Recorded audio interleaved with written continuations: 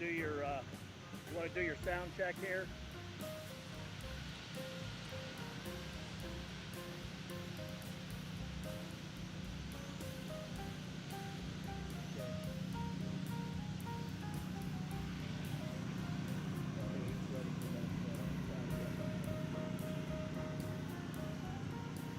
Good morning, this is the 8:30 tee time. Teeing off first from Fairborn, Ohio, a senior, Ken Herr.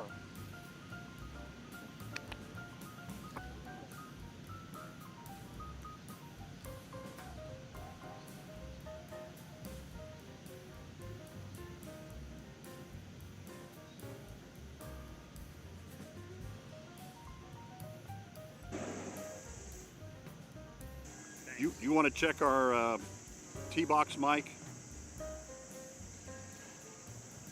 Okay, thank you. So we're hearing you guys.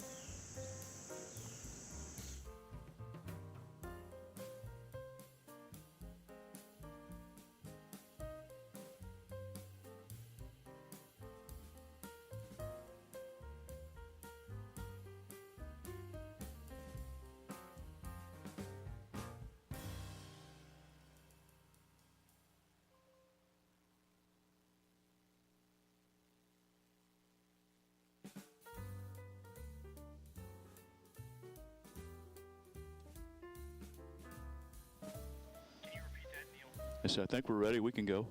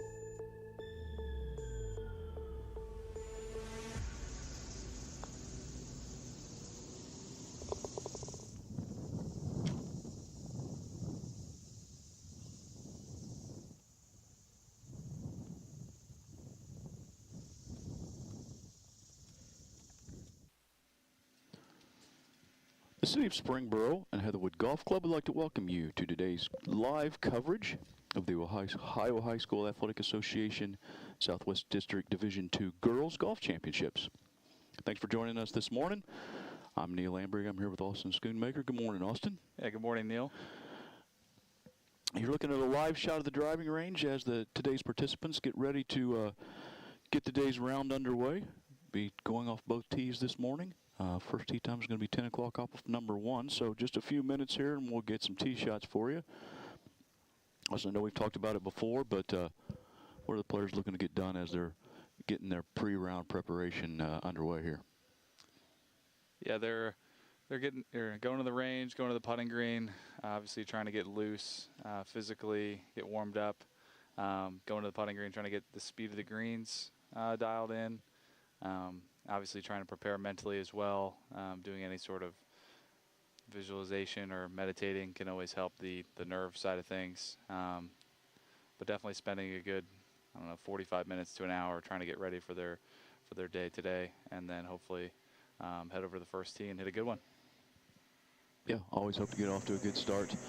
We have 12 teams here this morning, along with 12 individuals looking to qualify for the state championship next week.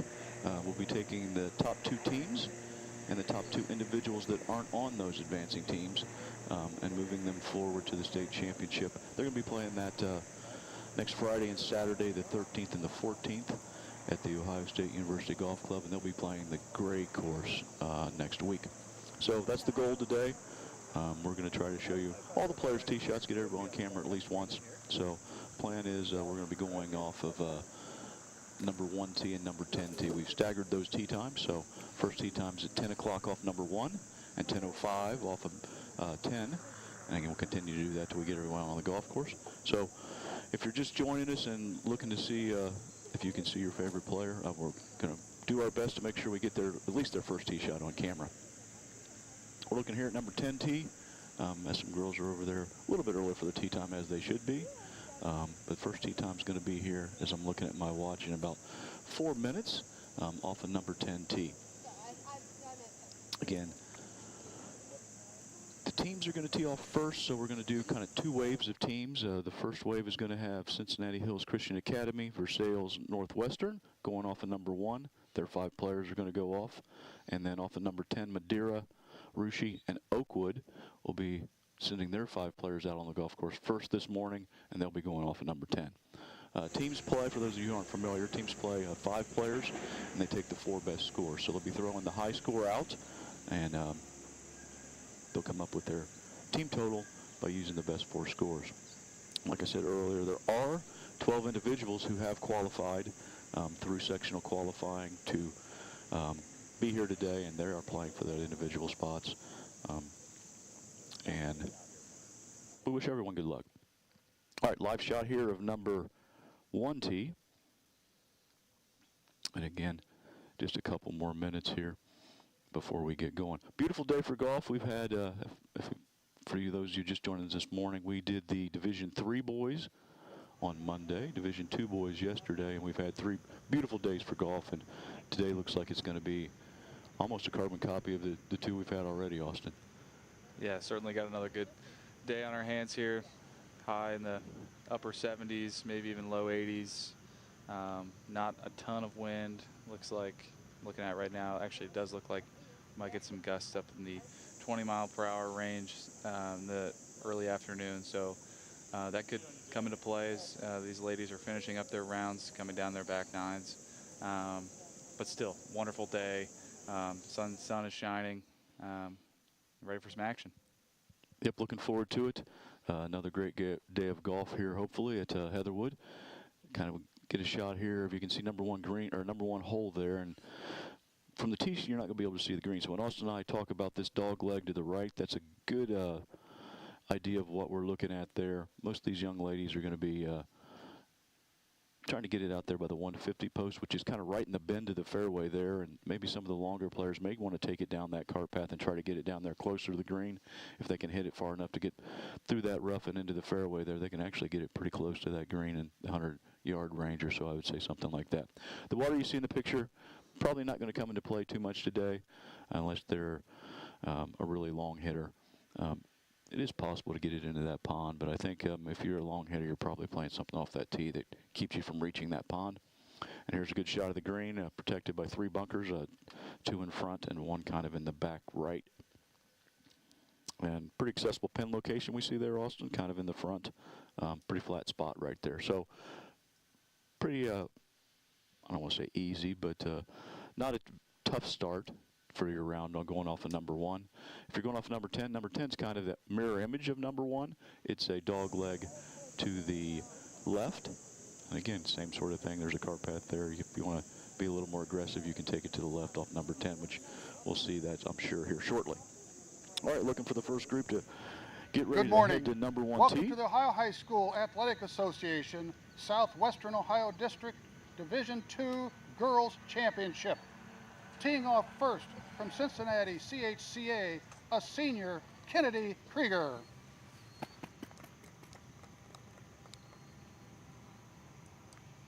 Again, that's our starter, Ken Herr. We'll be seeing him on number 1 this morning. Kennedy is as he mentioned, a senior, and she's from Cincinnati Hills Christian Academy. So if that gets abbreviated, that's what that stands for. Yeah, Kennedy looking like she's going with some sort of iron off number 1 here. Again, like you said, Neil, not a super long hole to start their day on number 1. So just looking to get something in play down there by that black and white pole that you can kind of see on the right center of your screen there.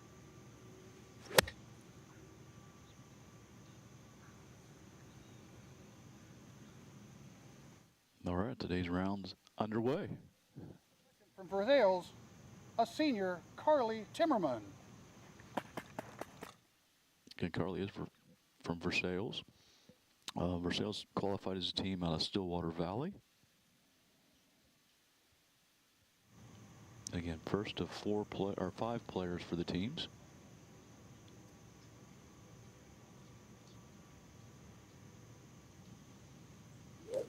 Yeah, Carly going with driver here on number 1.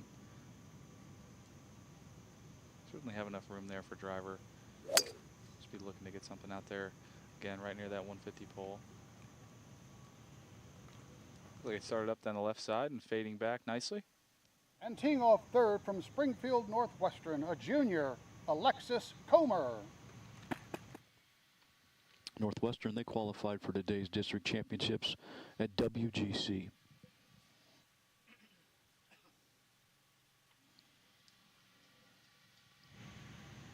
First left-hander of the day, Austin. Yeah. Starting out early with the lefty gang. Alexis also going with driver here on number 1.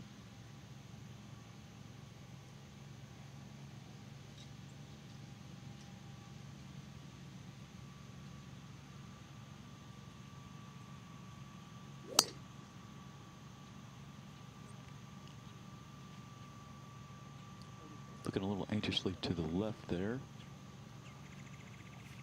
Again, as we see this hole a little more today, we'll see the cart path. We didn't really see it in that shot there, but the more you can take your tee shot to the right, the more you're going to shorten up this hole. So I don't know if Alexis was wanting to hit it over there, but I got Ken talking to him a little bit about maybe some rules or something. Not sure what Ken's going over with them there, but they are off and on their way. So 10 o'clock time on the golf course. Again, like I said, so how this is going to go. We have cameras behind number 1 tee and number 10 tee. So we're going to try to bring you all the tee shots of the young ladies this morning.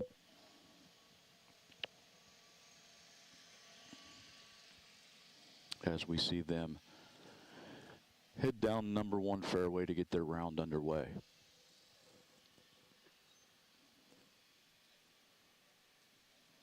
Austin, it's warming up a little quicker this morning. It's been an hour or so before I peeled my layer off, but I think I'm getting ready to take my pullover off already. Yeah, it is warming up pretty nicely. The sun is shining today. We really haven't had any clouds in the skies the last couple days. I've been very fortunate. Like you said, Neil, definitely getting a little bit warmer today earlier. Let's see there. Kennedy, Carly, and Alexis heading to their tee shots on number 1. Look like they're headed down the left side of the hole again. It is a dogleg right. This might have a little bit longer shot than they would have liked, but all in play off number 1. And this is Division 2 girls. And there we see Alexis getting ready to play her second.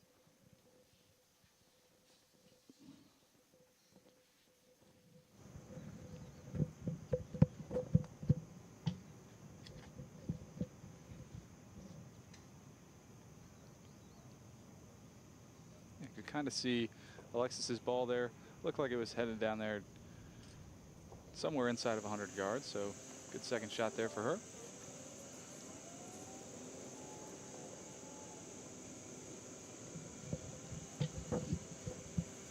Welcome to the Division II Girls District qualifier for the Southwest District of the OHSAA. Teeing off first from Madeira High School, Sophie Graham.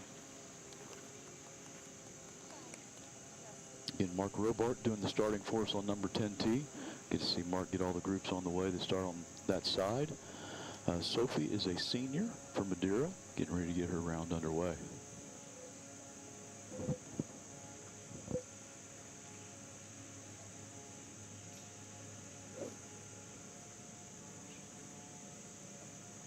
Again, 10 a little dog leg to the left. Playing 10 today. 288 yards for these young women.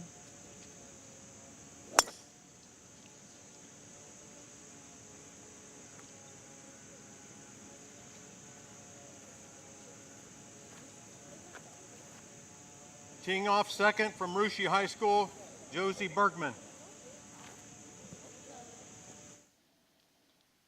Josie is a junior for the Raiders.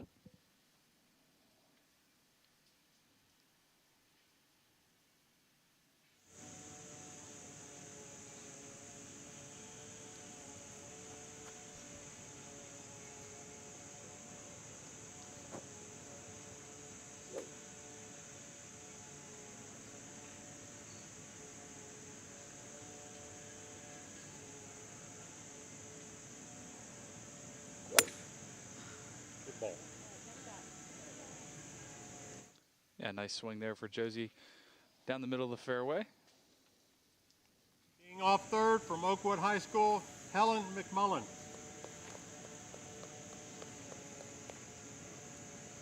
Helen is a senior for the Lumberjills.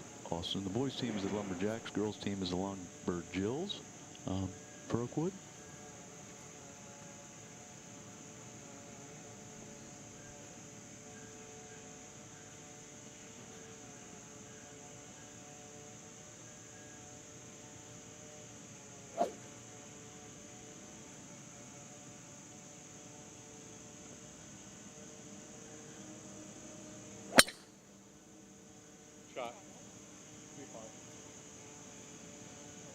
All right, Helen hits one down the middle also. So first group on the backside, underway. Again, as I was saying earlier, Division II girls, there's only 2 divisions in golf for girls, 3 divisions in boys. So I would think that would be because some of the schools don't have girls teams, Austin. So again, this would be the lower division as far as number of girls in the school, and it's quite a range actually. So looking at number of girls, Miami Valley School has a qualifier here. They have 59 girls in their 4 classes. Again, competing with schools like Hamilton Baden. Baden has 230 girls, so quite a difference in the number of girls at the school. All right, looks like we've got Sophie Graham here getting ready to play her second shot. Not the tee shot she'd like, but she can get it up in the fairway here and give herself a chance to get it on the green and still make par.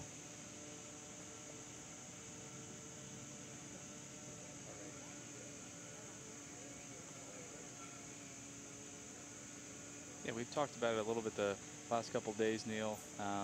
Some of the further back tee boxes are more elevated.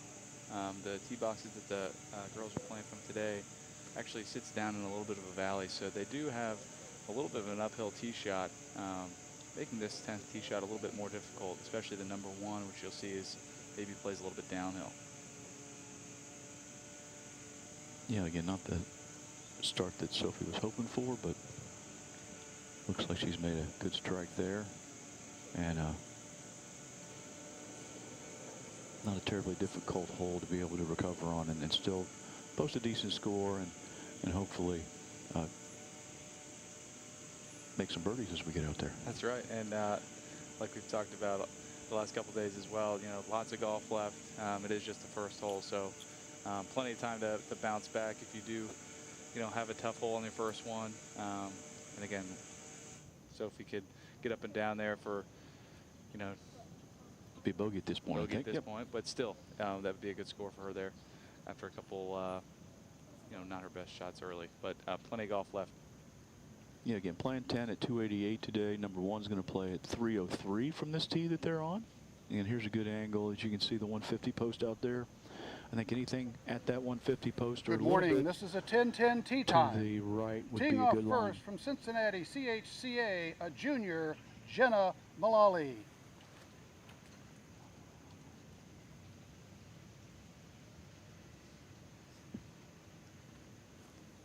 As you heard there, Jenna, a junior for CHCA.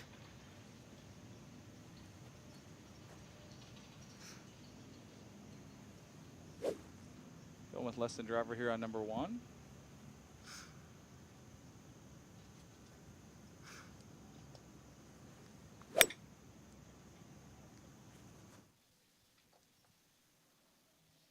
Yeah, Jenna starting it off down the left side of the fairway. Looked like it was fading back a little bit for her, so should be in a good spot for her.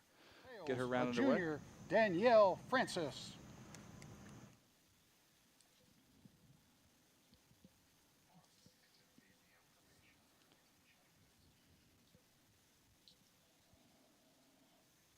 Yeah, again, Daniela Jr. from Versailles.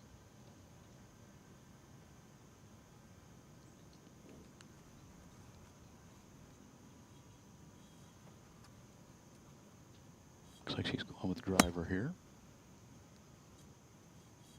And you can see that 150 post right there. Good line there, or maybe just a little bit right of that.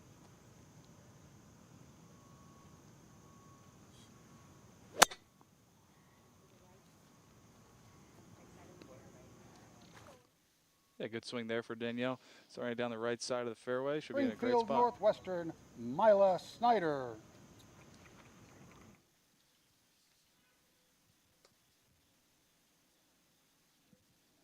Mila's a sophomore for the Warriors.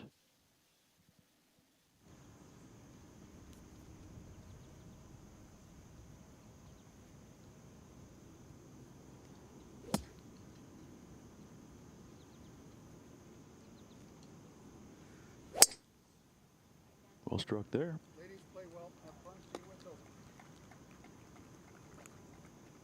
Yeah, hit well. Very, very solid start for her round down the center of the fairway. Mila going with the yellow ball there. First yellow ball we've seen. Yeah, that's right. I think we saw a couple of yellow balls in that group, actually. So hopefully they have them identified and marked, and so they can I'm sure they did. differentiate between their own.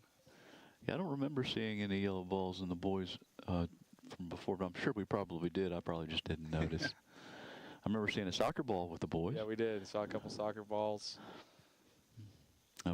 For those of you that don't know, there's some markings on the ball. I think Callaway makes a ball that has soccer ball markings, supposed to help you focus on the golf ball. So, not actually talking about somebody playing a soccer ball. That would be rather difficult to hit at any distance as well. All right, girls underway here as we see them heading down one fairway. Again, 12 teams, 12 individuals here today. So we'll be teeing off all the way up until around noon. At that point, we'll have everyone on the golf course. At that point, also, I'm probably going to take a little bit of break as we wait for players to come to 9 and 18 green. We've got cameras behind 9 and 18 green also. So once we get to play into that position on the golf course, we're going to be bringing you some action from around the green complexes, and then still have the cameras up on 1 and 10 tee. So going to bring you the coverage all day long here until we find our 2 teams and 2 individuals to head forward to next week's state championship. Again, this is the Southwest District Division II girls for the Ohio High School Athletic Association.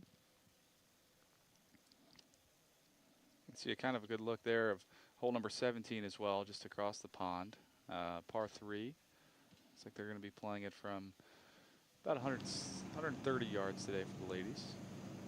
Again, won't get to see that hole being played much unless we do see a playoff extend to that hole. Which we've had, you know, won both of the first 2 days, but the playoffs ended on the first hole, which would be number 1 if we have a playoff hole.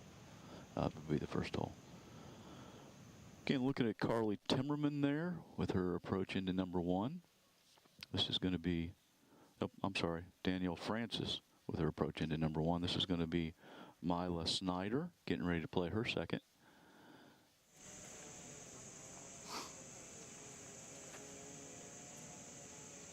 Teeing off first in a 10:15 starting time from Madeira High School, Audrey Chalfie. Audrey is a senior for the Mustangs.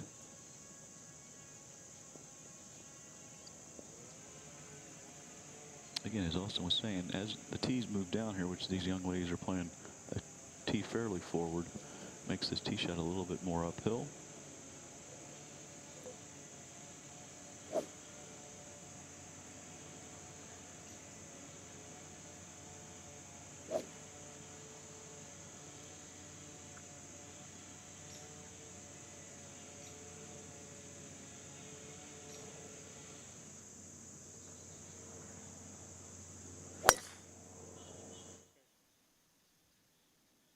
Very good swing there by Audrey. The angle at our camera set there. Teeing off second from Rushi High School, Grace Monin. You can see the 150 post off to the left of your screen there. That's actually a pretty good target line, or actually a little bit left of that, same as what we've been talking about, dog leg left, so you can hit it left of that. So they're really not really aiming down the center of our camera angle. They should be aiming to the left side of our camera angle here. Grace Mon is a junior. Good ball. And nice swing there for Grace to start her round.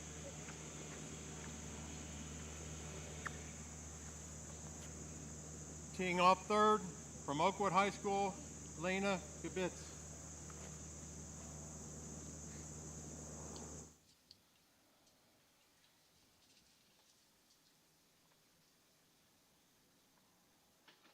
Yeah, Lena, a senior for the Lumberjills.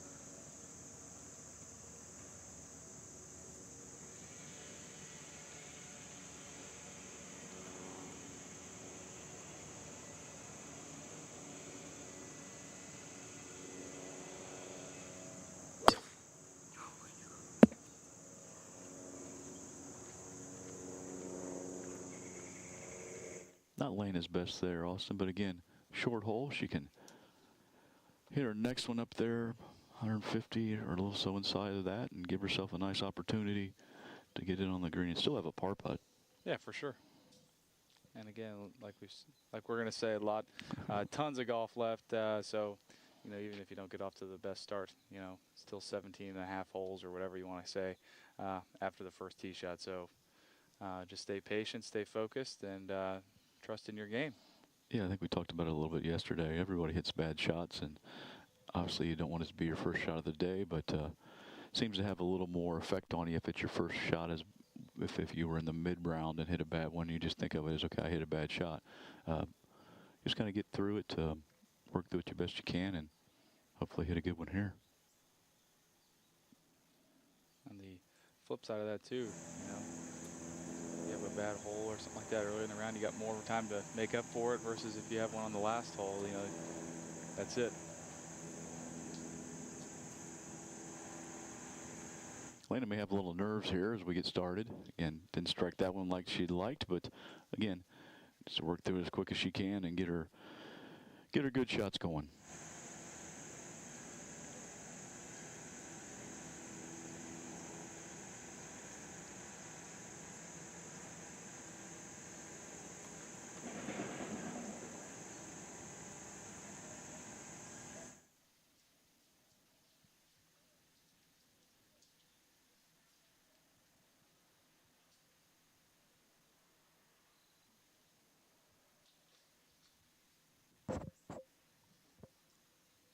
Didn't really see that one, Austin, on the camera there, but this does give you a little better angle of how that hole does move to the left.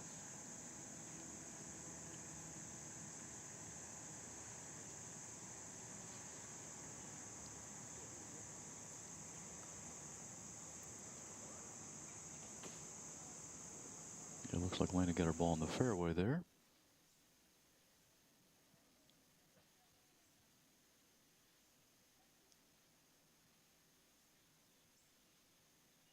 Yeah, Lena's still looking at around 200 yards into this green, so probably just looking to advance something up a little bit closer to the green to keep it in the short grass. Again, nice angle from above of the hole, as you can see what we're talking about. No bunkers on this hole, but it does move to the left, and when you see the tee shots, you can see that 150 stake. Plenty of room to the left of that 150 stake. In fact, the ideal line would be left of that.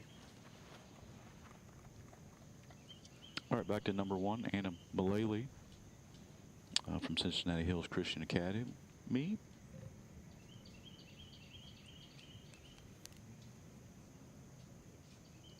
Yeah, Anna, a junior.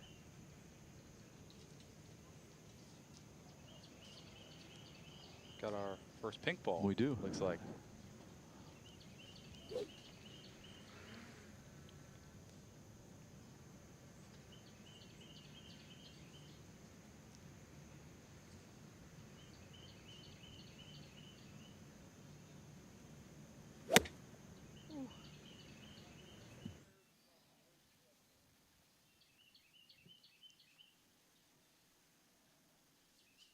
Being told that one went down the middle. I didn't see the ball senior, there. Gabby Dews. Gabby Dews next to play.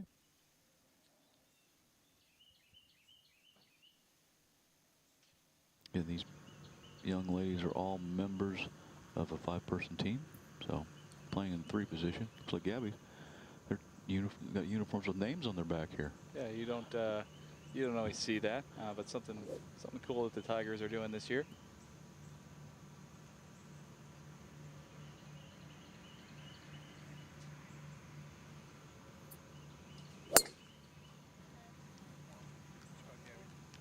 Looks like she hit that one really well. Yeah, nice swing there for Gabby to start her round down the middle of the fairway. From Springfield Northwestern, a senior, Riley Champ.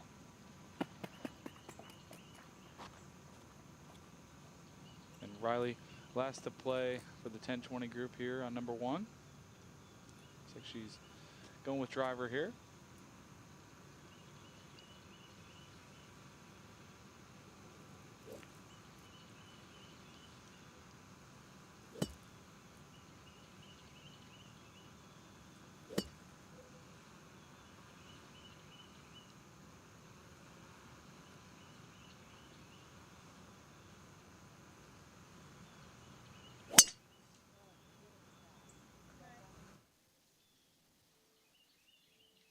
Yeah, nice swing there for Riley to start her round.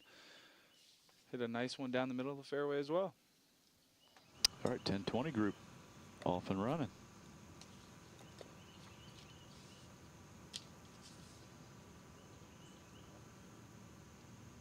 And all these teams, individuals qualified through sectional qualifying to get here today. So they've taken 3 locations, took the 4 best teams from each of those 3 locations to give us our 12 teams here today.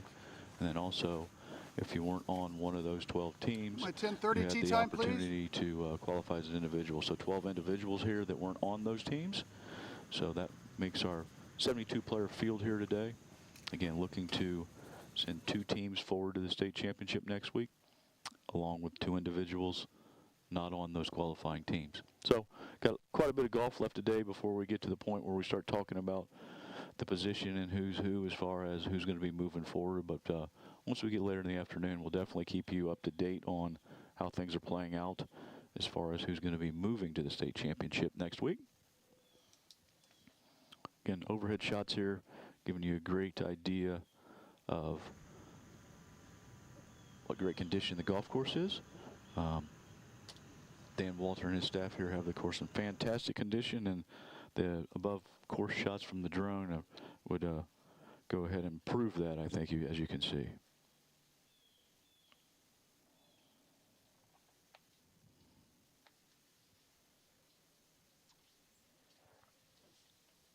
Yeah, Dan Walter and his staff do an exceptional job out here all year round, and especially during this week and next week for the district tournaments.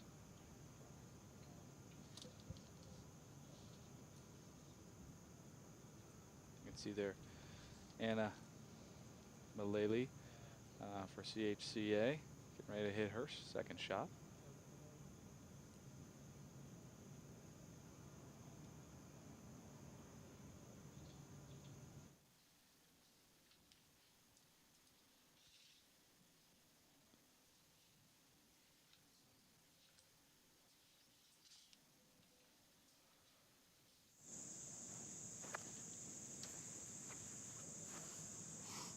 Now over to number 10T.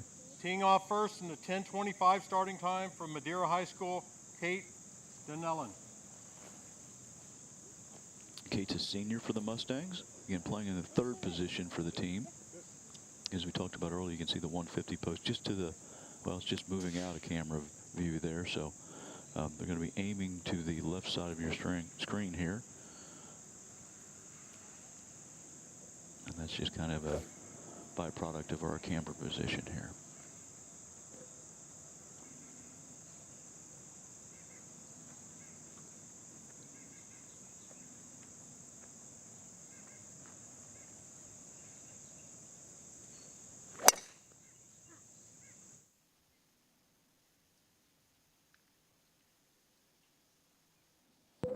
Again, kind of an uphill tee shot from that tee. Teeing off second from Rushi High School, Grace Poppelman. You get some people saying golf's a game of opposite, Austin. So if you're trying to elevate that ball, sometimes you come up on it a little bit and hit it a little thin, which causes it not to get in the air. So could be some of the issues we've been seeing on 10T is them trying to hit a higher shot and not making their normal swing that they were making on the driving range this morning. Grace going with an iron off the tee.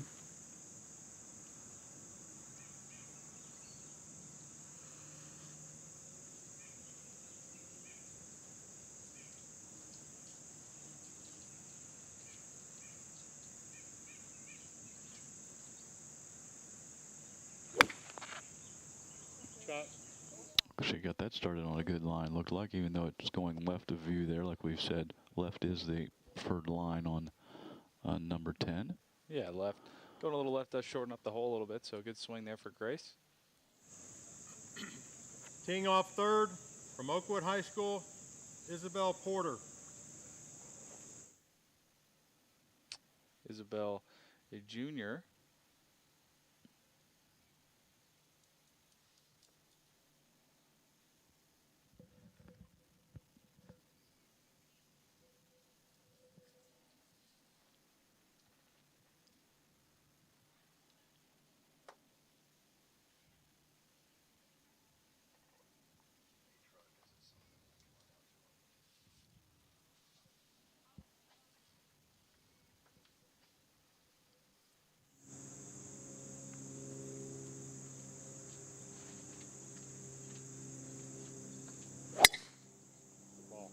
It looks like that was well struck there and on a good line. Yeah, it looked like a really good swing.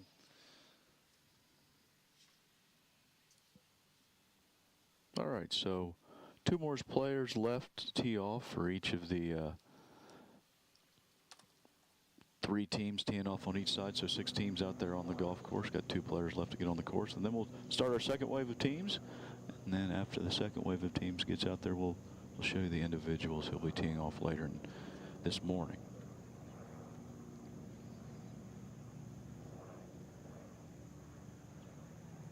Look at the starting area there on number 1 with the next group getting ready to play.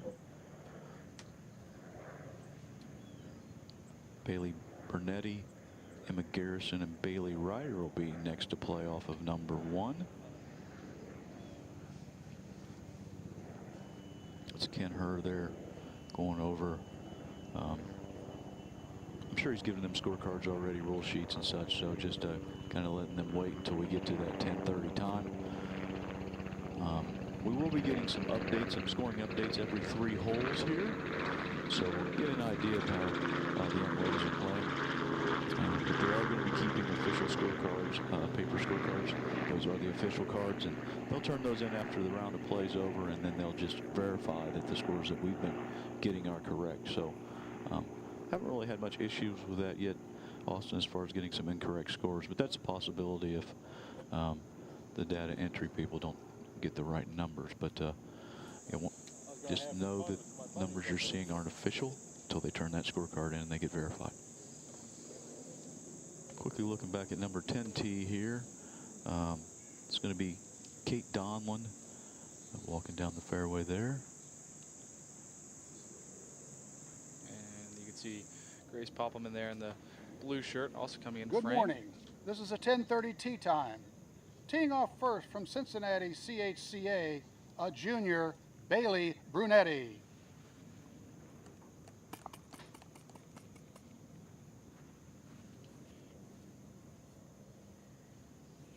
Again, Bailey Brunetti first to play here off number 1 for the 10:30 tee time.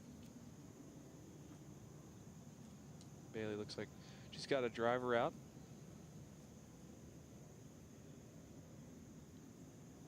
Cincinnati Krishna Hills, they qualified as a team at the Grizzly course down in Mason. Looks like she hit that one pretty well. Yeah, nice swing there for Bailey to start her round. Teeing off second from Versailles, a senior, Emma Garrison.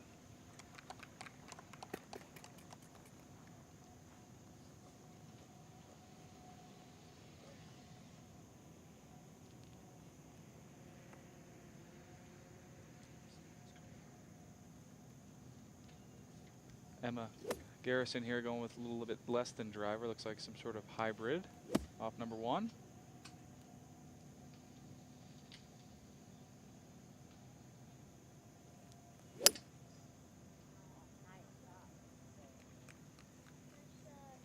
Emma looks like she started off down the right side of the fairway. Should be in a good spot. Yeah, again, number 1 playing just Third, over from 300 Springfield, yards. So Northwestern, a freshman, Bailey Ryder. different choices of clubs you can take there off the tee, Austin. If you want to take a driver and aim down the right side, you can get it down closer to the green. Or if you want to do like Emma did there, take a hybrid or a fairway or even an iron, you can play it, 160, 170 yards and just get it past the 150 post. For sure. Looks like Bailey is also going with a little bit less than driver here. Some sort of fairway wood.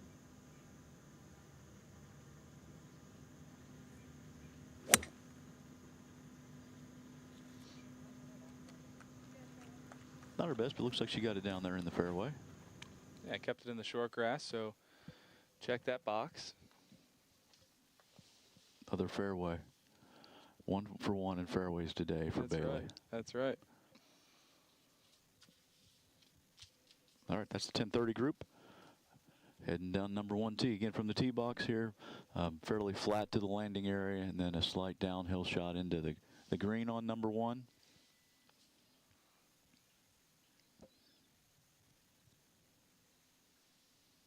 And the young ladies playing the golf course today at almost 4,900 yards, so not terribly long, but there are some difficult holes where you don't necessarily have to hit driver off the tee, so that length can be a little deceiving because you're not going to hit driver on all the holes. Some holes are just positioned almost like number 1, right? You don't have to hit driver on number 1, so even though it's only playing 303 yards, you can make a choice and lay back and, for the most part, lengthen the hole a little bit. So. Yeah. And I mean, like you said, Neil, there's some other holes out here where you're actually forced to do that, and you don't really have the option, which does make the length deceive. Again, this is Bailey here, getting ready to play her second shot. Again, not her best tee shot, but definitely can hit a nice one here, get it down there in an area short of the green, and still get it up and down for par.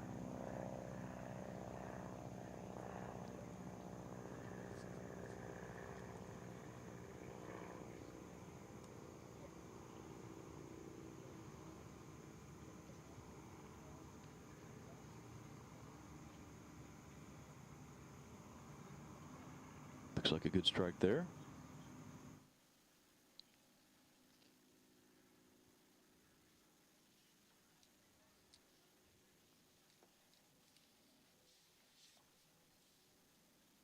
And Bailey Brunetti and Emma Garrison are the two other players in this group with Bailey Ryder.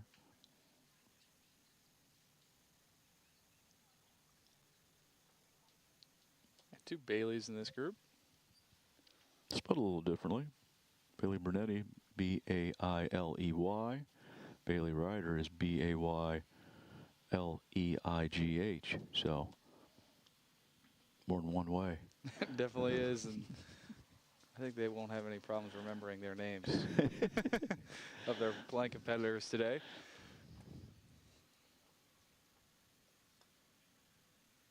Bailey Brunetti there walking off to the left side, and Emma looks like she's a little more to the right.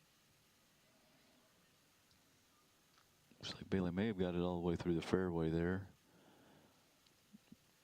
Yeah, that rough does start to slope down towards that water, which can make that second shot a little bit more difficult. Teeing off first in the 1035 group from Madeira High School, Annika Ryan.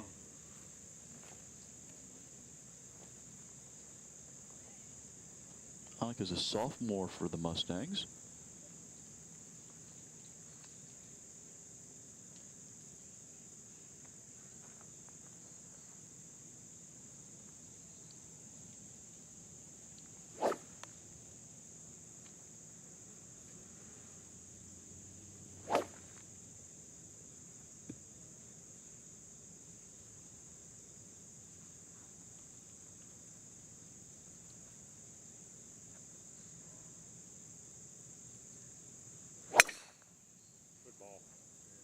Yeah, nice swing there for Annika. Yeah, Annika shot 84 at the Grizzly to help the Madeira Mustangs qualify for today's district championship. Victoria Sherman. Victoria Sherman next to play for the Russia Raiders. Victoria is a senior. She had 91 at Stillwater Valley to help the Russia Raiders qualify.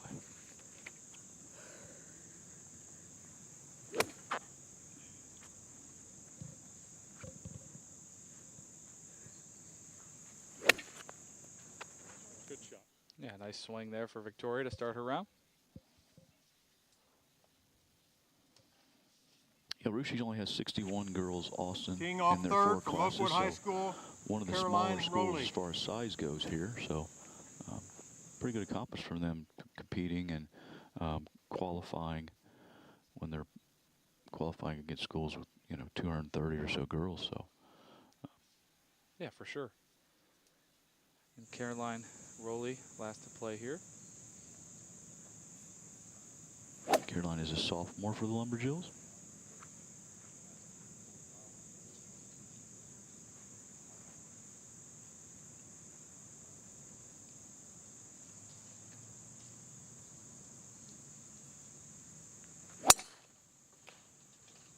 And well struck there.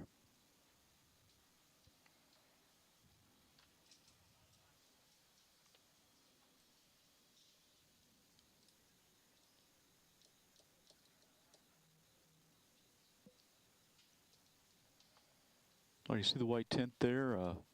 My USGA tent. My Valley Golf Association is actually administering today's event. Steve Jurek and his staff be taking care of all the district tournaments here at Heatherwood. And again, we're doing all 5 districts from Southwest Ohio are coming through Heatherwood. We did D3 boys on Monday. D2 boys were yesterday. Obviously, we're watching the D2 girls here today. And then next week on Wednesday, we'll have the D3 boys. And then Thursday, we'll conclude the district play here at Heatherwood with the D1 girls. Okay, you can find all the action on YouTube. So if you'd like to watch some more golf here, make sure you check it out. Also, if you'd like to ask Austin or I any questions about the golf course or team golf, district golf, or even if you'd like a few tips, Austin's been known to give some pretty good golf tips. So just reach out through the YouTube channel and send us a question, and we'll try to answer it here on air today. Yeah, we'll do our best. That's all anyone can do, Austin. You're setting the bar pretty high, saying that I'm going to help them out. No, I think you are. I think you have some pretty good pointers. Also, during break time today, as Austin and I, we're going to take a couple breaks throughout the day, but we will be showing you some golf instruction. So just because we go on break doesn't mean not to watch. You can get some pointers from our golf professionals here at Heatherwood. Tom West, Tom Bach, Brad Smith. They filmed a few clips here to work on some parts of your game, so make sure you hang around on the break and you maybe get some pointers to help lower your scores. Yeah, that's really where you really have to tune in. For those of you who don't know, Austin's a pretty accomplished player, so Austin's selling himself a little bit short on his knowledge of the golf game. So feel free to ask Austin Molly a difficult Fassenmeyer. golf question. All right, back over number 1 tee. Molly Fessenmeyer from Cincinnati Hills Christian Academy. She's a senior. She's playing in the number 1 position, so last girl to get on the golf course for CHCA.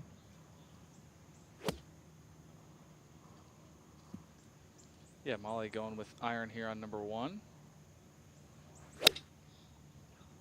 4. Heard our first 4 call. We did, so we must have a pretty large gallery out there that That's she must right. not be, must have actually. Hit another one. She's asking if she needs to hit another one. So not sure if the ball's in play there. There is some out of bounds to the right there. Looks like that ball's being waved right. It looks like he may have got a safe signal there. A junior, Ella Porter. Yeah, there are some people over there near that tree line, and the OB is, I don't know, probably 20 yards right of them, so she should be fine there. Ella Porter, next to play for Versailles. Ella is a junior.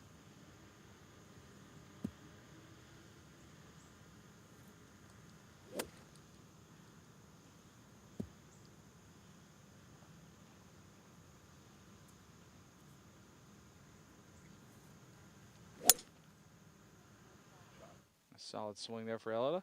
Yeah, it looked like a good one.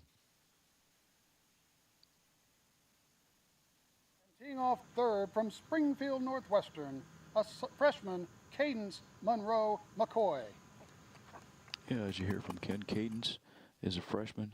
Had a really nice score, 81, to help the Warriors qualify for today's event. And a freshman as well, so regardless of how today goes, lots of golf in her future.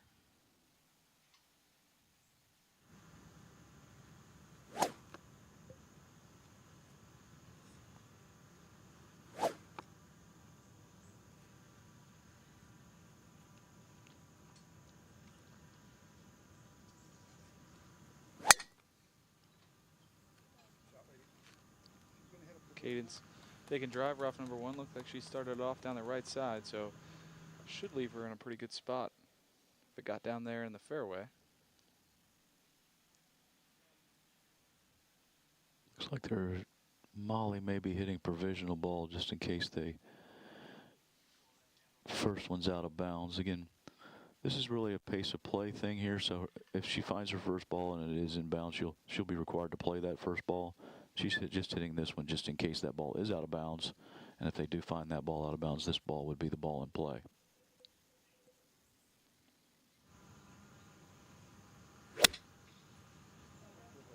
Looks like she's a little happier with that one.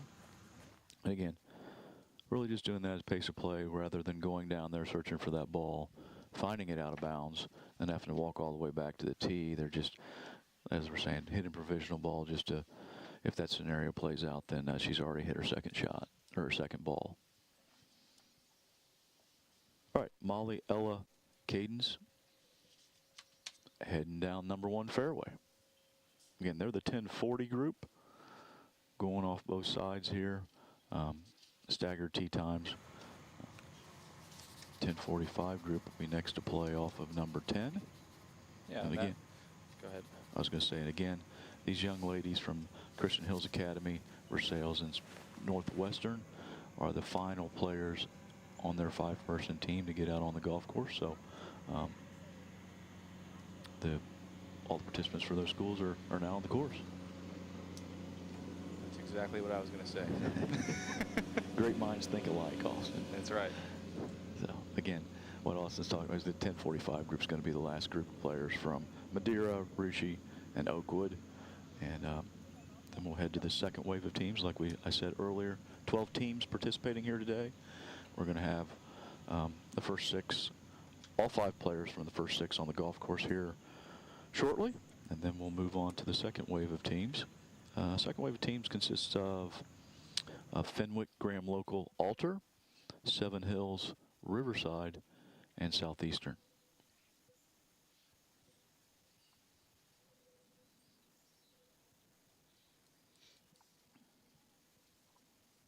Again, looking at the shot from above here of the young ladies on number 1 heading to their tee shots. Teeing off first in 10:45 starting time of Madeira High School, Grace Kellett. Grace is a sophomore from Madeira.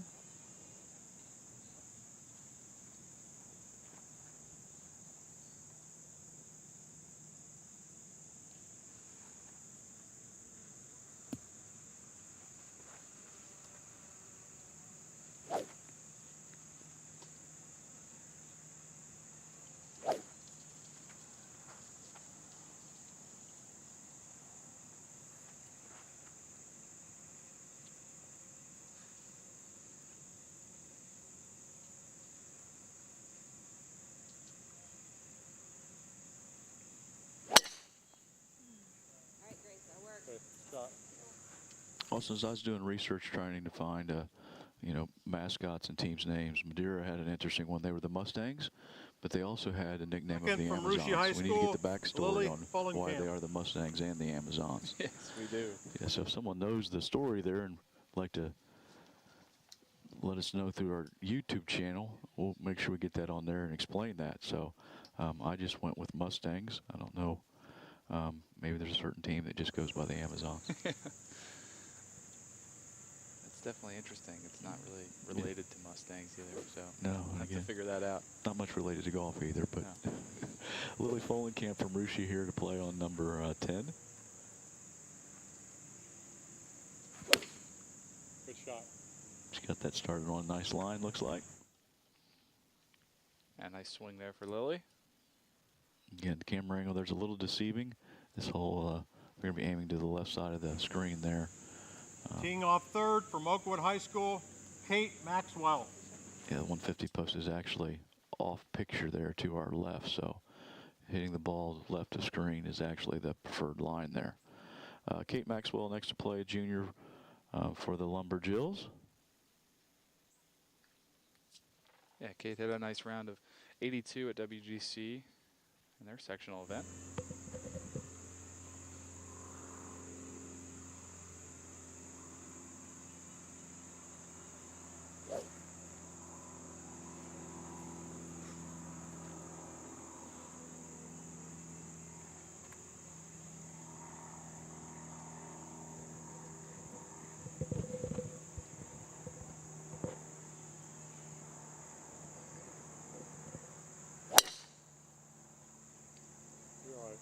Yeah, started off and off the right and looked like it was bringing it back toward the middle. Yeah, down the right side of the fairway there, so should be in a good spot.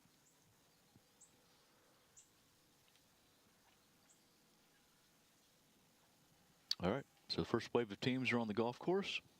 Again, you're watching live coverage of the Ohio High School Athletic Association Southwest District Division II Girls Golf Championship from Heatherwood Golf Club here in Springboro, Ohio.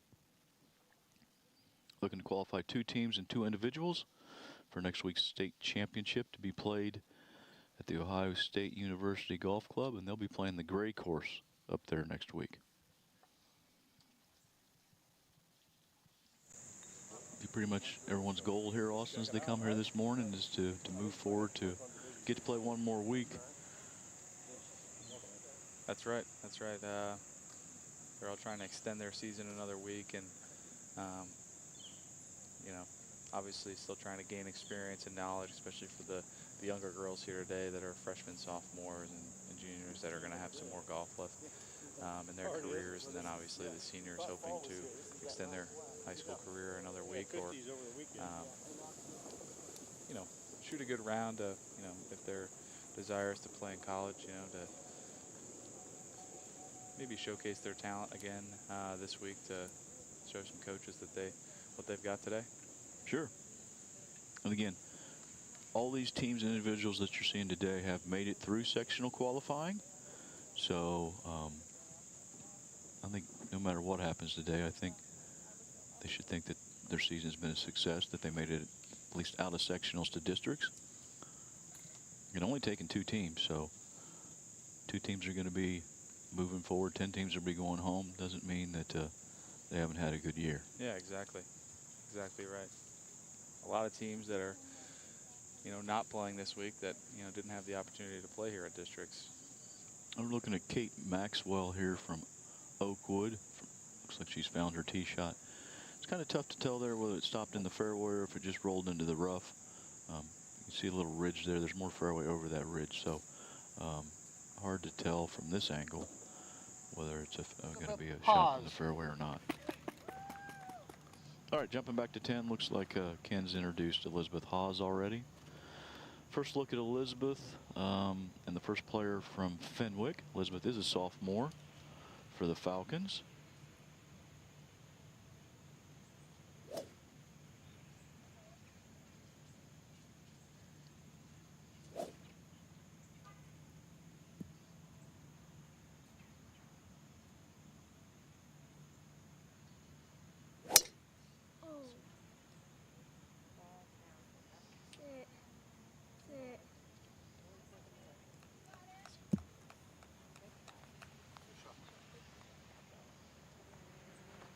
Teeing off second from Graham Local, a senior, Grace Tyler.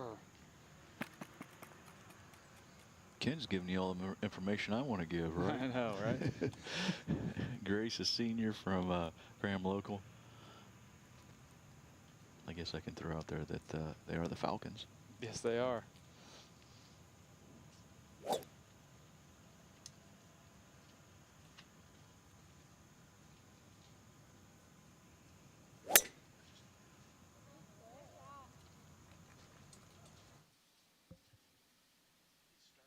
And teeing off third from Alter, a sophomore, Isabella Brady.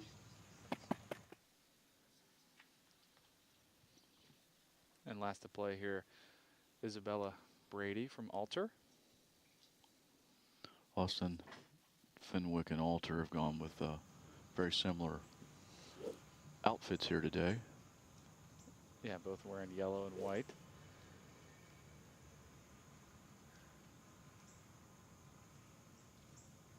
Slightly different shade of yellow, so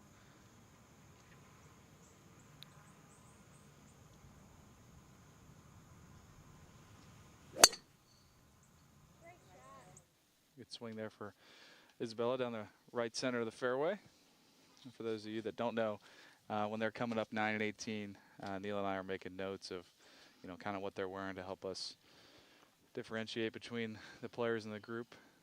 So that's why our comment about both teams wearing yellow and white is going to make it a little bit difficult, but we're going to do our best to make sure we're announcing for the right names and right people today and later this afternoon when they're coming down 9 and 18. Yeah, also we aren't Vogue or anything like that. Not really concerned too much about what they're wearing, other than the fact that we're going to identify them later. So yeah. I have been given a little bit of information about the Madeira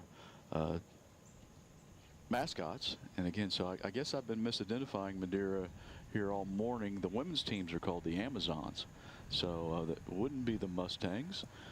So again, from now on, we'll try to do a better job of identifying the Amazons opposed to the Mustangs. Being told that they went with the nickname or the definition of that because it's a legendary race of female warriors, and their female teams are so successful. So again, for the rest of the day, be known as the Amazons instead of the Mustangs also. I'd like to shout out Brian Eichenberry in the booth there giving us that information.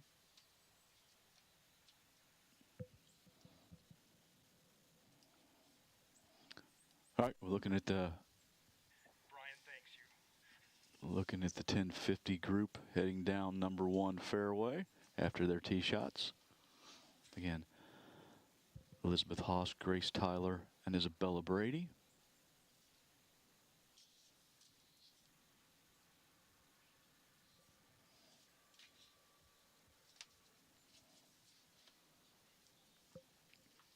Again, here's a good example, Austin, of whether you play to the right side of the fairway or the left side of the fairway. You have quite a bit of difference in to your approach shot to this green. Yeah, sure can. Obviously, you can see there hitting something the same distance, about 10 yards past the 150 stake. If you go a little right, you can have as little as about 110 in. You go a little left, you can almost have 160, 170 in. So line, definitely a big factor here on the first and 10th hole, really, with the dog leg. Yeah, and here's a good example of what they have left. Elizabeth hit the ball a little farther to the left there and has got it in the rough, and actually water comes into play a little bit for her there if she doesn't strike it solidly. She's going to be in the 160-yard range, where Grace and Isabella look like they've played it down the right side of the fairway, and they're going to be in the 120 range or something like that. That's a good point you make there too, Neil, that the more you go right, the less that water does come into play. Looks like she's going to have to either play something just out a little bit out to the right and short of the green, or try to challenge the water. 55 starting time, Seven Hills High School, Madeline Jordan. All right, first time we've seen a stinger today. Seven Hills boys were here and qualified for the state. So Seven Hills girls, I'm sure, hoping to do the same.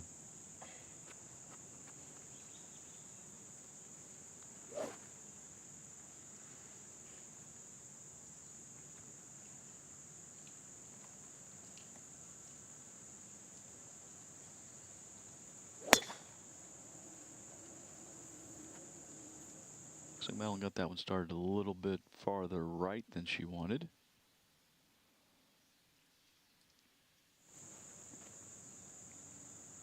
Teeing off second from DeGraff Riverside High School, Cassie May. Cassie May from Riverside next to play. She's a senior for the Pirates.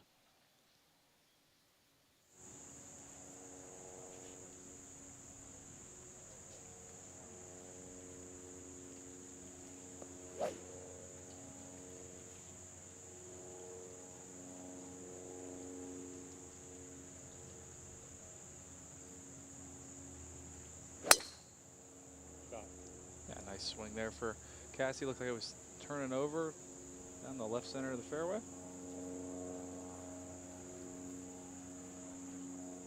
Teeing off third from Southeastern High School, Lydia Kaberman.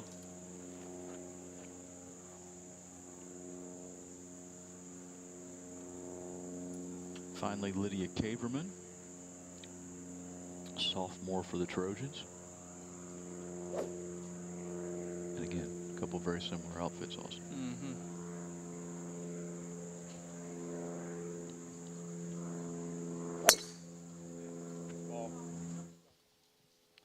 Yeah, good swing there for Lydia down the middle of the fairway, right at that 150 stake.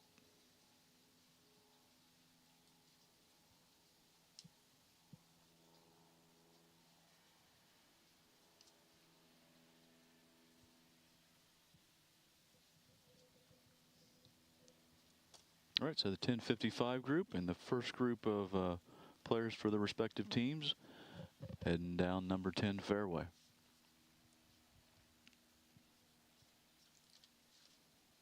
All right, this will take us about an hour into tee times as we're next waiting for the 11 o'clock time to tee off. We started play today at first tee time was 10 o'clock. Been going off of both sides here, so we're about an hour into today's play, which tee times will go for about 2 hours. So about halfway through the morning tee times. Yes, I do. As we look at Madeline, Casey, and Lydia heading up number 10 fairway.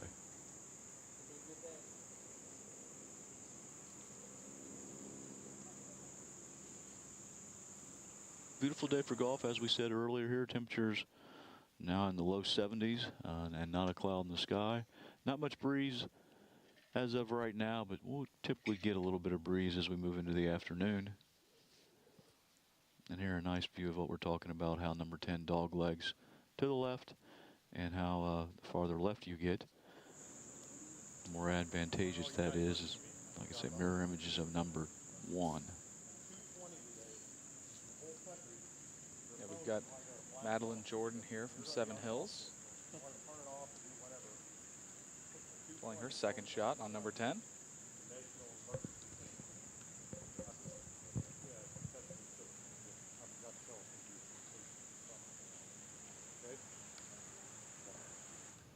Good morning. This is the 11 o'clock tee time.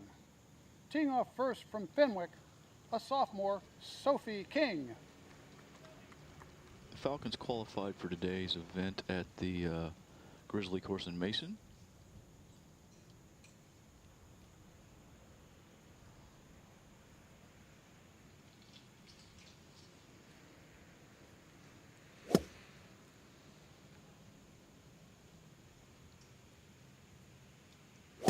Sophia going with driver here on number 1.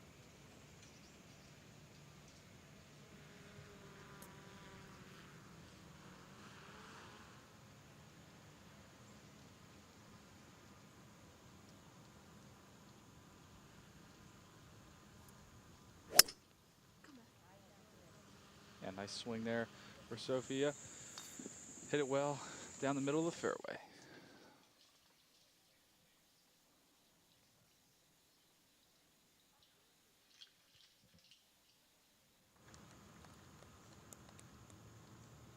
Kaylee Dowdy next to play here for Graham Local.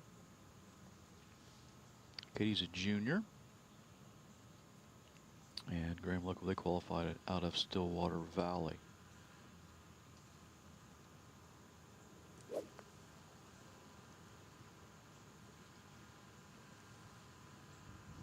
Kaylee going with some sort of hybrid here off number 1 tee.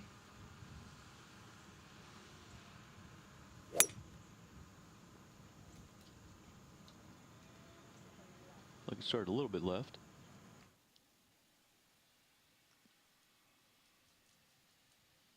And teeing off third from Alter, a sophomore, Jordan Thornburg.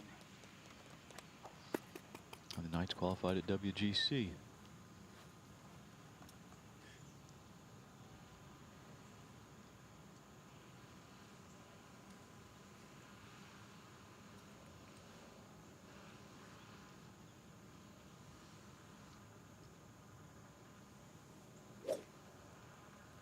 Jordan going with driver here on number 1.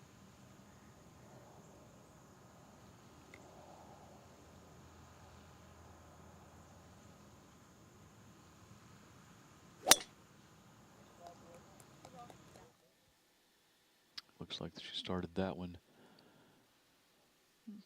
down the middle and maybe moving right a little bit. So again, shortening the hole up that way, depending on how far she hits it, whether she can get it through that rough to the fairway or not. Yeah.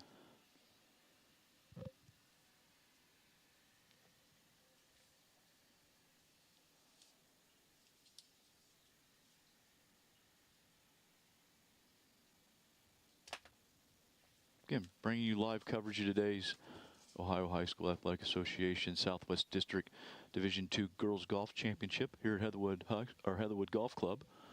We'll be here all day, so if you are in the Springboro area, want to come out and see some young ladies play some pretty good golf, feel free to stop by and check the action out. If not, make sure you stay with us all day. We're going to bring you coverage all day, and we'll show you as many shots as we can from these young ladies. Here we're looking at Sophie King and Jordan Thornburg heading down number 1 after their tee shots as they get their round underway this morning.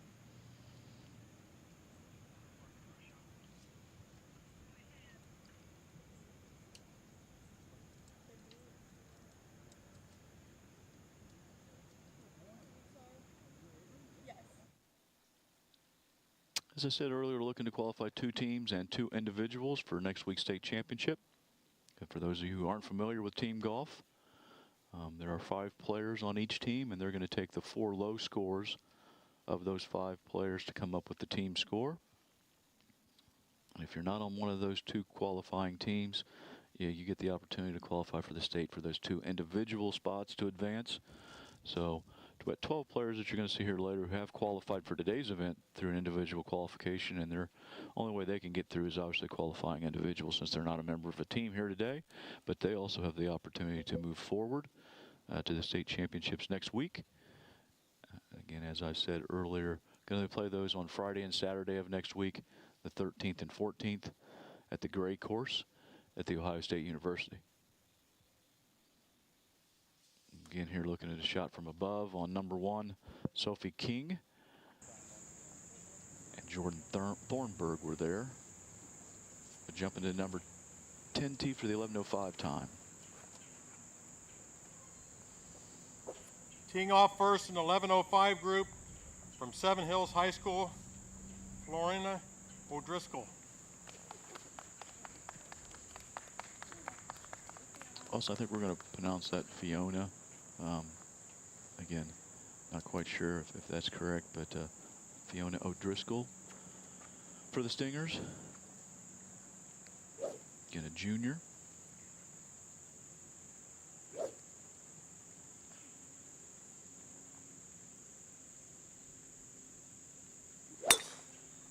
Good shot. Good.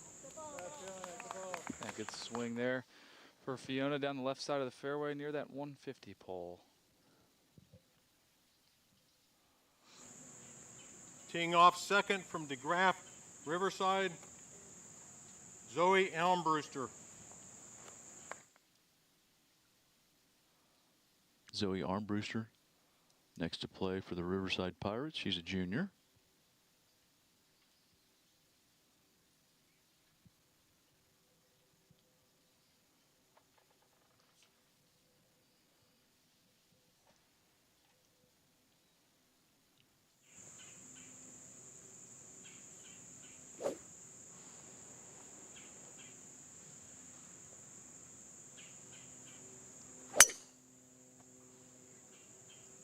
That'll be funny. Looks like that one might have started a little bit low on the left. Teeing off third, Southeastern High School, Alexis Doran.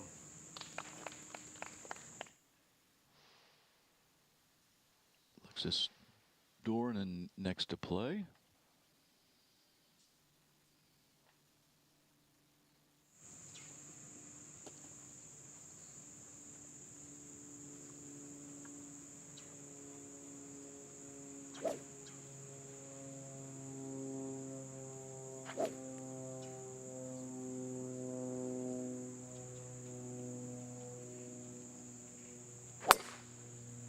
Good ball.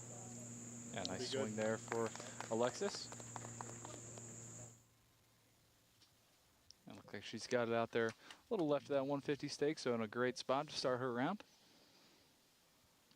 Yeah, the second members of the respective teams onto the golf course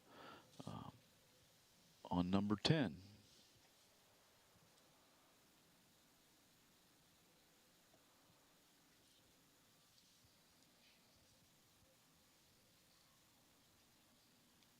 As we follow Fiona, Zoe, and Alexis up the cart path there on number 10. So, you know, we're bringing you coverage from behind 1 and 10 tee. And then once we get some action on 9 and 18 greens, which should be here in a little over an hour or so, we'll be bringing you coverage from those areas also. Be with you all afternoon till we conclude play here.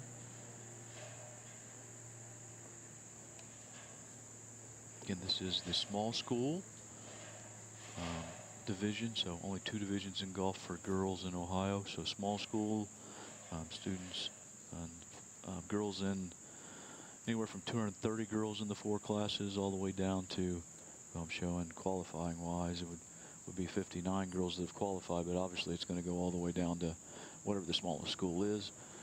So let's just say 230 and under as far as number of girls. So quite a wide range of sizes schools here in this division. And I believe the Ohio High School Athletic Association, they divide those equally. So they just go to that cutoff point, Austin, and from that cutoff point, which would look at around 230 and down, those girls are going to be in the lower division, and 230 and up will be in the upper divisions, and they're just trying to divide those schools equally. Learn something new every day. All right, this would be Fiona O'Driscoll that we're looking at here, hitting her approach shot into number 10, taking this shot from the camera behind number 10 there. I need the extra. I know. We'll get plenty of it out there. Oh, yeah. I'll switch with her later on. Looks like both her and Zoe Armbruster in good positions there on number 10 for their second shots. Good morning. This is the 11:10 tee time. Teeing off first from Fenwick, a junior, Avery Roethlisberger. Yeah, Avery first to play here on number 1 for the Falcons.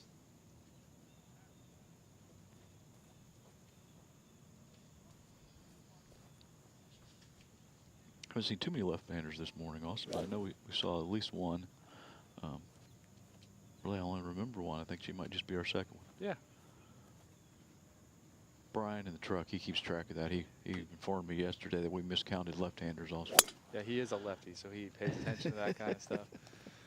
Looked like a good swing there, though, for Avery to start her round. Teeing off second from Graham Local, a junior, Madison Murphy.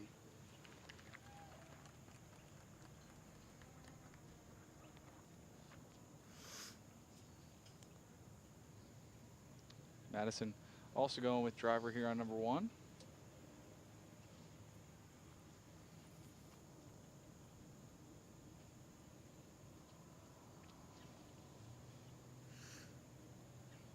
She kind of looked like she was sneaking up on it there in her pre-shot routine. She did.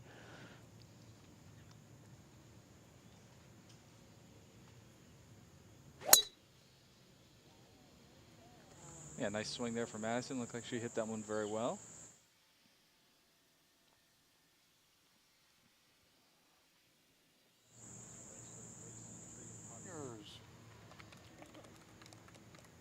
And Heaven Conyers last to play for the 11:10 tee time.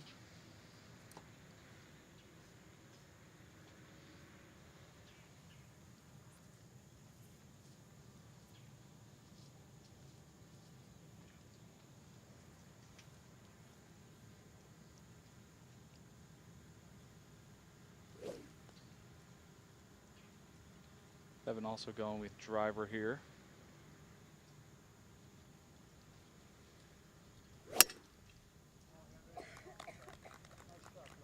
Nice swing there. Hit it well down the middle of the fairway, so off to a good start. All 3 players hitting good ones on number 1 here.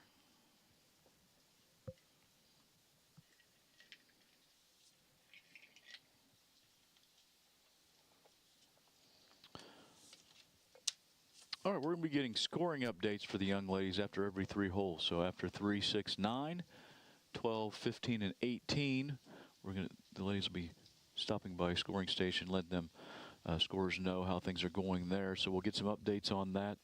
A couple ways that you can see scoring live if you'd like. The I Wanna Maker app.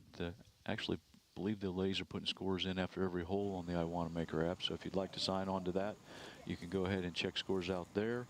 Also, another option for you is if you'd like to download the Golf Genius app onto your phone or computer or any mobile device for that matter.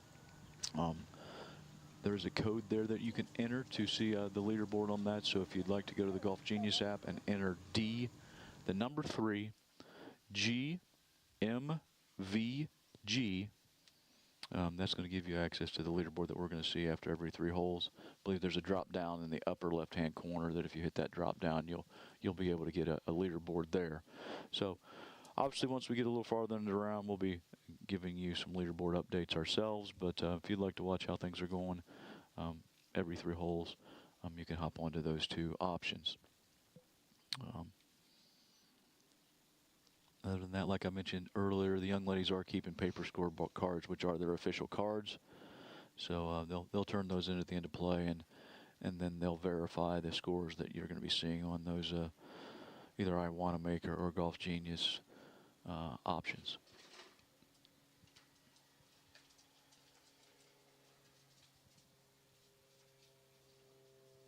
All right, this looks like Heaven Conyers and her tee shot on number 1. Just a little more than 150 heading down the hill here.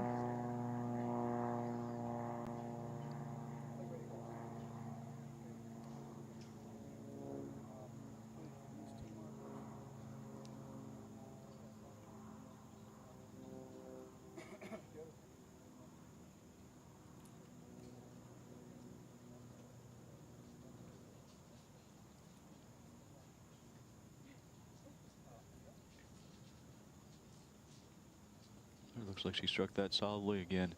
Just doing our best to give you as much action as we can here. So I don't really know the result, but looked like it was a good strike. Avery Roethlisberger, Madison Murphy, her playing partners in this group. As we jump over to number 10T, Mark Robart getting ready to start the 11:15 group. Teeing off first in 11:15 starting time from Seven Hills High School, Lucy Pease. Lucy's a junior for the Stingers.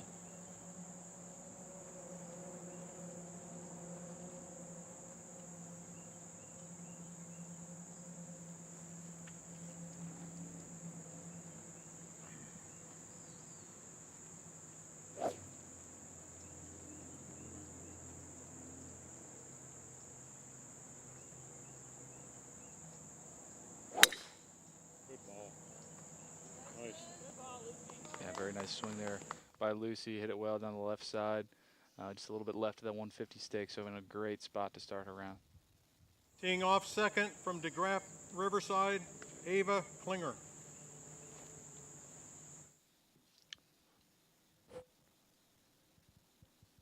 Ava Klinger, a senior. Again, Riverside Pirates qualified at Stillwater Valley last week to move forward to today's competition.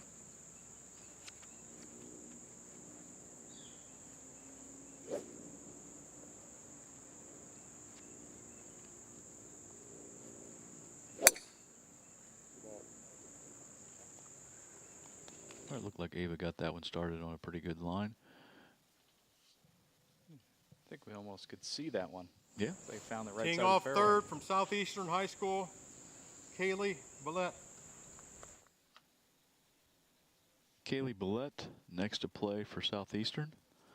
You know, so this tee kind of points them a little bit in the wrong direction. They kind of have to be cognizant of their alignment here on this tee. And that's one good thing in your pre-shot routine if you're picking a target line out, and try not to pay attention to which direction the tee's pointing you, because this tee's definitely pointing you a little farther right than you'd want to go.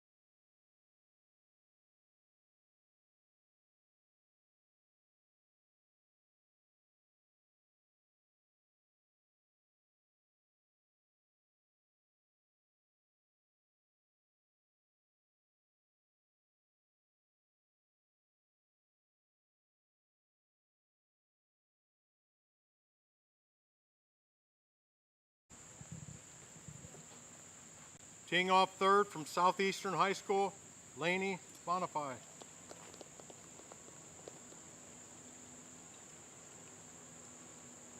Laney Bonify next to play. Laney is also a senior, so 3 seniors in this group.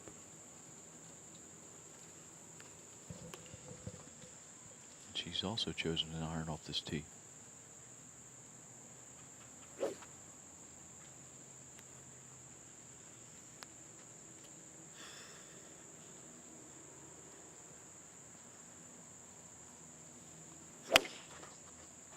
Be fine. Shot. It looks like she hit that a little also. But I did hear someone say that'll be fine on the tee or in the microphone there. So sounds like she probably got it up the hill and in the fairway. So that leaves one group left on the front and the back 9 for to round out the individuals that are still on teams. We'll have a couple more groups of individuals on both sides. Looking at the group of Sophie Rush. I want to make her, we're not using it. Oh, you're not Jump using back that? over to 10 Just real paper? quick. Oh, okay. Good. That's super fine select. I mean, I think some people might be using it. See Emma Saylor there from Riverside. Can I follow on my Wanamaker as a coach? Follow on this right here, that'd be a better one. On the other side, you already, that's off medium. She got it going That's what a little guys in left. golf course are gonna use. Might have hit off the cart path.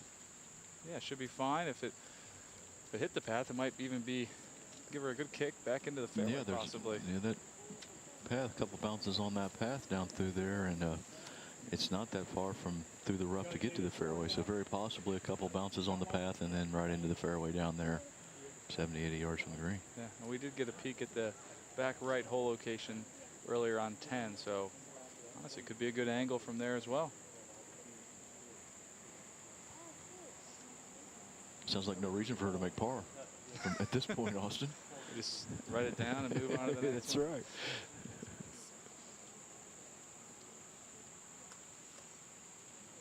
You're looking at Laney Bonifay there from Southeastern, walking to her ball on 10.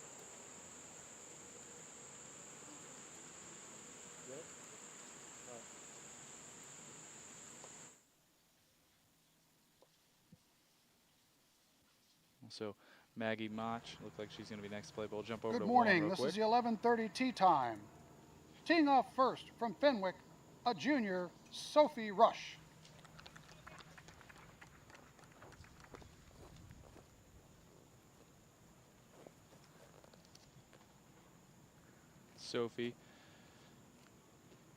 Sophia shot a nice score of 83 at the Grizzly course. So had a nice scoring average this fall of 42.24.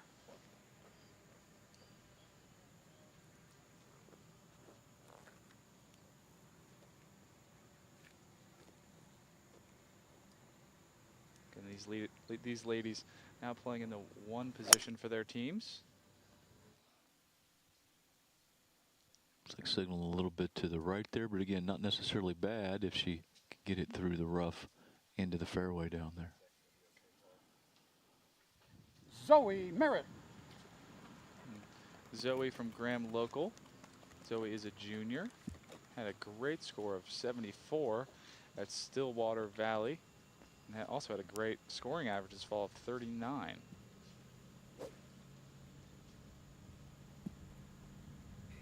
Yeah, I'm going with third left-hander, Austin.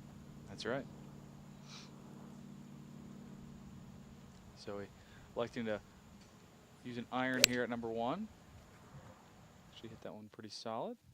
Pointing a little right as well, but again, there is some room up there if you get it over those trees or over the corner And of those teeing trees. off third from Alter, a junior, Lauren Miller. Yeah, you're shortening the hole up by going down the right side, whether in the fairway or the rough. So,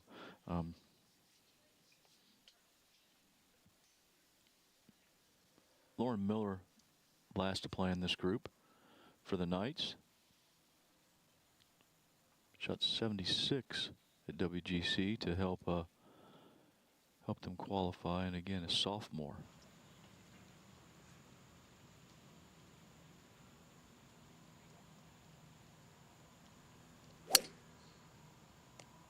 Nice pass at it there. And looks like she's got her round underway with a good tee shot. All right, so that's the 11:30 group. The last group, or I'm sorry, last players on Fenwick, Graham, Local, and Alter are now on the golf course. So we got 2 more times going off of number 1, and those will be all individual qualifiers. And still got 1 group of team players from Seven Hills, Riverside, and Southeastern to go off 10.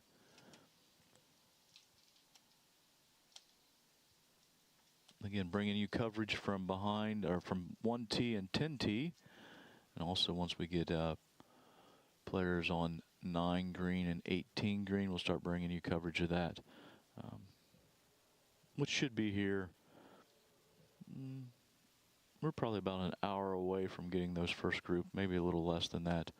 I'm getting those first groups on to 9 and 18 green. Again, first tee time 10 o'clock. You'd look for pace of play around 4 hours and 15 minutes. So I'll look to see them at around 12:15 or so.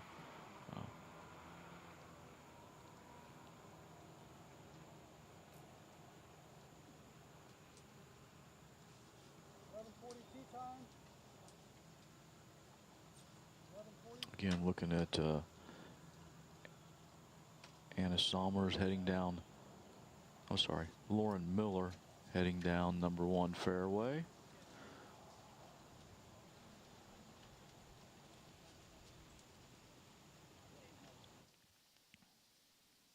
Sophie Rush and Zoe Merritt, you can see, took the more aggressive line down the right side, and looks like that's going to pay off for them, at least for Zoe. Looks like Zoe might be in the fairway, and Sophie may have stopped just short there in the rough. But again, shortened the hole considerably, playing right as opposed to left. Lauren's going to be, looks like probably just inside 150 where she is there. Again, ball will be a little bit above her feet in the rough there, so not an easy shot. Sophie definitely has a flatter lie and an easier golf shot where she can land that short and run it up on the green if it's something where she doesn't have a lie where she can fly it all the way to the hole. And again, Zoe Merritt appears to be in perfect position off the tee. Sure does. Honestly, kind of tough to get it into that fairway. Pretty narrow down there on that line. Got to carry maybe the corner of those trees and all that rough. So really good shot there by Zoe to start her round. Yeah, again, all these players had an opportunity to play a practice round here. Now, I'm not sure all of them did, but they were given practice times to come out and play as soon as they qualified. So they had the opportunity. I know Fenwick and Alter aren't very far from here, so I'm sure those young ladies have played this course numerous times.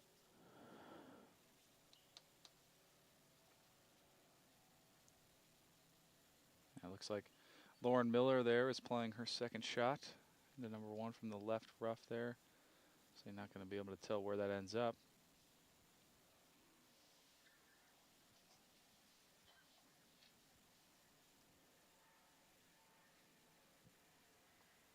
Getting a nice blimp view here, Austin. This is only one of 25 blimps in the world being broadcasted from right now. A fun fact if you didn't know that, Neil. I did not know that. Yeah, there's only 25 blimps in the world, and only about half of those are even active. You're full of knowledge this morning, Austin. That's about all I got. Well, I would say we see a lot of shots from blimps, then, if that's the case, because I feel like any major sporting event has a blimp over it, as we do here. Yeah, as we do here, yeah. Yeah. I feel like it's pretty safe to say that those active blimps are mostly in the United States. We have to do a little more research on that. Our crack research team in the truck's probably Googling that right now as we speak. Teeing off first in 11:35 starting time from Seven Hills High School, Julia Zhu.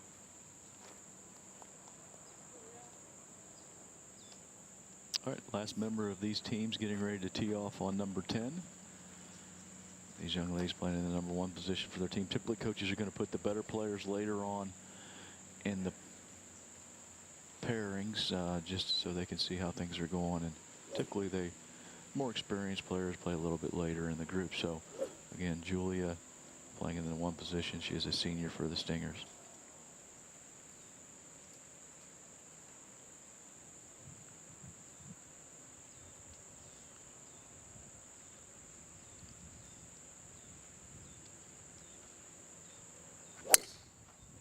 Good ball. Nice swing there for Julia. Looks like she struck that one really well and down the middle. Leading off second from DeGraff Riverside, Reagan McDaniel.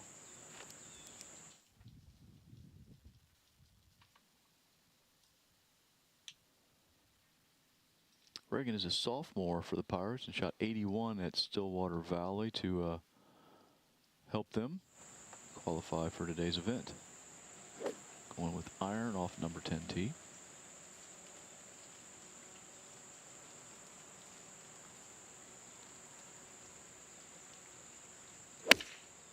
Good shot. Yeah, nice shot there for Reagan. Hit that one very solid. She also had a very nice round of 81 at the sectional tournament at Stillwater Valley. Leading off third from Southeastern High School, Brooklyn Weller. Brooklyn, a senior for the Trojans.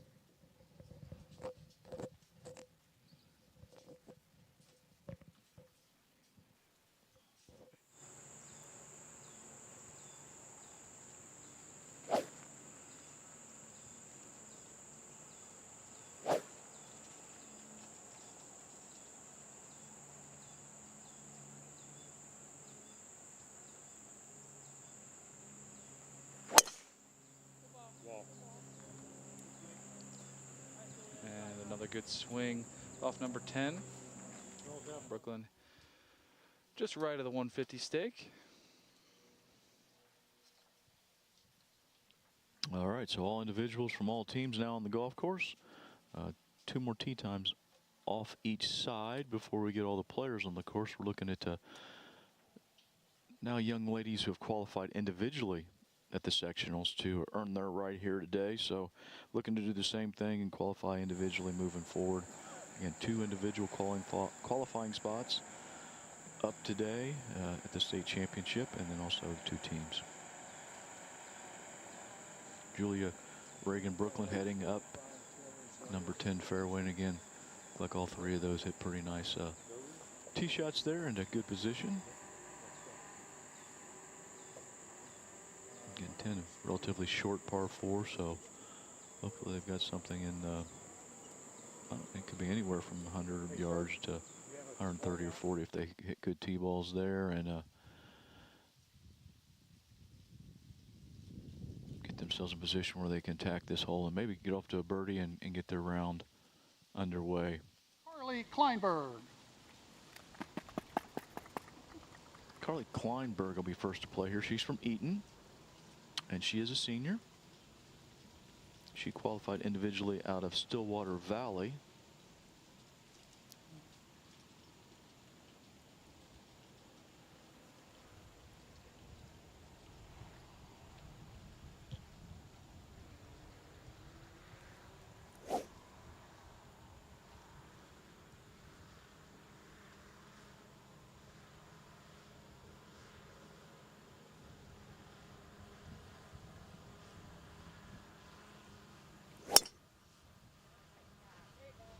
Nice looking swing there for Carly. Start her round. Carly's the first player I've noticed with 2 gloves on this morning. Marymount, I a think that's sophomore, correct. Charlotte Solar.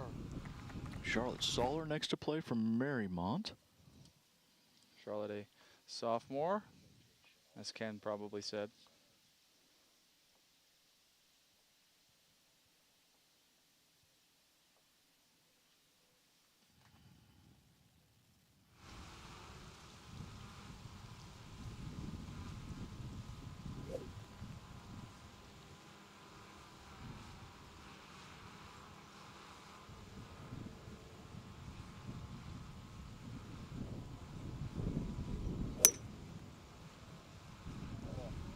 .89 at the Grizzly got Charlotte in today's event. And teeing off third from Bethel, a senior, Paige Kearns.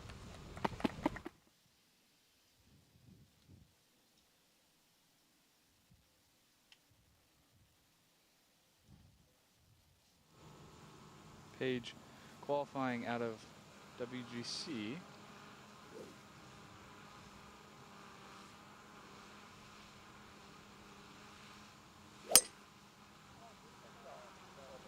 Yeah, nice swing there by Page down the center of the fairway.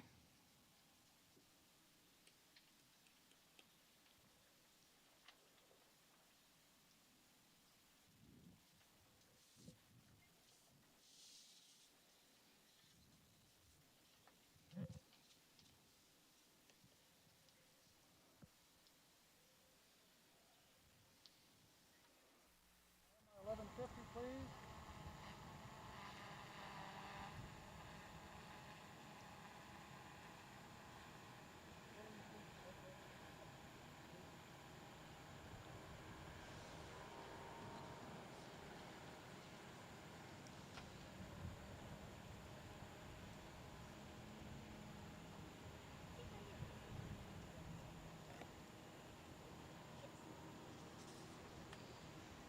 All right, again, the penultimate group heading down number 1 fairway. Charlotte Zoller, Carly Kleinberg, Paige Kearns. One more group to go off of number 1. Still 2 to go off of number 10. Again, these young ladies qualified through individual scores at the sectionals.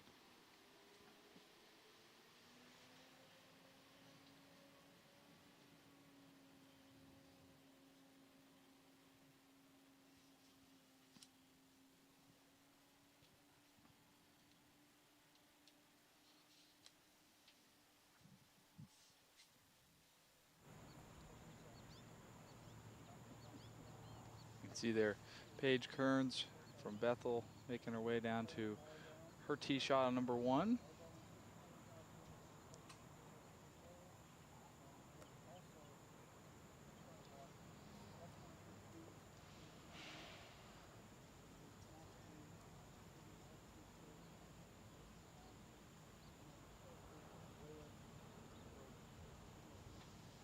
Again, individual qualifiers. The coaches are here, so the coaches really are just following the individual players around here. As far as coaching a team, you're trying to keep track of your 5 players. So anytime we get to these groups where they only have individuals in them, you're going to see a few more golf carts around there. Again, coaches do have carts.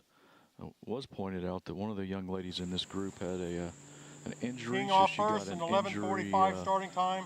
exemption Fort Laramie to High where she School, could take a cart. Larissa So Meyer. Austin, would you say it was an MCL injury or something like? So she has a knee injury, and so Yeah, they've been giving her a medical exemption to be able to take a cart in today's event. I don't remember exactly what the injury was, but you know, knee injury. So that's good that she was able to get that exemption so she could still play. Again, All right. this is Carissa Meyer. Somebody on the comments, only 12 to 25 are in use, and there is only 127 pilots capable of flying the plane. Teeing off second from Baden High School, Taylor Zose.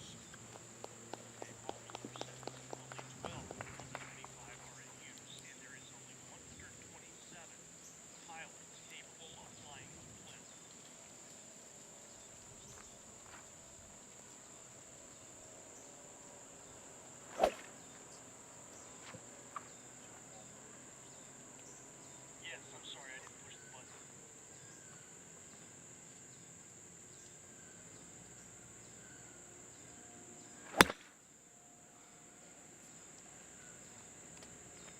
Taylor, a freshman for the Rams, shot a nice 82 at the Grizzly to get here today. Teeing off third from Urbana High School, Morgan Richards.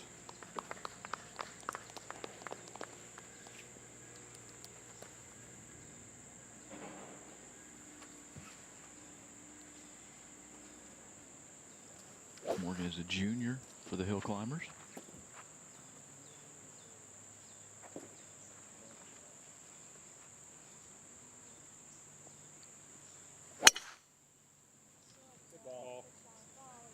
Looks like she hit that one well, and just a little bit right but hit it pretty solidly.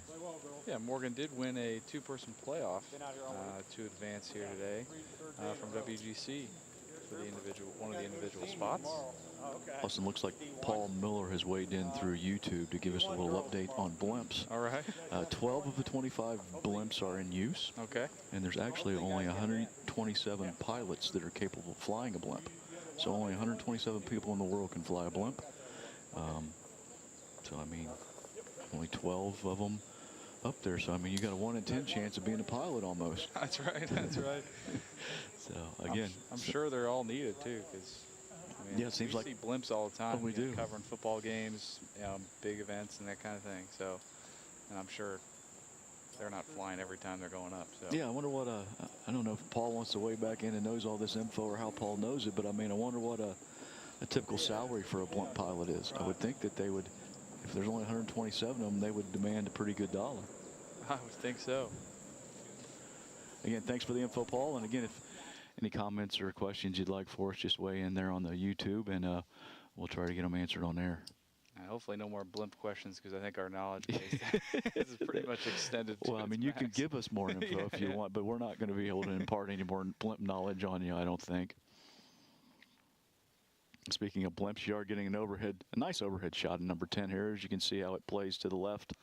And again, T-box actually points to the right side of the fairway there, so you definitely want to not line up with the tee. You want to line up with the hole and try to take it to the left side of the 150 stake, which you can see there in your picture. And as the farther you get up there, you can see how it widens out up there on the left. So if you can hit it up there in 180 to 200 yard range and take it down the left side, you can get it up there pretty close to the green in the fairway with a nice approach to this green that is doesn't have any bunkers on it. So again, relatively benign starting hole on the back side here at Heatherwood.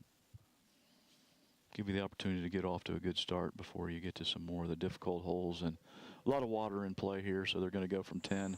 Actually, they'll go underneath a road, get to 11, and get welcome to a lot of water hazards at that point, as everything on the other side of the road has a bunch of water in play. It sure does.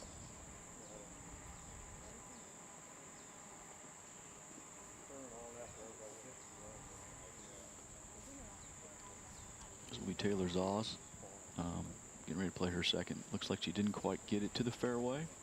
And again, she really needs to do is get a solid strike, get it down there, running down the fairway toward the green, and she'd still get it pretty close to the green from that angle.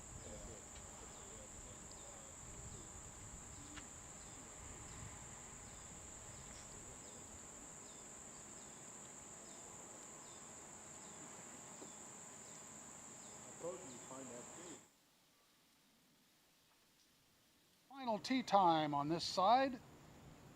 Teeing off first from Tri-Village, a junior, Reagan Brewer. All right, Reagan Brewer first to play in the final group on number 1.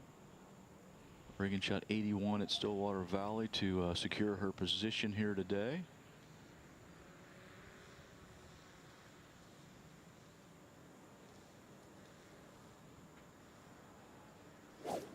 Yeah, Reagan likes to go with driver here off number 1.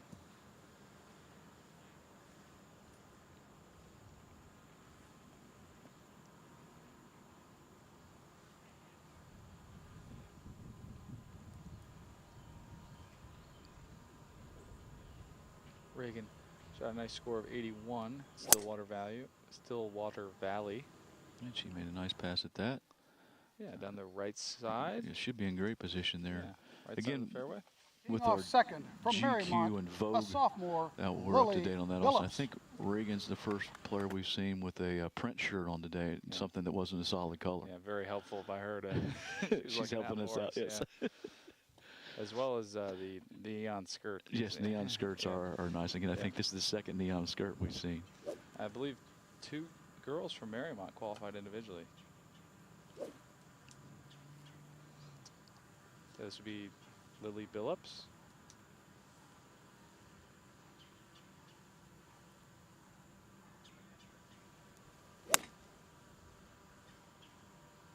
Lily, a sophomore, qualified out of the Grizzly, the score of 91. a sophomore, Celia Mendez. And finally, last player in this group, Celia Mendez from Miami Valley School. Their mascot is the Rams. Celia shot 82 at WGC.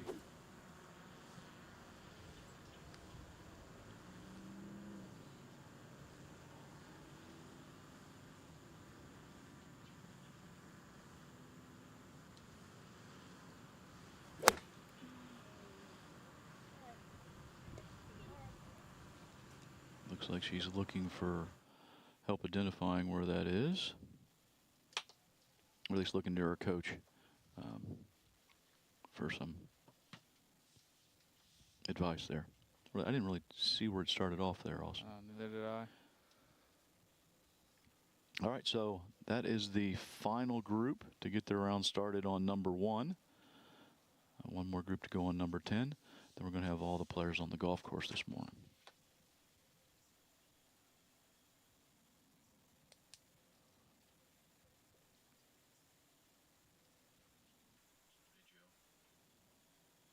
Yeah. All right, so one more group to tee off on number 10. After they get through, take the break, half-hour break we normally do, kick into instruction at that point. Yep. Sounds good.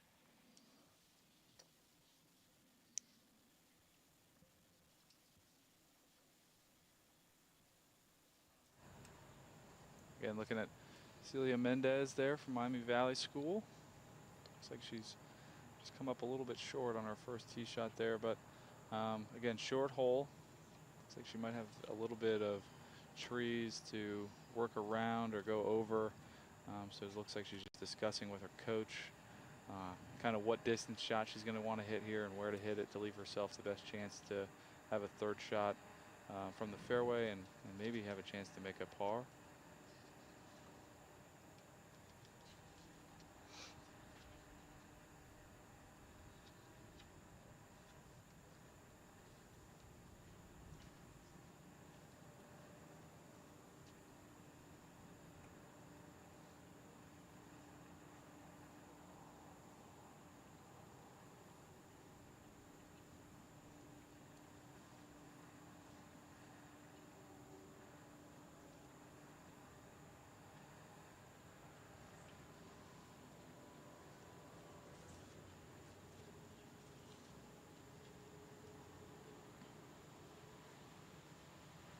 All right. Celia heads down number 1. Also, you can see Lily Phillips and Reagan Brewer there in the distance, and again, a few more carts here with them being individuals and coaches in carts.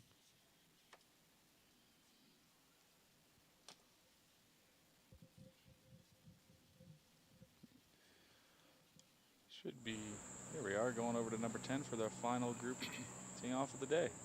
Teeing off first in the 11:55 starting time from Anna High School, Mallory Habner.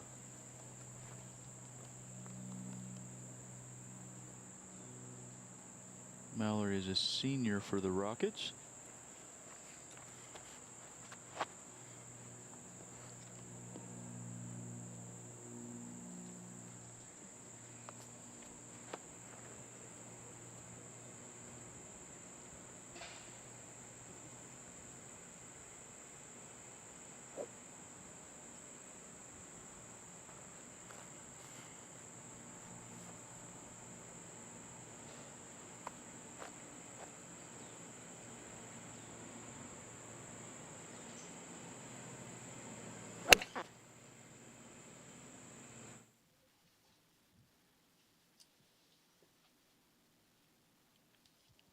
Looks like she got that one started going left.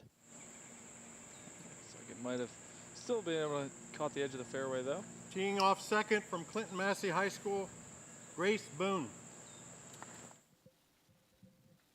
Grace is a junior and qualified individually with a score of 88 at the Grizzly down in Mason.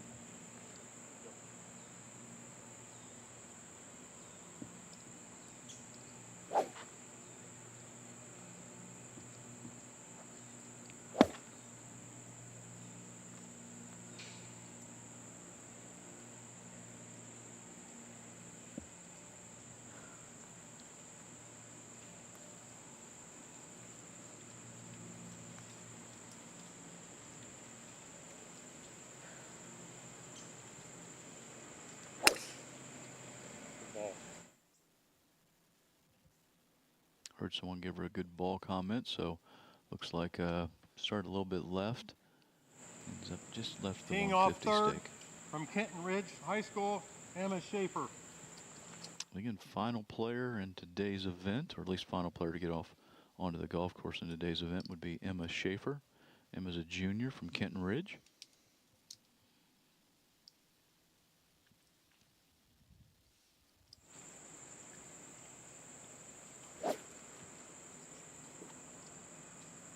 Emma qualified out of the WGC.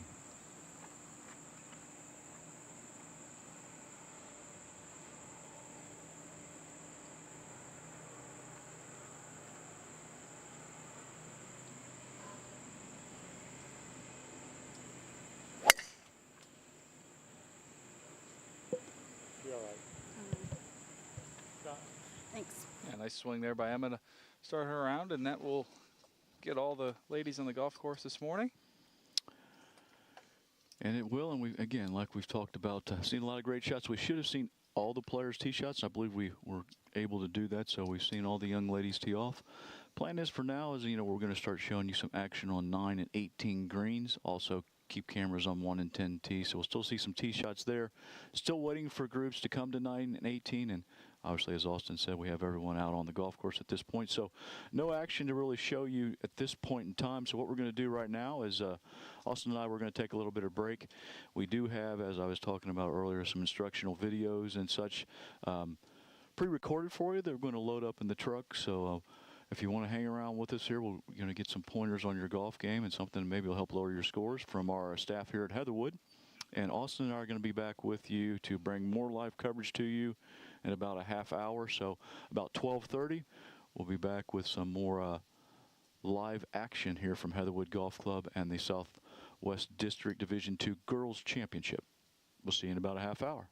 See you then. Hello and welcome to Heatherwood Golf Club. My name is Tom Bach, PGA professional, owner of the Bach Scoring Academy located here at beautiful Heatherwood Golf Club. Today we're going to work on our putting stroke a little bit.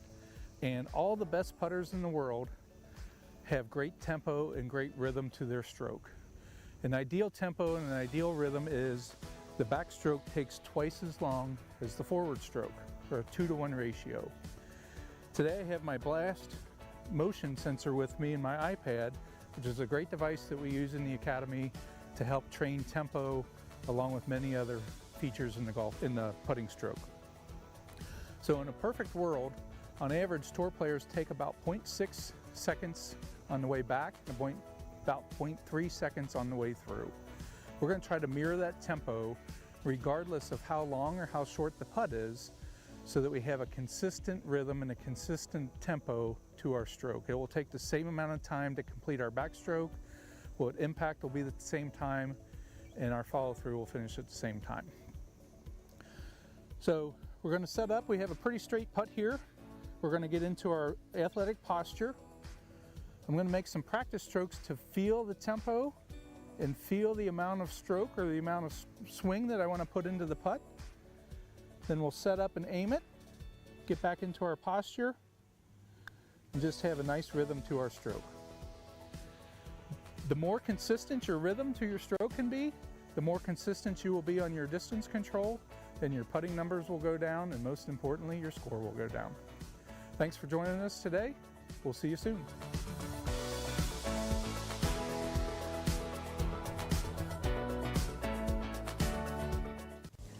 Hello, welcome to Heatherwood Golf Club. My name is Tom Bach, PGA member and owner of the Bach Scoring Academy here at Heatherwood. Today, I want to work on a very difficult shot for many people, but we're going to try and make it as simple as possible. We have a downhill lie where we need to pitch it up in the air onto the green. Okay? This can happen often if you hit your ball too far or it chases through the green and ends up on a bank behind it. Many players struggle to get this ball up in the air high enough to be able to stop it on the green. One of the most important things with this shot is, again, we're going to use the bottom of the club and make sure we use the sole of the club, but we have to hit down under the ball in order to let the loft of the club shoot the ball up in the air. The more we try and help it up or lift it up, the more likely we are to not get all the way underneath it and perhaps thin it and send it across the green. So Since we're on a downhill slope, it's going to be real easy and gravity's going to want to pull us towards our front foot. So we're going to set up on our left side if you're a right-handed player with our weight, with our ankle, knee, hips, and shoulder joints all lined up. So we're going to stay forward. I like to go a little bit wider in my stance for this shot, call it a trick shot, just to help keep my lower body real stable and real quiet. From here, we're going to keep the club face square or slightly open to add a little bit of loft. And we're simply going to swing this club down under the ball, making sure that we get the sole of the club underneath the bottom of the ball. And we're going to let the loft of the club, or the angle of the club, throw it up in the air. All right? So face slightly open, weight forward, ball slightly forward of center to match the center of our gravity, where our weight's set up here at address. Swing the club back, and let the club go down right into the ground. That's how you hit it up in the air with a soft shot off of a downhill lie. Thanks for joining us today and have a great day.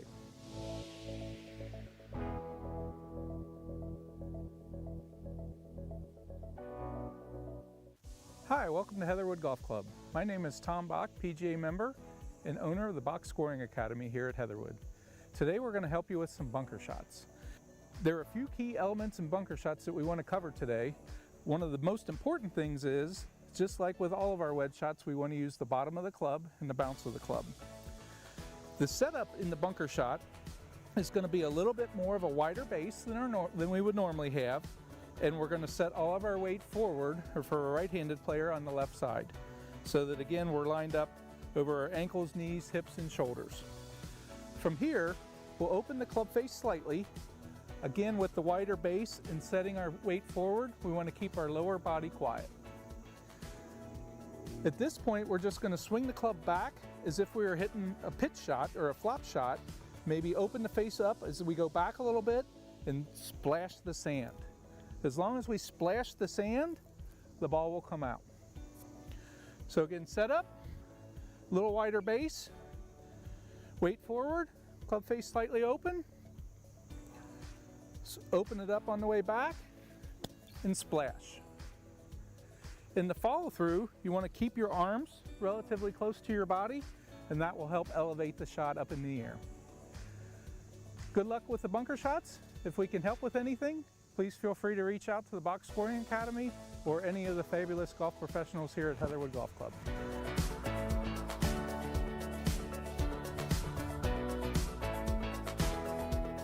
Hi, welcome to Heatherwood Golf Club. My name is Tom Bach, PGA professional and owner of the Box Scoring Academy. Ever struggle with those uneven lies from around the green? Well, here's some suggestions on how to tackle them.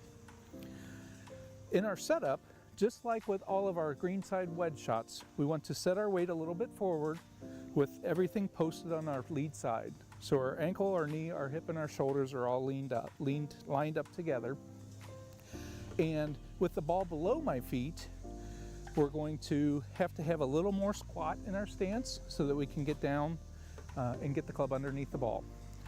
It's important with all greenside shots to have the club face set either square or slightly open, so that again we expose the sole of the club and we can use the bounce of the club to help us get through the turf. So in the setup, ball's positioned a little bit forward of center since my body is forward. I'm posting up on my left side, have a little more squat, and since the ball is below my feet, I'm actually going to raise the handle of the club a little bit so that it goes with the slope of the grass. And now, when the club comes through the turf, the bottom of the club or the sole of the club will be level with the ground, and I'll have a lot less chance for the heel to catch and turn the club over, or the toe to catch and turn the club over. So from here, we're just going to set up forward, a little more squat in our stance, club face slightly open. We're just going to swing our triangle with our shoulders and our arms and let the club go under the ball, and it'll pop right up in the air. That's how you deal with the ball below your feet. If you run into a situation with the ball above our feet, everything will be the same from a setup standpoint. We're still setting up on the left side. Ball position is still slightly forward of center. We don't need to have extra squat at this point because now the ball's higher than we are. We actually will maybe grip down on the club ever so slightly to counteract the hill, And this time we're going to lower the handle again so the bottom of the club is laying flat, level with the ground. Swing our triangle and let the ball pop right up in the air. Thanks for joining in today. Have a great day.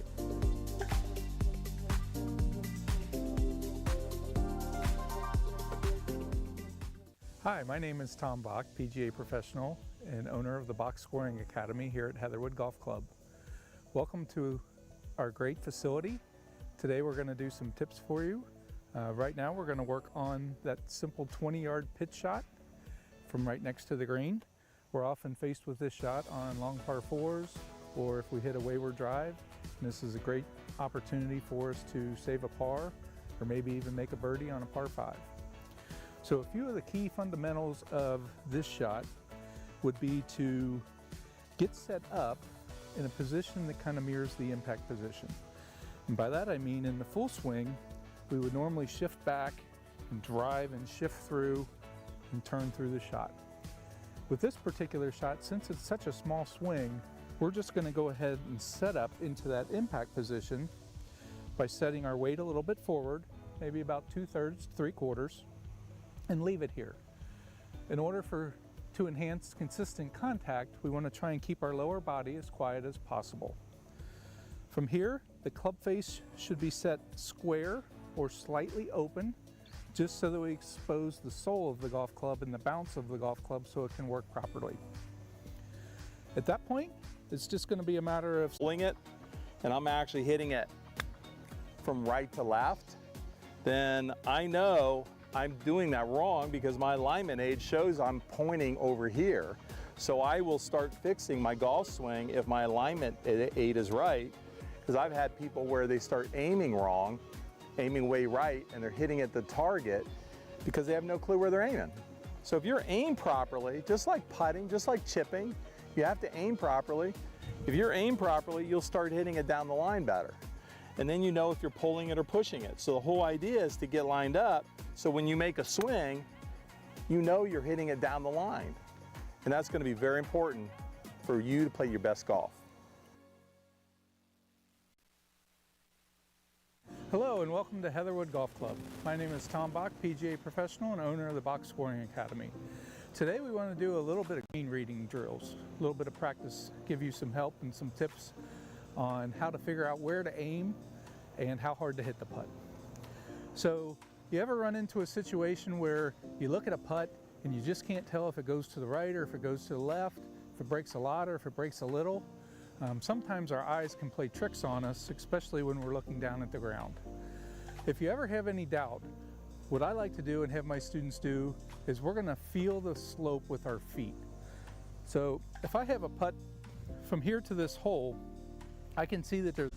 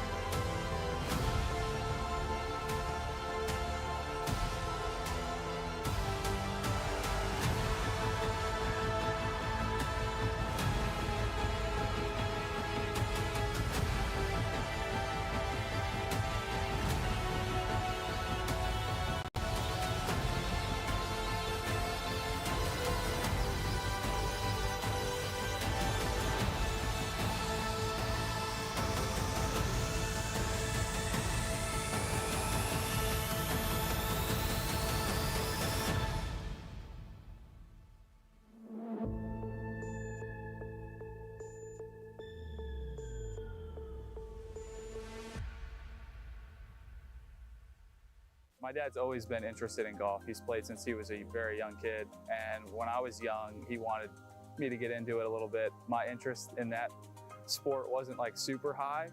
I was interested in other sports. I raced go-karts around the country for about 6 or 7 years. And then starting in middle school, I started really liking golf. So my dad really was the one that got me interested in it.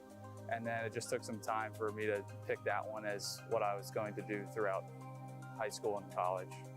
I started playing golf at the junior high level. It was really awesome that they had a junior high team at Springboro. So I went out for that and made the team my 8th grade year. And then that translated into high school golf.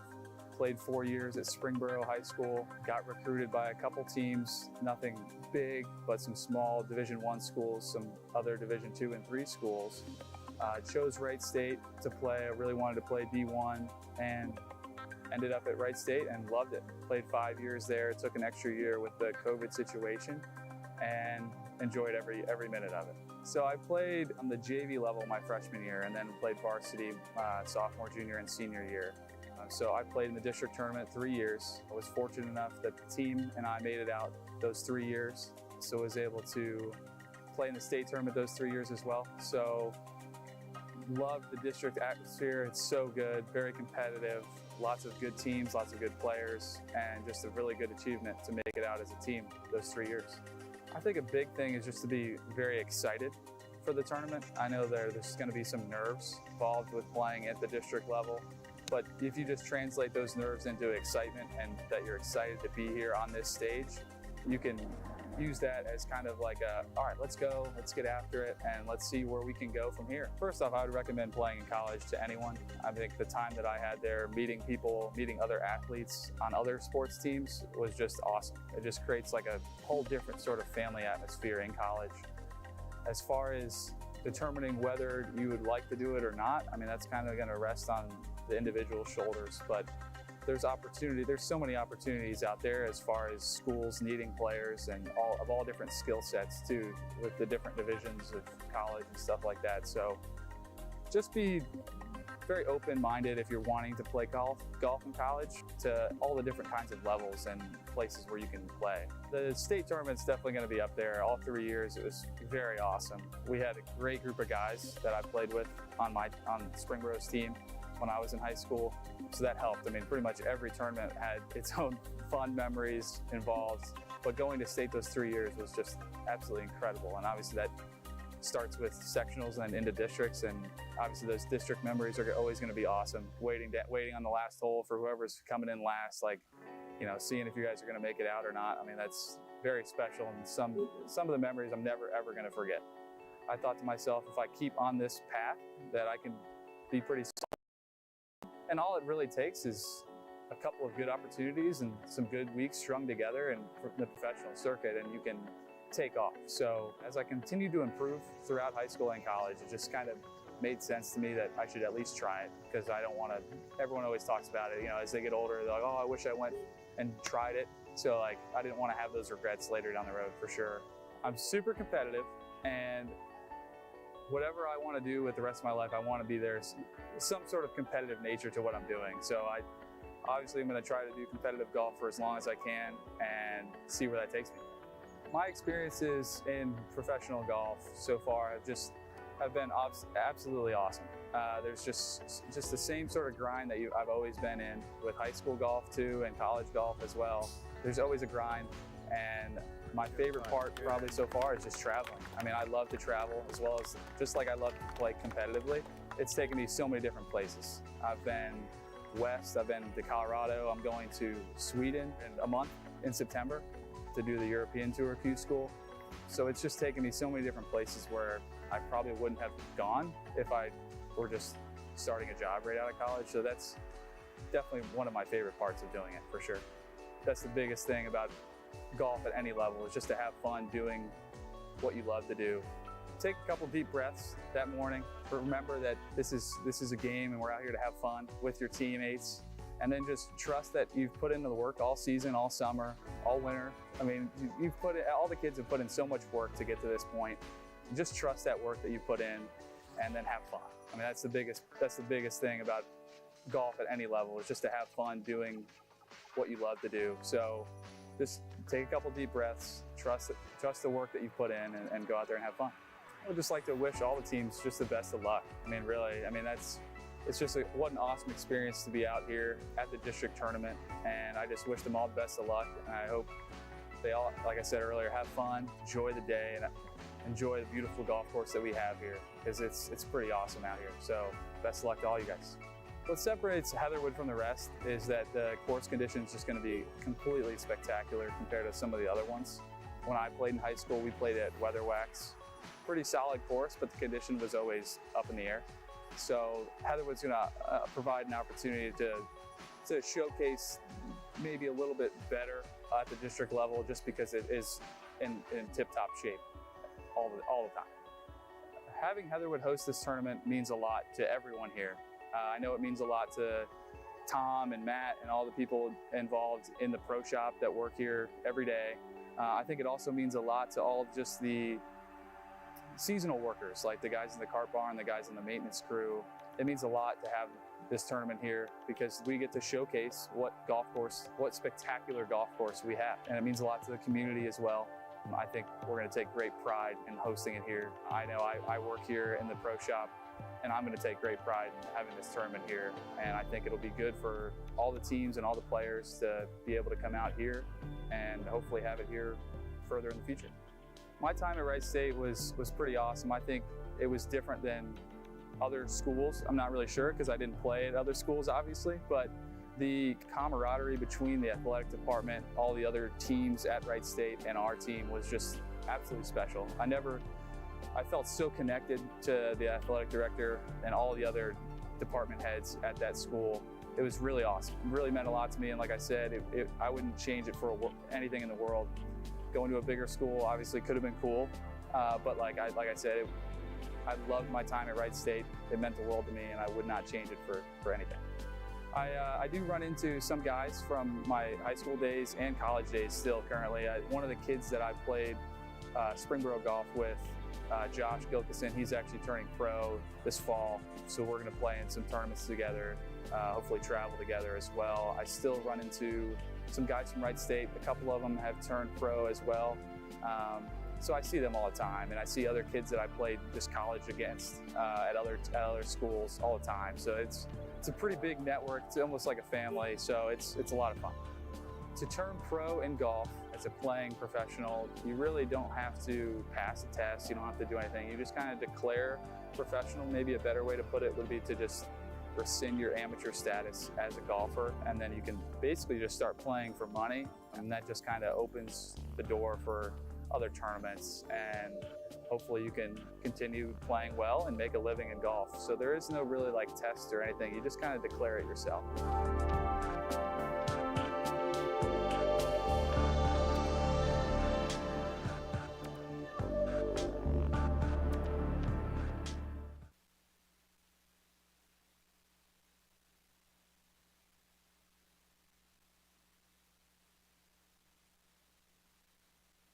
Yeah, so I first got interested into golf mainly through my brothers, actually. So I have a middle brother, Josh. He also played at Kent State. He's 4 years older than me, and then my oldest brother, Jake, also played at University of Dayton, and he's 6 years older than me. So I got into golf. I was really into all sports growing up. I played soccer, baseball, basketball, and golf. I think I started playing when I was 4, and you know, we live out here. We're pretty much out here every day, so just being around Jake and Josh, my two.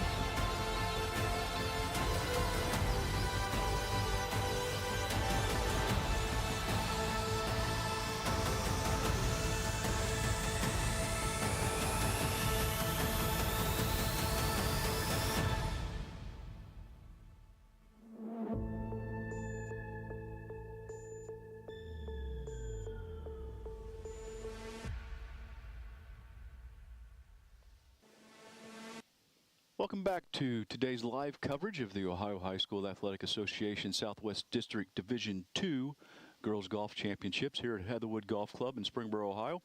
I'm Neil Amberger here with Austin Schoonmaker. We're bringing you coverage of today's event, and glad to be back with you here after taking a little bit of a break to bring you some more live golf coverage. All right, so what we've got going on now, we have cameras again, as we saw earlier, behind 1 and 10 green. I'm sorry, 1 and 10 tee.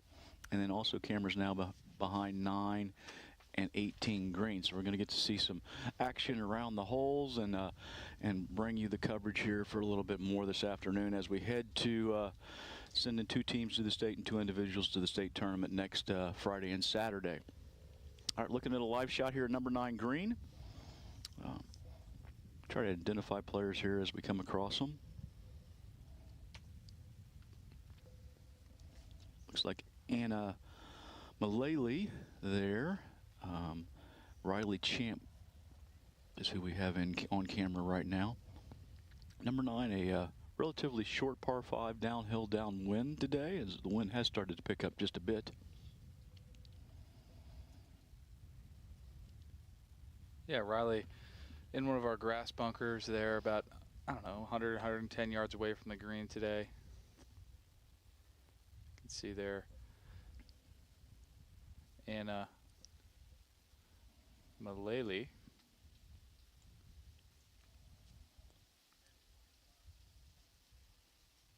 Again, Anna's from Cincinnati Christian Hills Academy. Riley was from Northwestern. The third player in this group is Gabby Dews from Versailles. Should be Gabby right there. Looks like Gabby's waiting for someone to play before she moves forward to her ball, or at least plays her shot. So she's looking into the fairway to either Riley or Anna to play next. And again, looks like Riley has got her ball into the fairway now. And again, inside 100 yards here. Get a look at where the pin position is here a little bit today. But from where she is, the green set's a little bit above her. Relatively small green. Again, par 5. Bunkers on front, left, and right. And then another bunker in the middle a little bit back on the right side from where she's playing. So I couldn't really see where that shot went there. Again, yet to see the, looks like we're panning over really quickly now to Anna Mullally.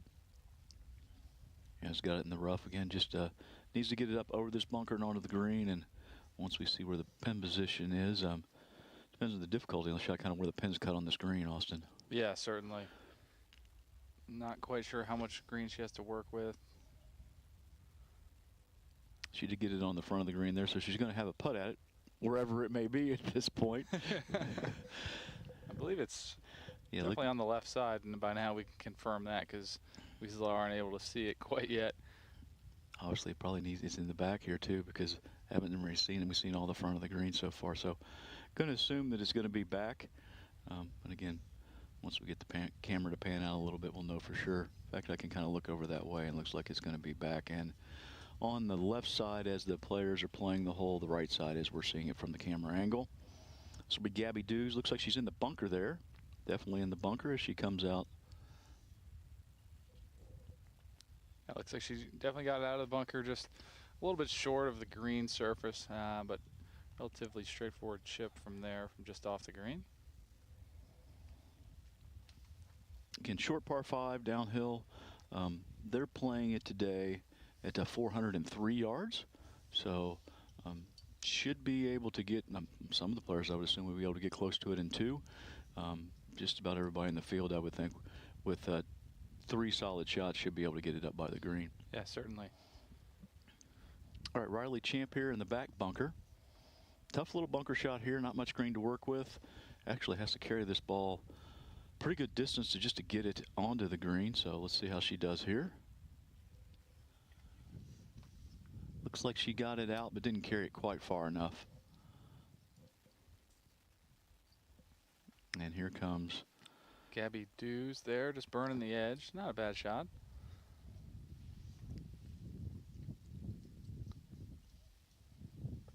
And finally, Anna Mullally on the front of the green with a fairly long putt back to this pin location. It's going to be coming uphill a little bit to kind of plateaus up by the hole. Kind of a ridge up there, so I'm not exactly sure if this will be breaking once it reaches the hole. We're going to find out here for sure. Pretty good speed there, not too bad from where she was. Yeah, from that range, should be pretty happy getting it that close.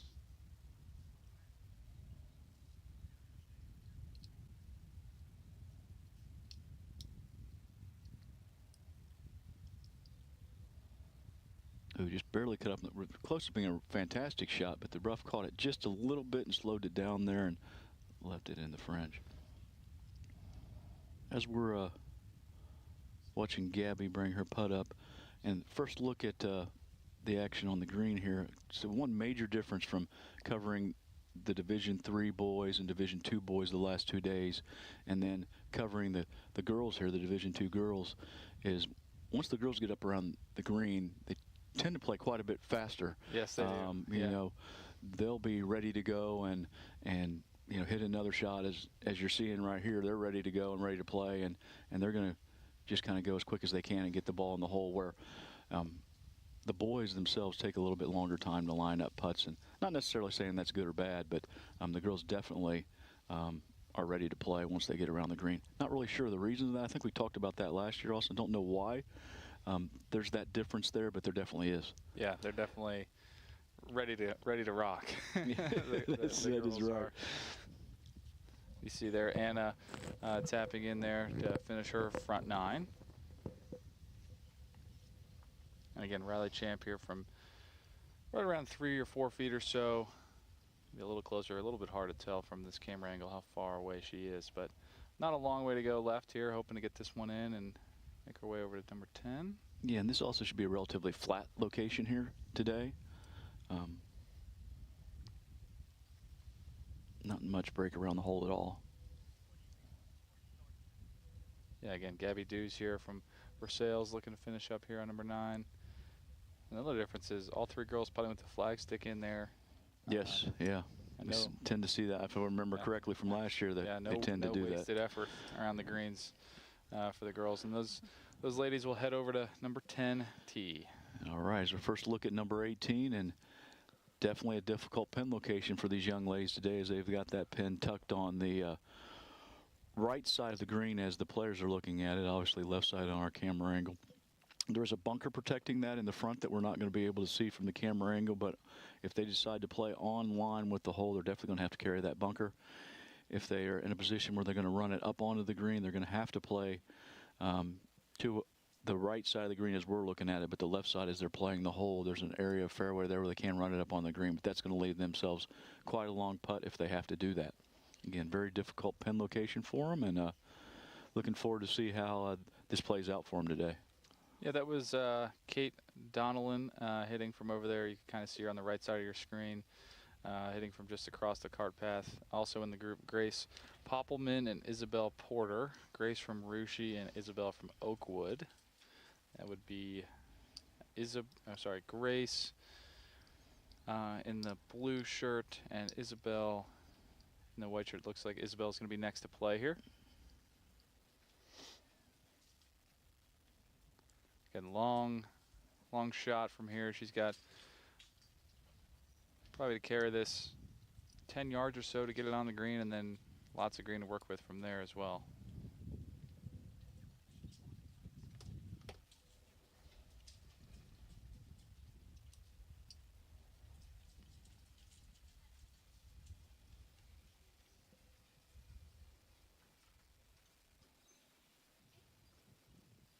You can see Kate Donnellan next to play from Madeira.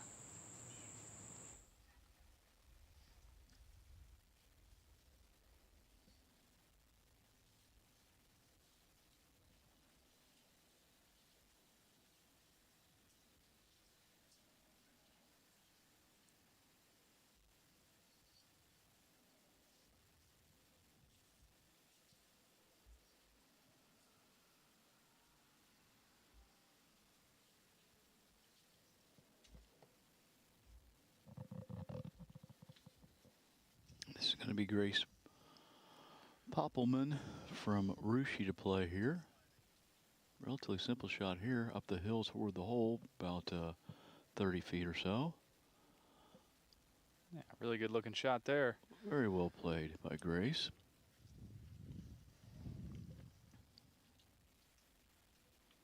And each of these three players playing in the number 3 position for their teams. And completing their first 9 holes of play. Isabel Porter from Oakwood next to play here. And a pretty long putt, about 45, 50 feet or so. It's going to have a little bit of work left to do on 18 here for Isabel.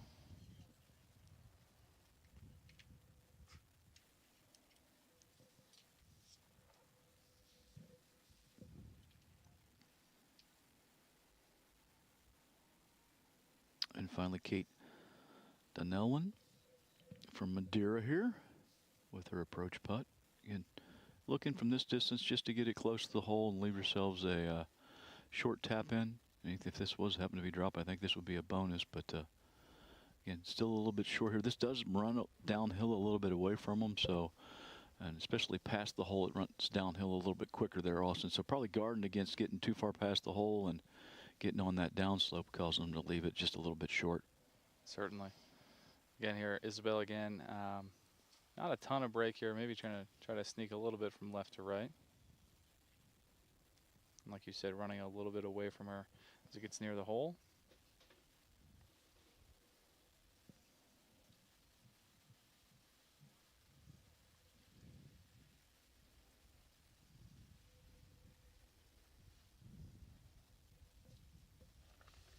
All right, Kate looking to finish up here. It's about a 5-footer or so.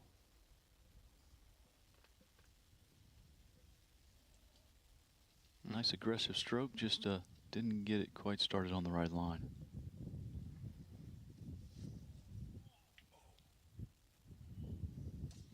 Unfortunately missed that little one coming back there too. So Kate does tap in, and they'll be heading to the next tee. Short walk from number 18 to number 1 here, just a quick number 1 tee. As we look down the fairway now, it's going to be Annika Rain from Madeira coming up here. Got herself a nice position here.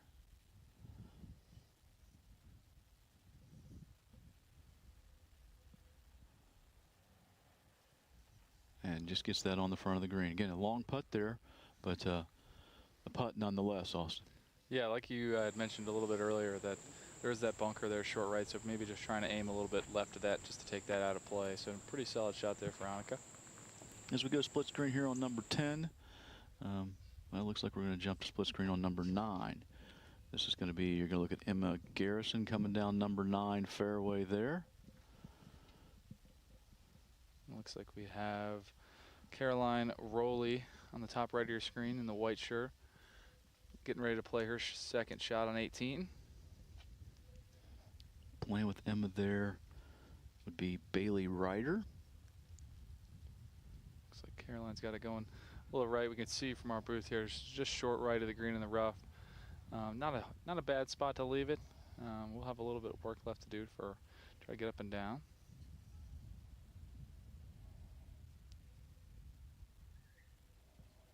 Again, on the bottom left, that was Bailey Ryder taking a couple practice swings as we pan over to Emma Garrison, getting ready to hit her shot in here. Kind of difficult to tell how far out she is from this camera angle, but definitely has an iron in her hand.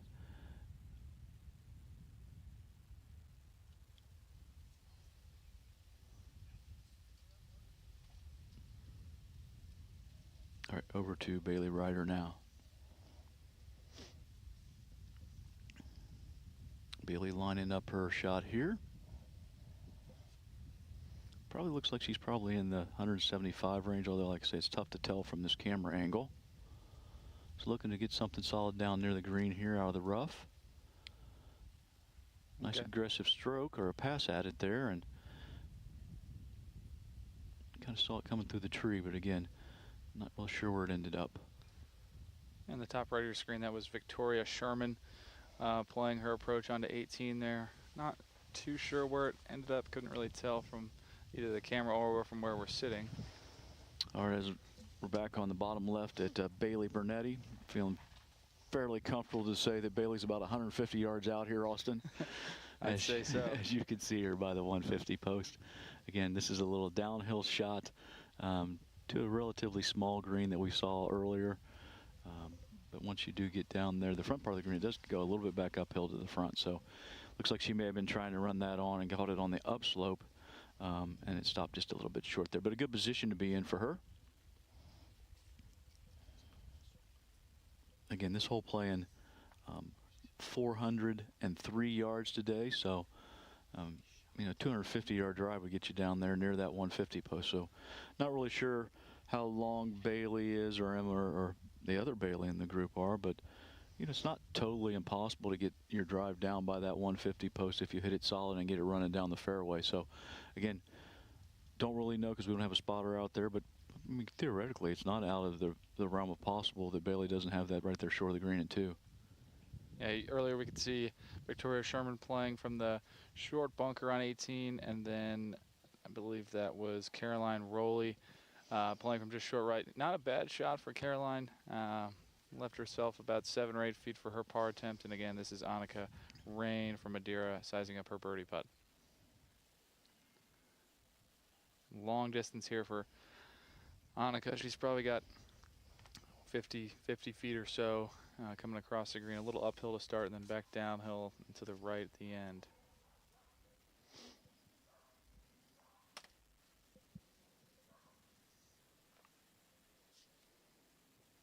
Again, tough to see on this camera angle, but I'd say 3 or 4 feet past that hole, Austin, it does kind of take a slope, down slope toward the fringe, and if you do get it 3 or 4 feet past, it can run quite a bit away from you there. So kind of guarding against that, but we do have Victoria Sherman coming straight back up this hill, so she can be real aggressive with this stroke. And she is a nice putt there, just a little bit farther by than what she was hoping, but that was a good aggressive stroke. Sure was. And again, this is Caroline Rowley for a little bit longer than what I probably thought originally, 10 feet or so for her up and down save.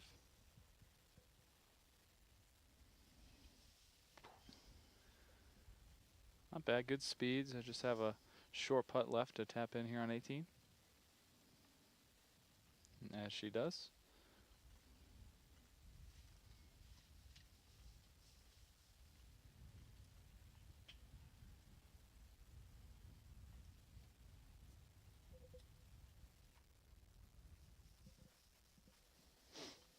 Again, Annika Rain here from Madeira, sophomore. Nice putt there. Very well done. Runs that 12-footer or so right in the hole. Yeah, really good 2-putt there from that distance as well. And Victoria Sherman here from Rushi for her 2-putt. Nicely holed.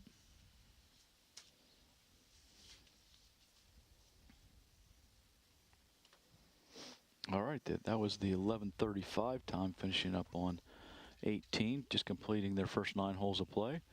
And quickly jump over to number 9. This is going to be Bailey Ryder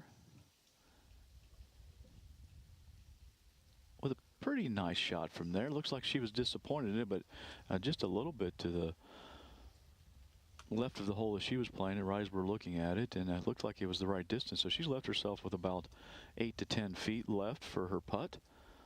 And again, pretty flat pin location there. Not much in it on that portion of the green. Looks like Bailey Brunetti will be next to play here.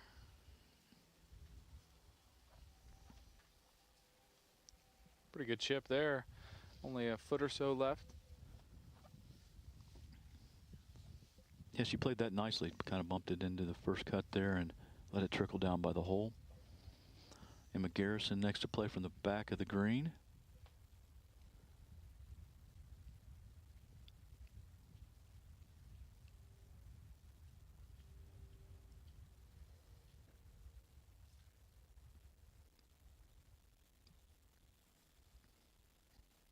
And just a little bit short there.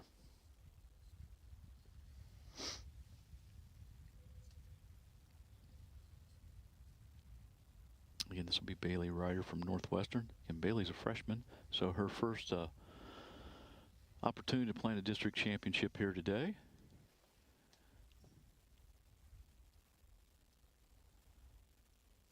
I don't think there's much in this one also. Maybe, if anything, just a little bit of movement from her right to left, and she's decided to take the flag stick out. Actually, the first young lady we've seen take the flag stick out here in the early groups that we've been able to see on the greens.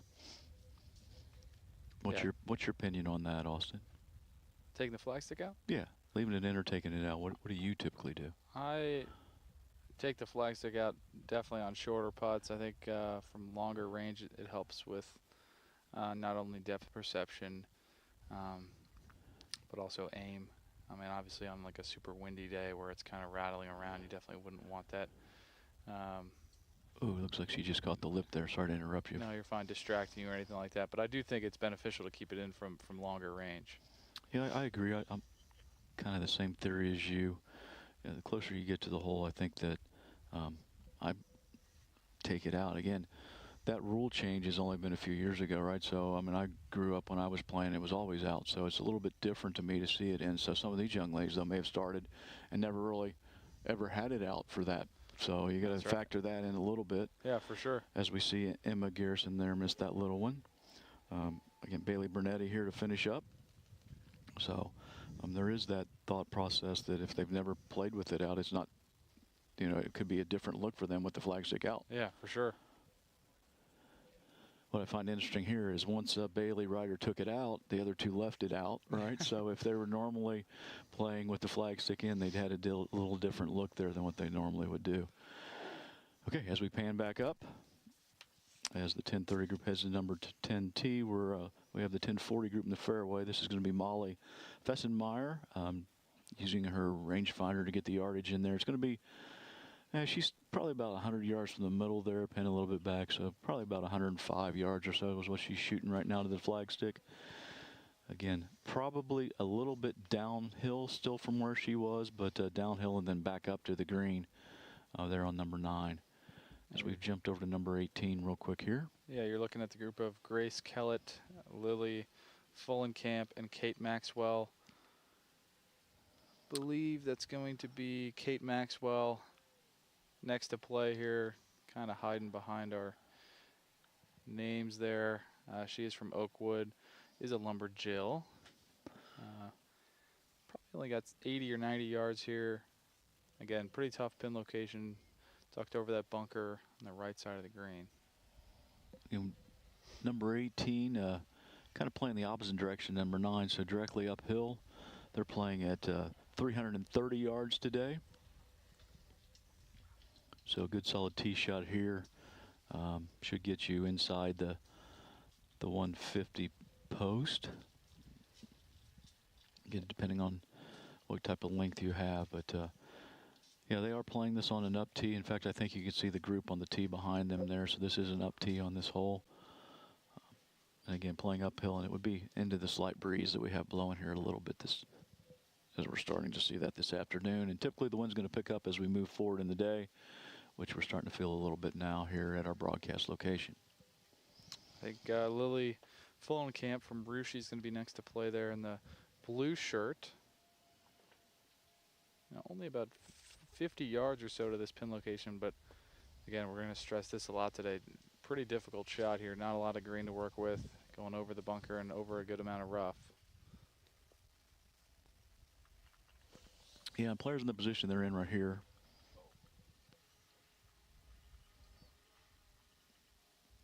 So she caught that a little bit thin, hit it a little bit low, and ran it through the green. But what I was getting ready to say is players in the position they're in have to kind of make that decision whether they want to try to throw it up in the air and attack that pin and leave themselves a shorter putt and bring the bunker into play, or do they want to play out a little bit more to the left from their line of play, get it not take that bunker on and leave themselves a little bit longer putt.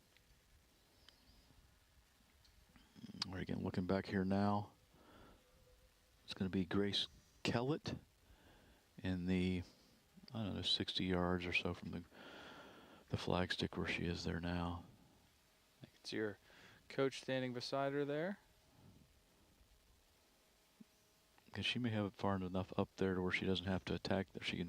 Doesn't have to attack over that bunker, but again, still a pretty tough angle to get it close to the hole. Not a bad shot there. Again, those players are playing from below the green level, so probably a good 10 feet or so. So not really probably seeing their landing area from where they're there either. So just kind of playing a shot uphill to a blind landing area as we should be panning over to Kate Maxwell from Oakwood here in kind of a grass bunker to the right side of this green as she's playing the hole. Played a pretty nice shot from there. Not the easiest of shots from that grass bunker and below the green surface, so could not see the surface from there. So she's going to have about 15 or 20 feet left for her par save. Yeah, I couldn't really see her lie either. So the lie kind of in that grass bunker kind of dictates the shot that she'd even be able to play. All right, going split screen now, and looks like on number 9, looking at Molly Fessenmeyer getting ready to come up from just off the green. Top right of your screen, we have Lily Fulenkamp again here.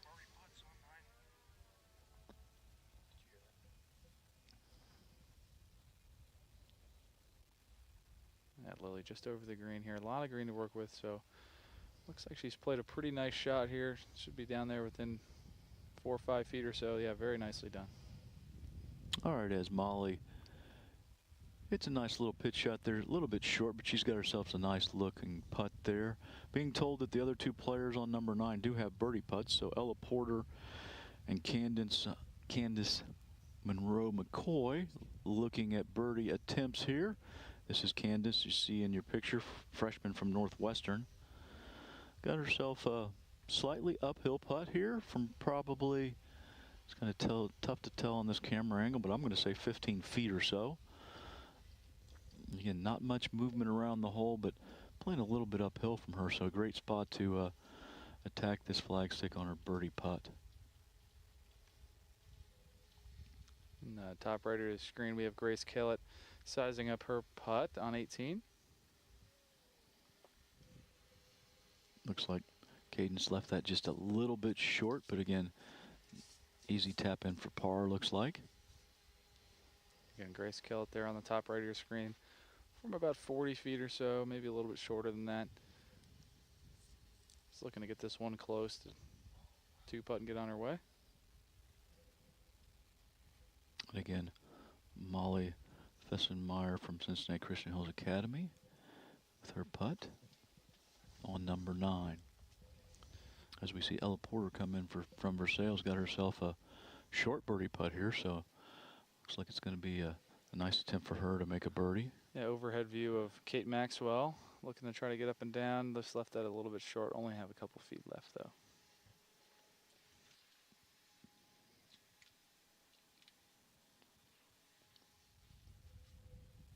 And quickly back to see Ella's birdie putt here on number 9.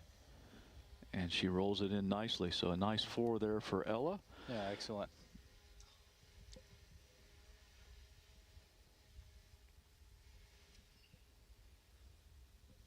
And looks like Kate had just burned the edge there, so it looks like she's just going to go ahead and finish. Nope.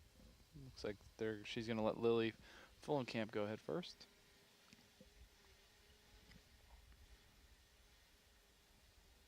As we see Molly tap in on number 9. And finally, Cadence Monroe McCoy for her par putt here on number 9 also. Again, Lily Fulenkamp here on 18, going to go to the blimp view. Ooh. Speaking of blimp view also, we were told that a blimp pilot makes in the area of $100,000 or more. So if you're one of those 127 licensed blimp pilots, you're doing okay. Especially depending on how many days you have to fly that thing. That's right. Not quite sure what our pilot's making a day. But, I mean, I'm sure he's fairly compensated. Yeah, that's right. Against their Grace Kellett in the top right of your screen.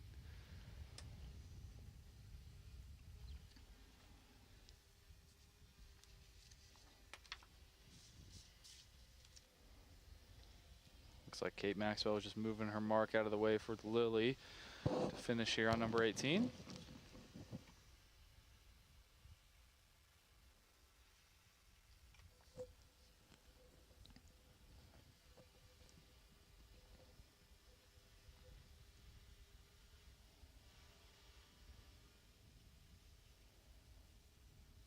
Well hold there by Lily. Again, Rushi's boys team played pretty well here the other day, and I believe they were a qualifier, right? They moved through. I think so, yeah. So the young ladies from Rushi hoping to do the same. Haven't really taken a look at the leaderboard yet. Let me kind of pull that up and give you an idea how we stand in today's early round activity. Again here, Kate Maxwell just to finish out on 18. Well hold. Again, looking to take the top 2 teams forward.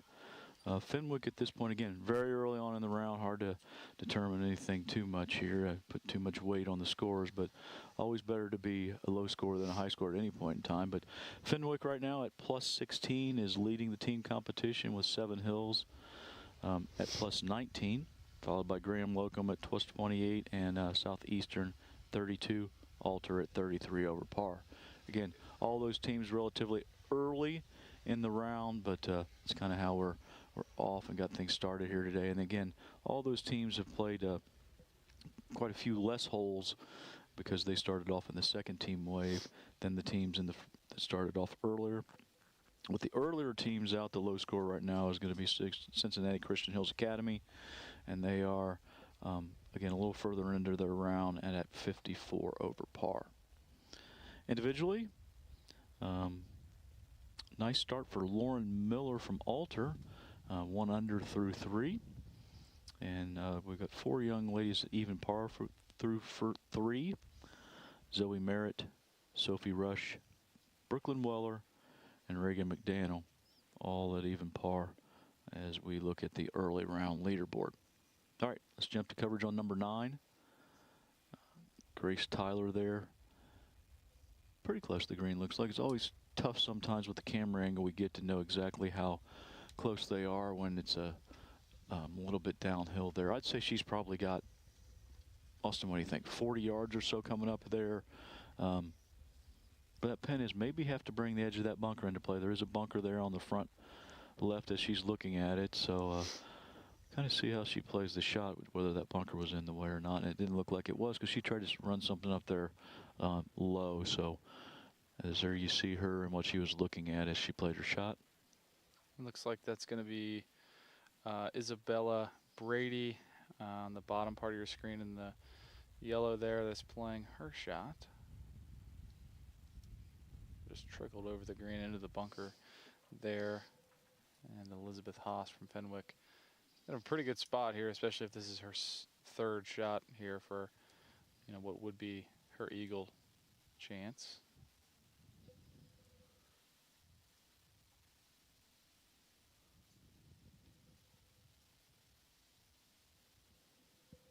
Couldn't really get an idea of where that one was, Austin.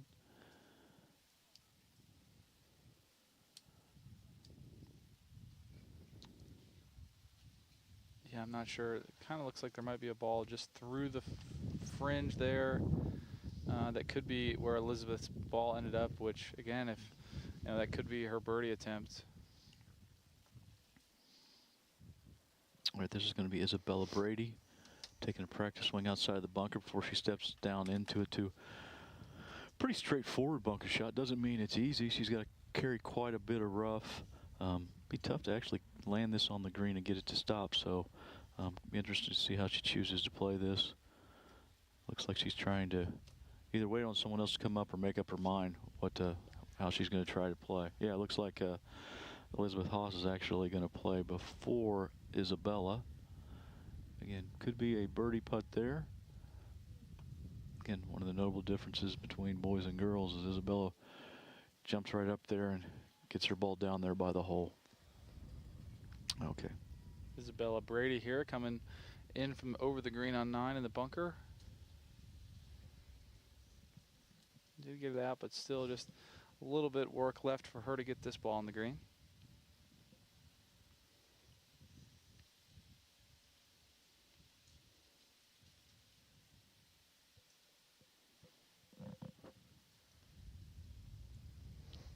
can see the wind is definitely picking up here, Heatherwood today. I think I'd mentioned earlier, it looks like it's going to get up into the 20-mile-an-hour range for wind, so definitely going to be the breezier of the 3 days that we've been covering so far this week.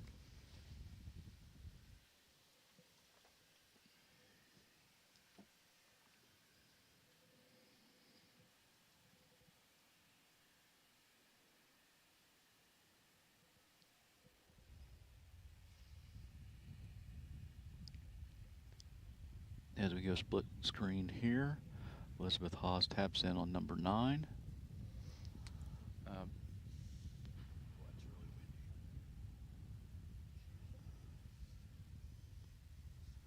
believe that would have been Lydia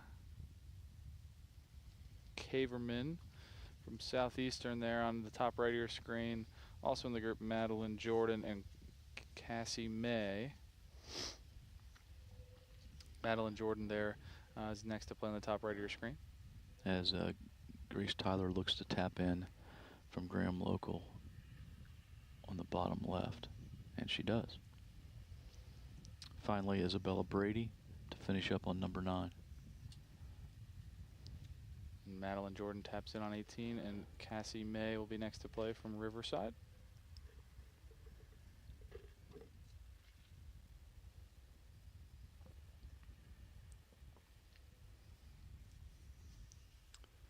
Not a bad putt there for Cassie, just a couple feet left for her to finish up on 18. I believe Lydia Caverman still a little bit left, a little bit more work to do here on 18. You can see there Cassie moving her mark out of the way for Lydia to putt.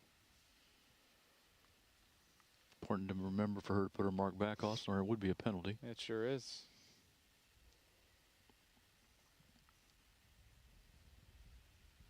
Oof. As you can see, Cassie move her mark back, so that's good on her.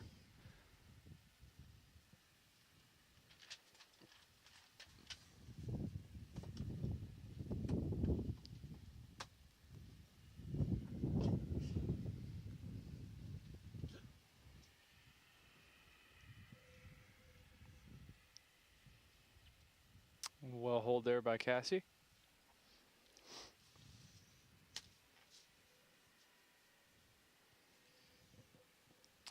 And that 10:55 group will head over to number 1 to start their back 9.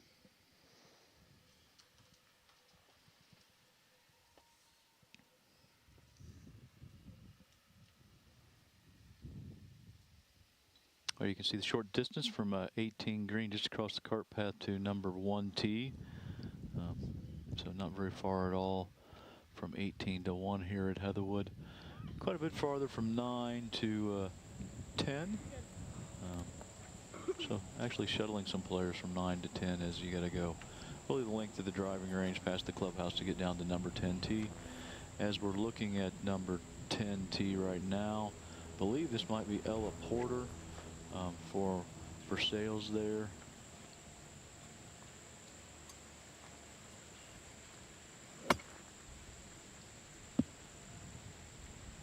As we look at young ladies in the fairway on number 1. Looks like that's probably Lily Fullenkamp we see there in the blue shirt. And in the background, Kate Maxwell and Grace Kellett.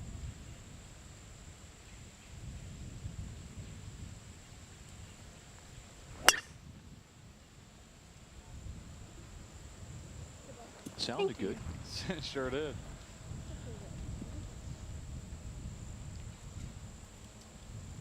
Molly Fessenmeyer next to play there on number 10 from Cincinnati Hills Christian Academy.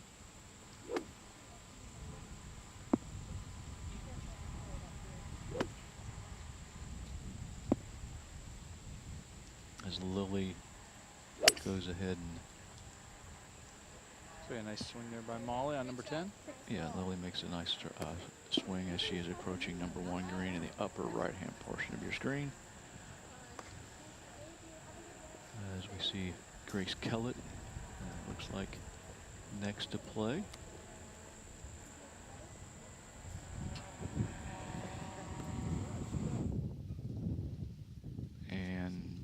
back over to number 18 at this point. Yeah, coming up 18, next group, the 11:05 tee time. Off number 10 is going to be Fiona O'Driscoll, Zoe Armbooster, and Alexis Dornan.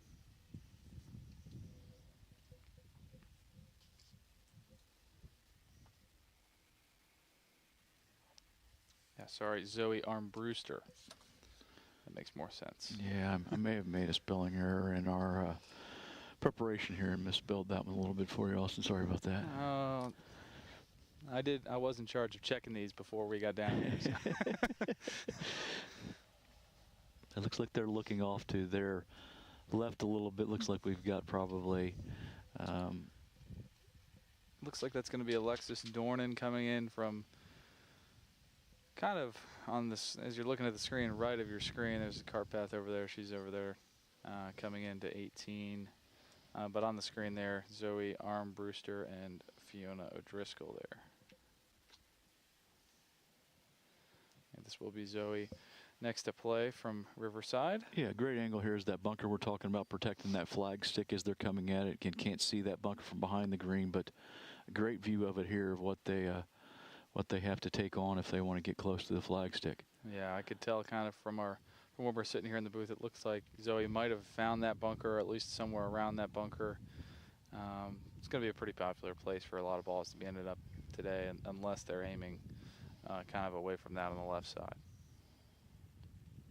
Yeah, and I don't know. Kind of depends on your game, whether you attack that pin or not. If you can hit a high ball in there with some spin and stop it, then you go at that. I think if you're more of a low ball player, maybe you aim a little bit farther left and try to get it pin high, maybe 20, 25 feet out to the left as the players are looking at, or playing it right as we're seeing here. So aiming to the left there a little bit, left of that bunker, getting it pin high is going to leave yourself 15 feet down the hill. So might be the more prudent play than trying to take that bunker on if you're not capable of hitting a high spinning shot. That's not going to stop. Certainly.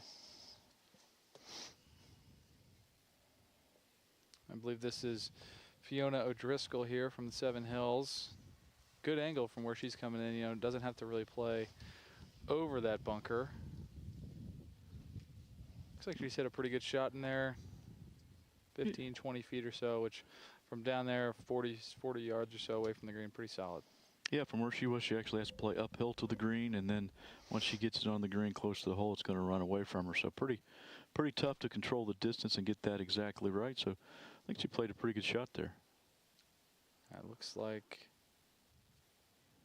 Alexis Dornan has found that left green side bunker, which is a very long bunker shot to this whole location today. So has to carry it along. Yeah, it looks like Alexis is definitely going to play first. And like you're saying, very difficult long bunker shot there. I think she's played already at this. Oh, and there she comes now.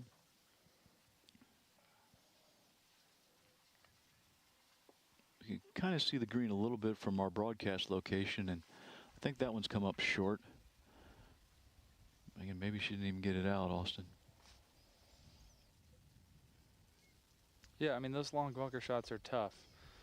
You obviously, I mean, she's got to carry this 30 or so yards, and you run the risk of, if you're trying to hit something that far, you know, blading it and catching it a little bit too thin. So obviously something like that can be in the back of your mind, and you're obviously know there's some cameras watching you, so that's just some added pressure. It looks like she does have it on the upslope now. Needs to regroup here a little bit and try to hit a nice pitch shot down there. Again, still a difficult pitch shot to control the distance on.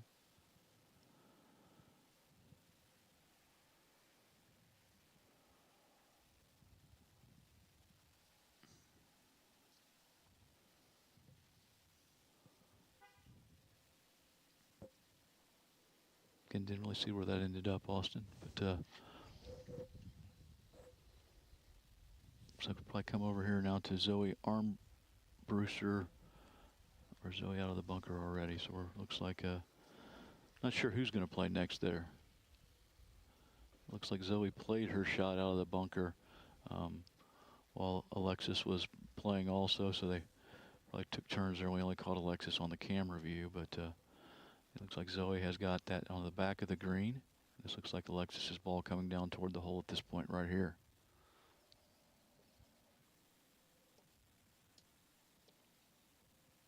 And as you can see here, this green is fairly wide, so can have a extremely long putt playing too far to the left.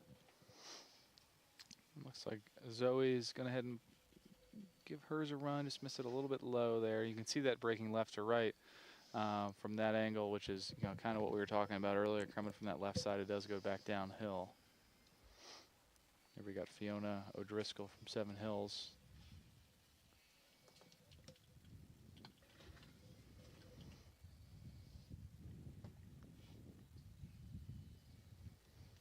And I think everyone we've seen from that position so far has left that short, giving it the respect that it needs to have, getting too far past that hole and running quite a bit past.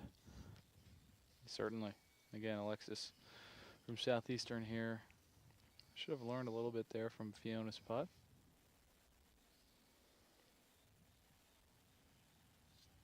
Not a bad effort there.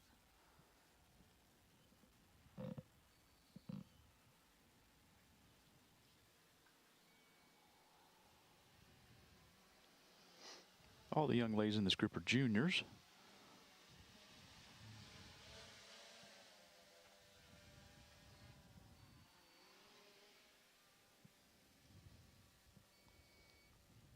And Zoe looks to tap in there on 18 and head over to number 1, start her back 9.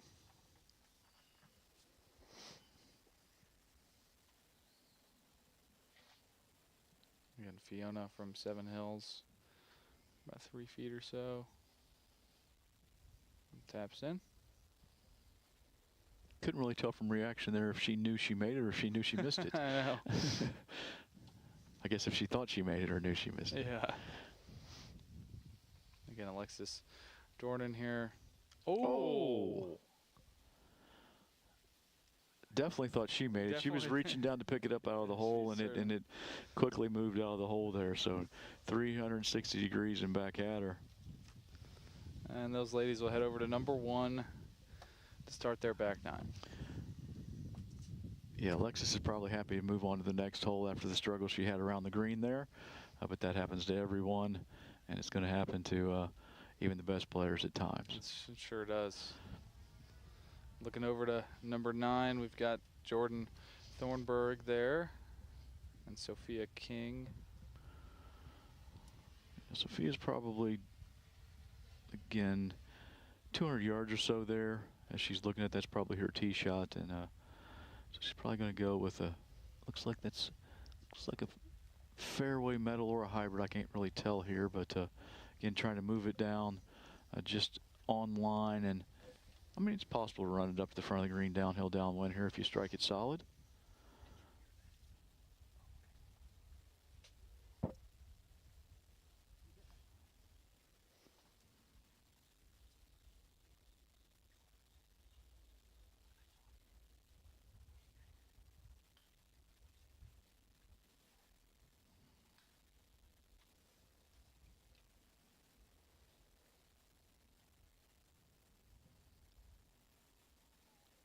Nice aggressive move at it. And we'll find out shortly where that ended up, Austin, as she comes down toward the green.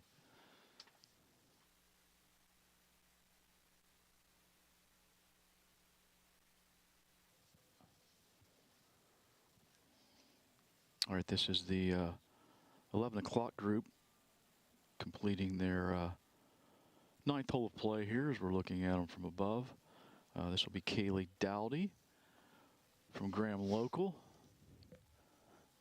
Just inside the 150 post there, so probably 140 yards to the hole. Again, green sets just a bit downhill from where her location is, but does run downhill and then back up to the green if she's trying to run it in there. Looks like she's taking it up in the air, though. And again, we'll find out where that ended up shortly. Again, third player in this group, Jordan Thornburg.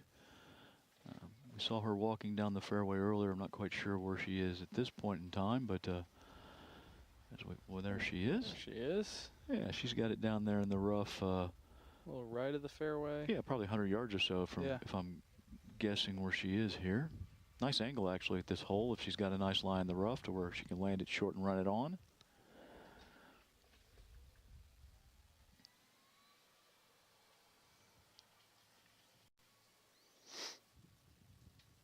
And again, Plemp views, tough time following the golf ball.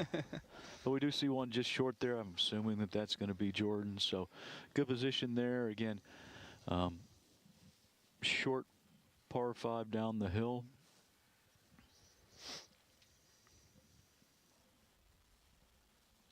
Again, we're looking at Kaylee Dowdy there.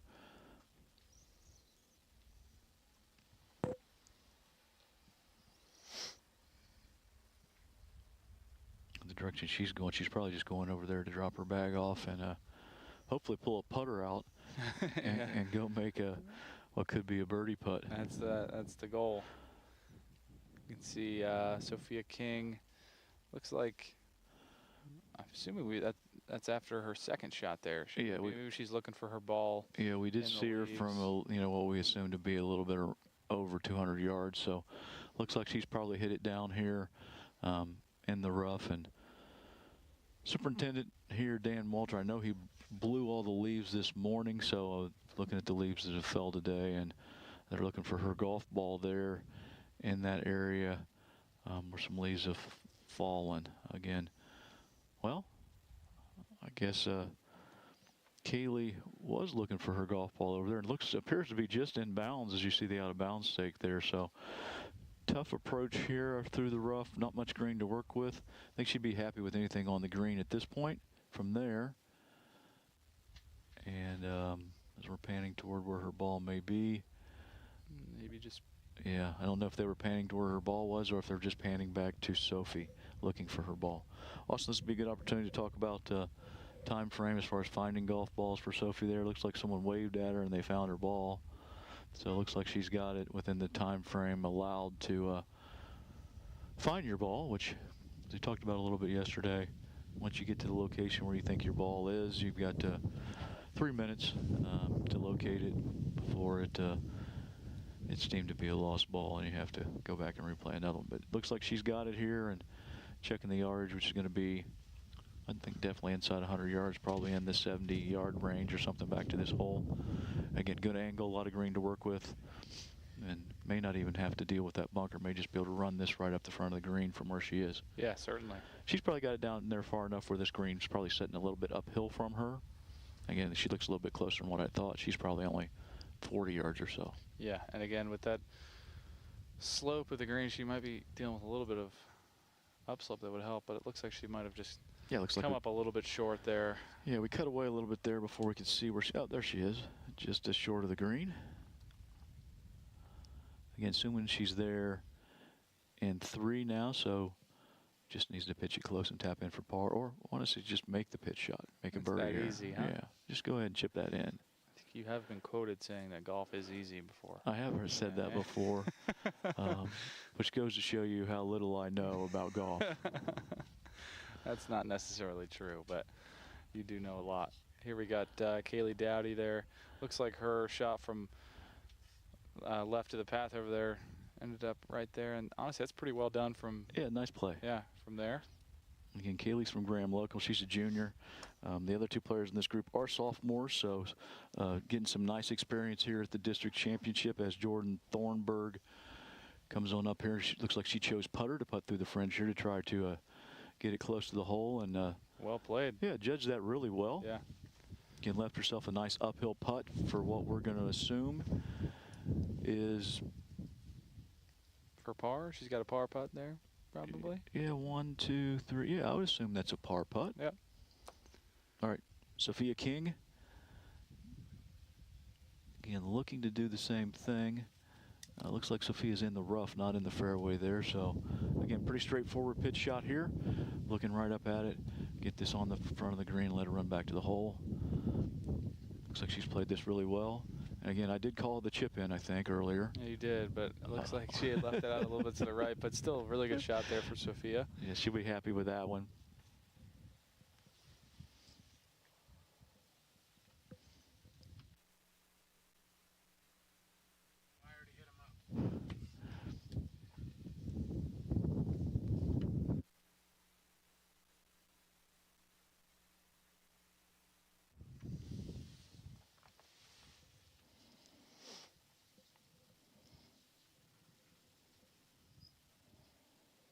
Again here, Kaylee Dowdy. She's got about 8 feet or so here on number 9 green. Should be breaking a little bit from her right to left. Not enough break that she was seeing there, but only about a foot left for her to tap in. Should be able to take care of that one. Jordan Thornburg next to play here. Looks like, again, straight up the hill, what we think's a par putt for Jordan. Again, choosing to leave the flagstick in as we go split screen here, as another group is approaching number 18 green. Jordan left that out a little bit to the right. I don't know if that was her best stroke there, but we'll tap in here and leave Sophie King last to play. Yeah, the group on 18, you can see there Ava Klinger. It's going to also be Kaylee Billette and Lucy Pease. Looks like Kaylee Billette is there in the all white. Got quite a long putt there coming across 18.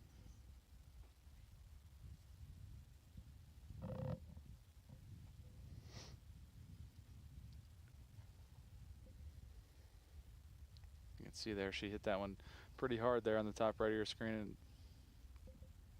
still has a little bit left.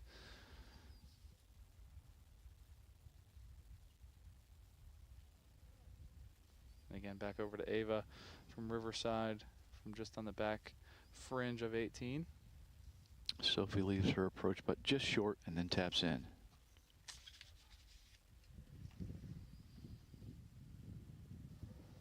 You can see there on 18 that downslope that Neil and I have been talking about. If you get that one past the hole, it just keeps on running. Here we got Lucy Pease from Seven Hills.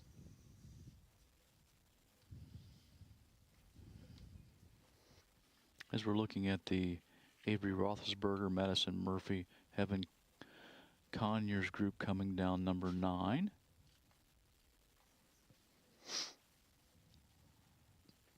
And Lucy, a junior from Seven Hills, coming across the green here on 18. Still a pretty long putt, as you can see. It's just going to have 10 feet or so left there to try to two-putt this one. And that's going to be Heaven Conyers on number 9, looking to come up on what I'm going to assume is her second shot from 170 yards or so.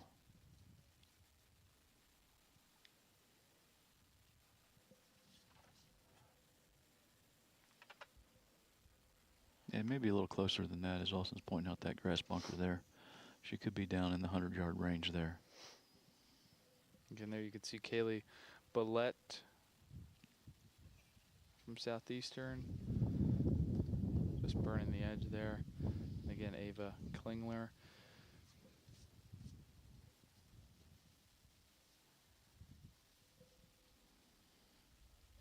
Madison Murphy there on the bottom left on number 9.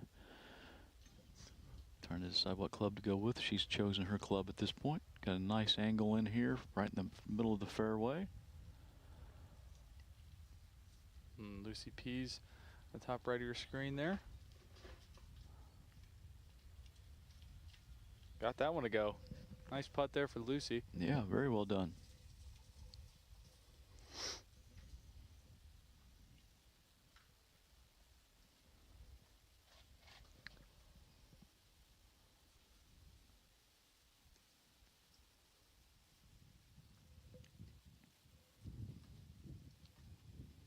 Ava finishes out there on 18. And I'll just leave Kaylee Billette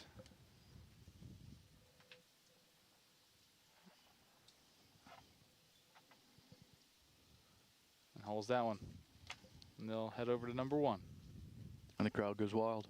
It does. You can As hear you can 'em. hear the applause from our broadcast location.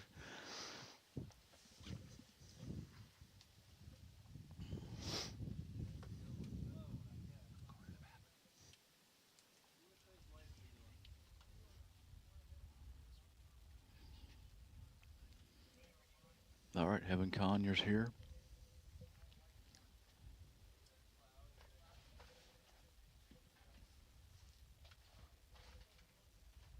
Looks like she's just a little bit long in the rough there. I'm not sure what she's, how she's lying there. I know we've seen what I assume was a second shot. That may actually have been a third shot. Kind of tough to tell what she's going to be lying in that position. But let's jump into Madison Murphy here. Can't really tell if she's on the grass slope there or if she's in the bunker. There is a bunker there, but kind of the way she's addressing it, I'm assuming it's in the grass, and it obviously is. And she's played a pitch up in the air that just kind of got away from her a little bit and ran past the hole. Again, but a tough angle there with very little green to work with between her, the rough, and the hole.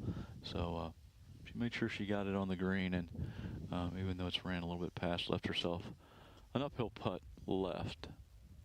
Third player in this group, Avery Roethlisberger. Haven't seen Avery in camera here very much, so not sure where she is. There she comes. With a couple clubs in hand. Looks like she's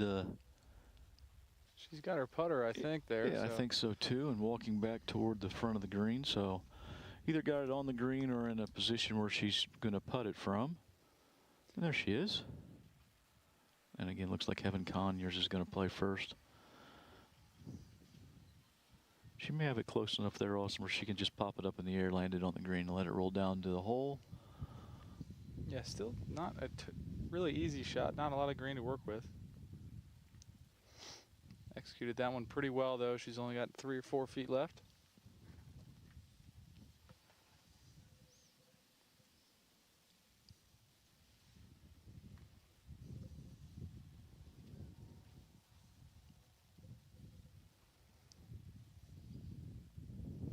I think Madison may be waiting for Avery to play, but not quite sure here. Again, both of them have similar distance putts. Avery's a little bit farther off screen here. And again, let's see who's going to go next. Looks like Avery. Well, not really sure. They're keeping us on our toes here. They are. They are. Yeah, it looks All like right, Madison's going to be next to play. Yeah, Avery just actually took the flag stick out for Madison, so maybe Madison asked her if she could do that for her. Well judged there. Yeah, great speed there by Madison.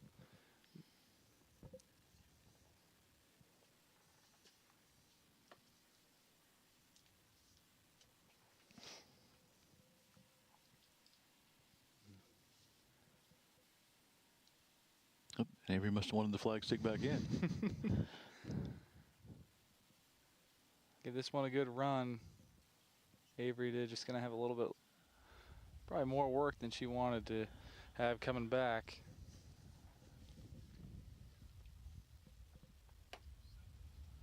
Again, noticing Avery with 2 gloves also here, so second player I've noticed wearing 2 gloves today. Mm-hmm.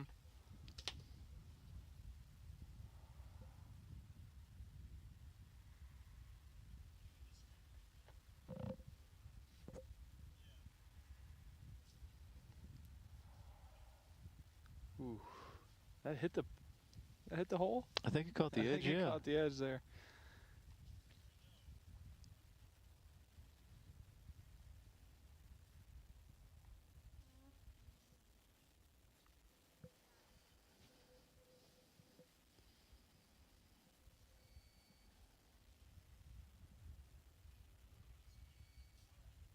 Ooh. She knew she missed that one early on. You could tell by her reaction. Yeah, just got that one started off a little too far to the left.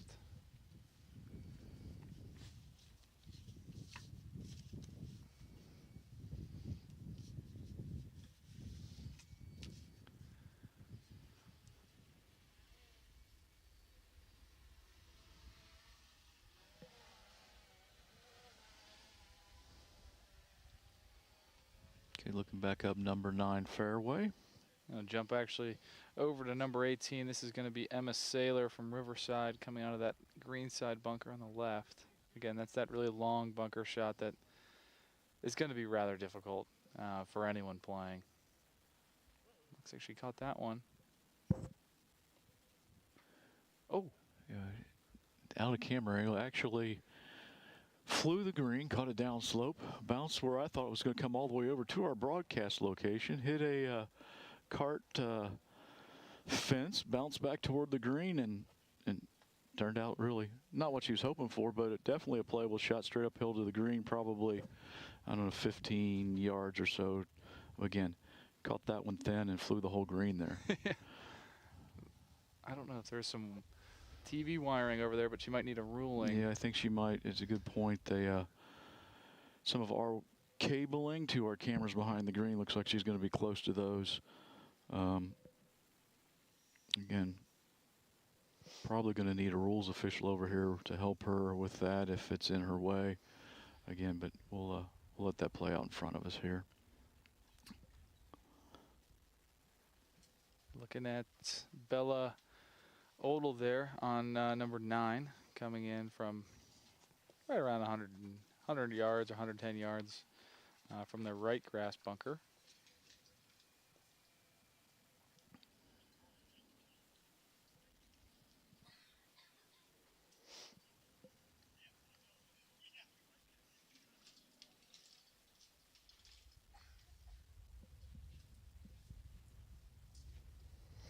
This is going to be Anna Somers from Alter next to play on number 9.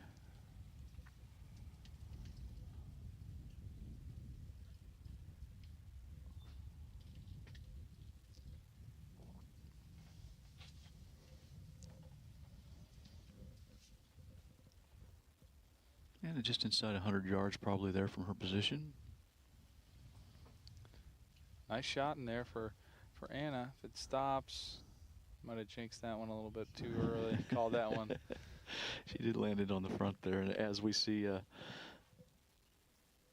would be Emma Saylor from her position that she put it out of the bunker. Almost got it up there to the green. That would be Maggie Mach and Lainey Bonifay also in the group. But I believe Emma Saylor is going to be still out. She's going to play her chip shot.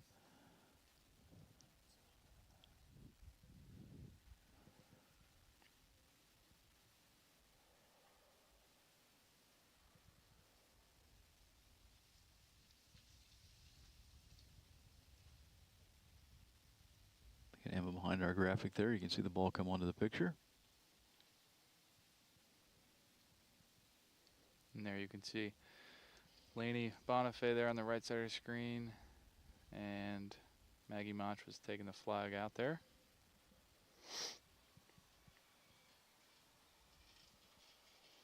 Looks like Maggie will be next to go. Probably got 10 feet or so here. Might try to sneak a little to her left. Looks like the wind's giving her a little issue with her hair there, Austin. It is. As you say that, the wind gusts, and she pours that one in. Excellent putt there by Maggie. Yeah, beautifully stroked. And again, Lainey Bonifay here next to go.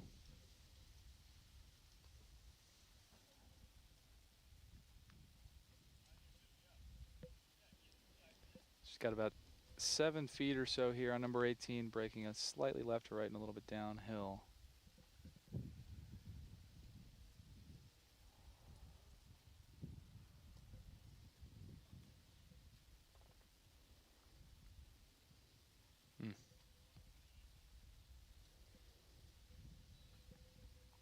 Believe she'll mark and let Emma go ahead.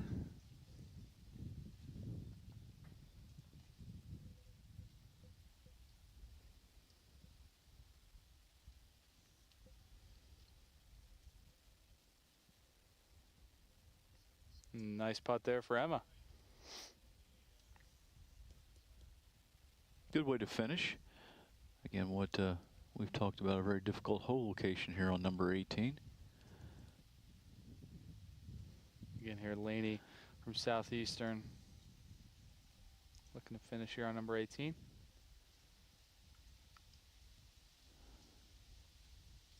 Oh, a little early step there. She did step early. Knew that she got that started on her line. And again, if you do that here, these greens are rolling beautifully. You get it started on the right line. More than likely, you can just go ahead and bend over and pick it up out of the hole.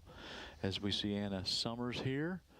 Again, we saw her hit that nice shot, land on the front of the green, and just roll over the back. And she comes up there to leave herself with, 6-8 feet. Again, kind of up the hill there. Maybe a titch break in that right to left as she's looking at it.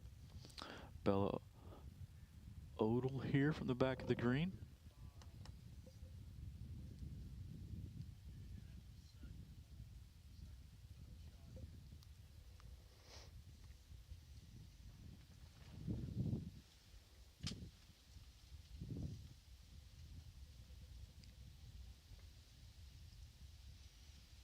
Left it just a little short. Looked like she had it on a good line, but didn't quite get it to the hole.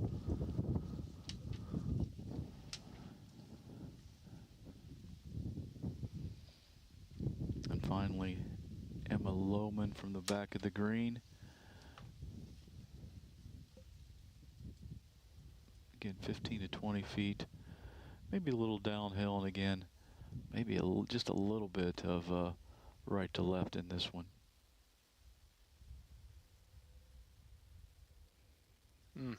Right line there for Emma, just left it a touch short.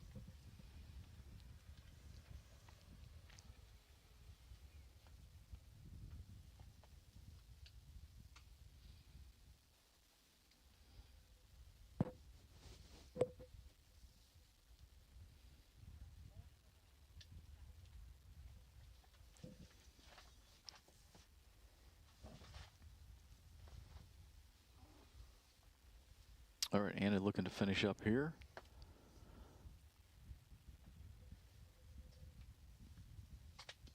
Good distance here to make one, Austin.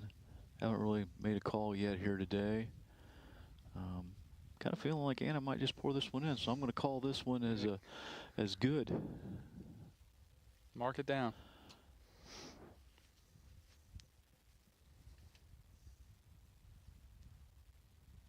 Anna let me down.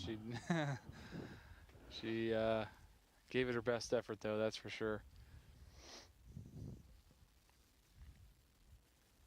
That would make me 0 for 1 today. Yeah. Can't stay 0 for forever, though. We'll give it another attempt here pretty soon.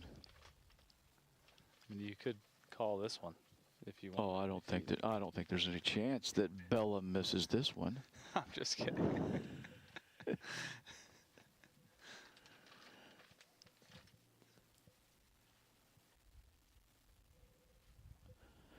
I was a little worried about jinxing her right there for a second, Austin, but she made it through the Ambergy jinx and just poured it right into the hole. Yeah, there's no jinx in Bella today. I'm not sure Anna feels the same after I called her last putt and she missed it, so just a little bit left for her tap in here, though.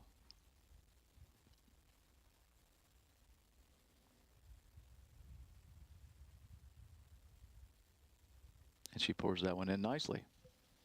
All right, that's the 11-20 group finishing up their front 9. Be leaving number 9, heading to number 10 tee as we jump over quickly to the 18th green with Regan McDaniel from behind the green with her chip shot down to the hole.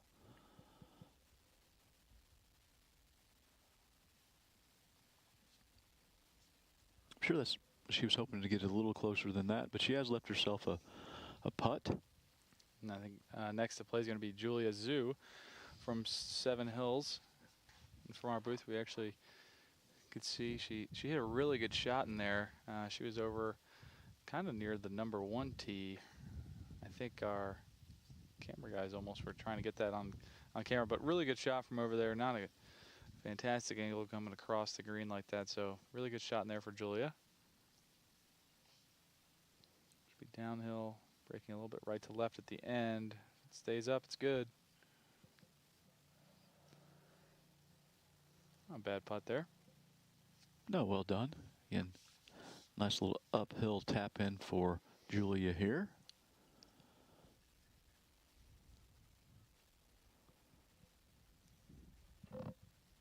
And then Reagan McDaniel next to play there. After her chip from just over the green.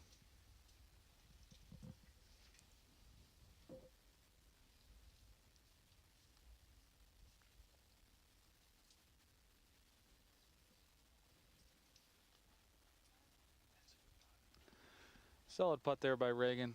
Definitely not a distance that you're going to make a high percentage of those. So very well done there to get it down there close to the hole and tap in range.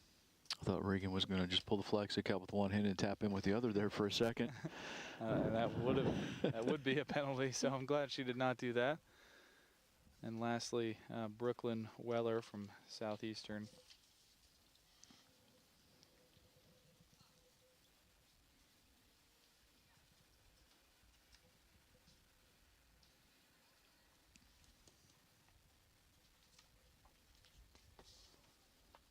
As Brooklyn taps in, that would be the 11:35 group, just finishing their front nine and heading over to number 1 tee to get the back nine started. Again, those players there just finishing, were playing in the number 1 position for their team. So all the teams that would have started on the back nine do have 9 holes in. So might be a good time now to take a quick look at the leaderboard and see how we're standing from our updates that we've got so far. And again, Fenwick's still in the lead, but they're actually tied now with Seven Hills through scoring through 6 to 9 holes at 34 over par. Again, Fenwick and Seven Hills both at that score. Graham Local 49 over par, Alter at 55, and Southeastern at 60. Cincinnati Hills Christian Academy is the first group in the early wave of times, meaning that they've played more holes, and their score is at 67 over. Individually, looking at scoreboard, Lauren Miller from Alter is at 1 over par, Zoe Merritt and Brooklyn Weller, along with Regan McDaniel at 2 over par. Again, Zoe from Graham Local, Brooklyn from Southeastern, and Regan from Riverside. And again, really early on in the competition, but there's a kind of an idea of where we stand at this point.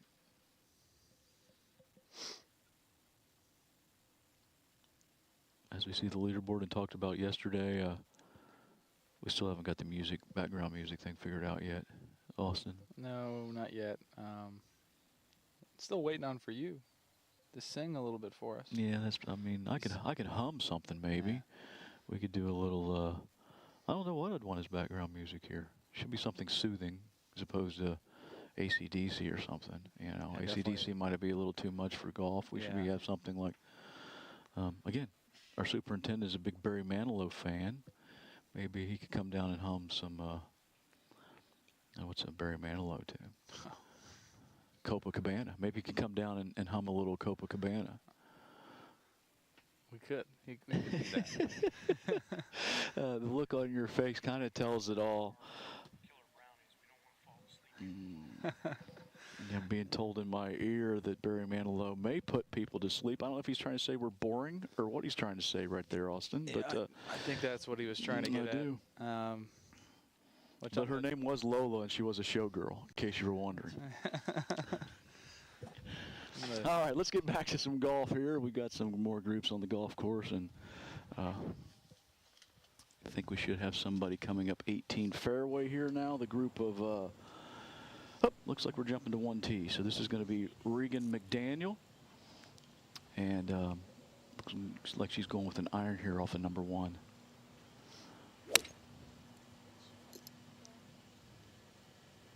Like a solid swing there by Reagan off number 1. Still eyeing it a little bit.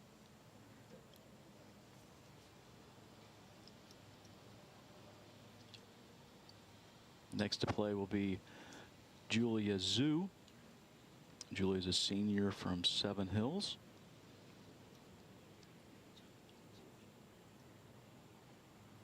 Looks like she's going with the fairway metal here. Driver? Yeah, that might be a driver. Still a fairway medal, I guess. Well, yeah, we have misjudged how the size of the club there when I first looked at it. But yeah, that's going to be a driver. Again, you can see the 150 post out there. Perfect line here would be to the right of that. And looks like she's got that started on a good line.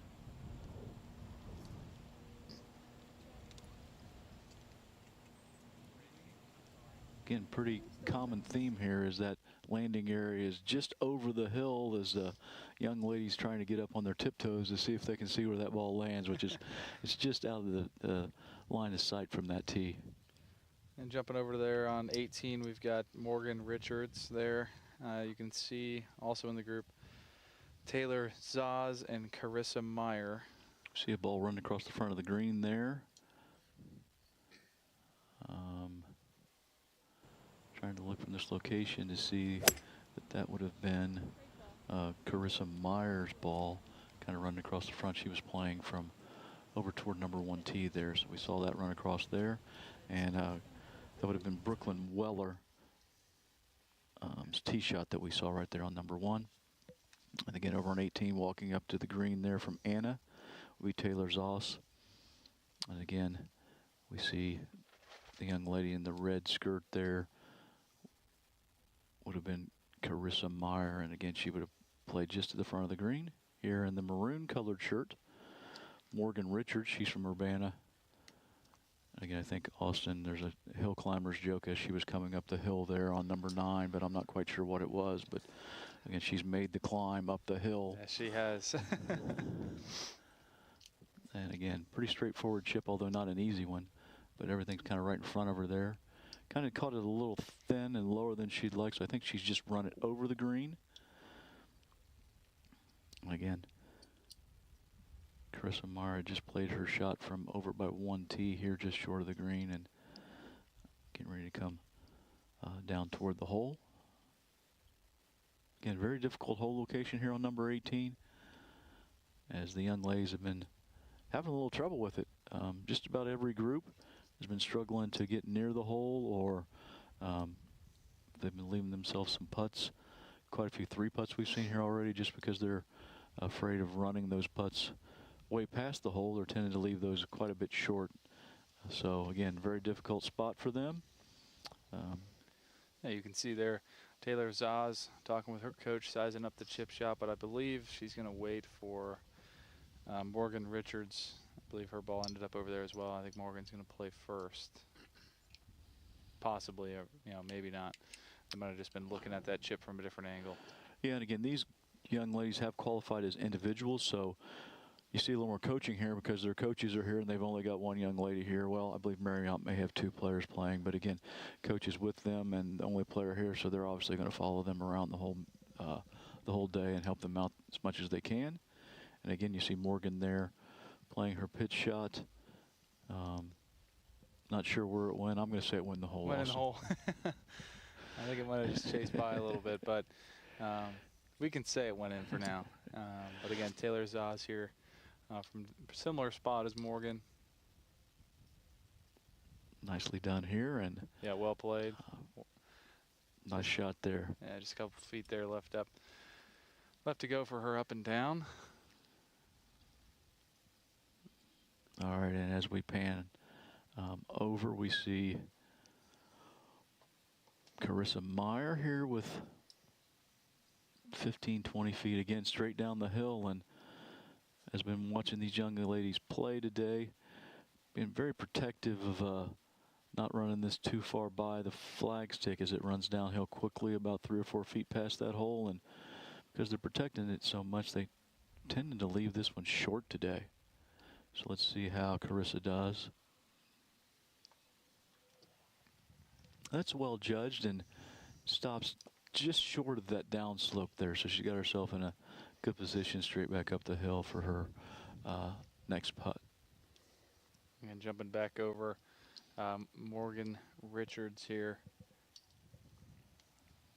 Similar lines. It's going to break a little bit from her left to right.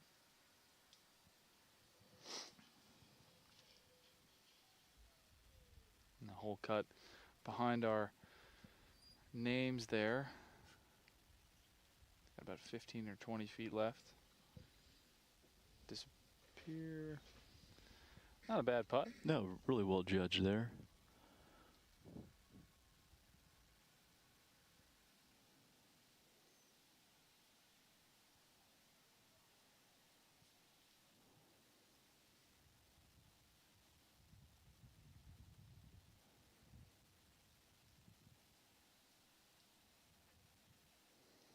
Taylor Zaz, saw her beautiful chip there from just long right of the green. So this to clean up here on 18.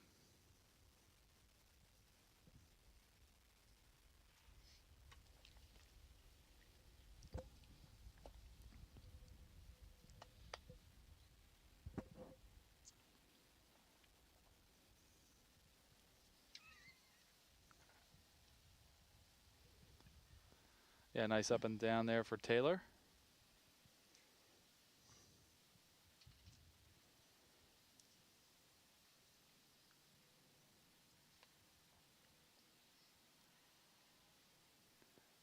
Carissa Meyer taps in.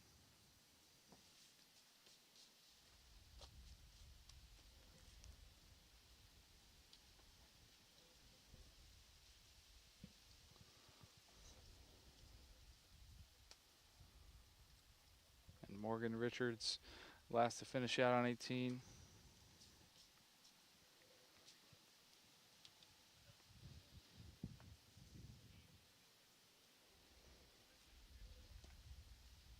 Looking back up number 9, you can see Sophia Rush, I believe, there walking across, and in the background, Zoe Merritt.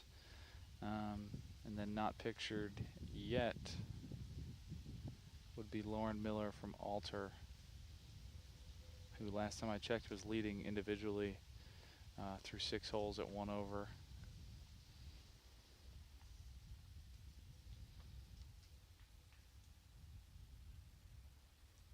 Yeah, and obviously we're getting scores every 3 holes, Austin, so that hasn't been updated since they posted that. They'll update after she finishes 9 here, so we're going to get an idea how she played on 7, 8, at 9 once she finishes this hole. But yeah, she's a leader at this point, and had a really nice start to her day.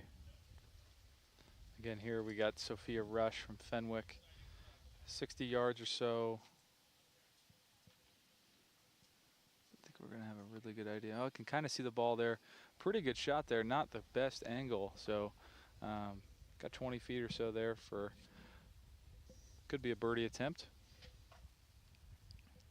Yeah, this is Lauren here pulling putter from the bag, looks like.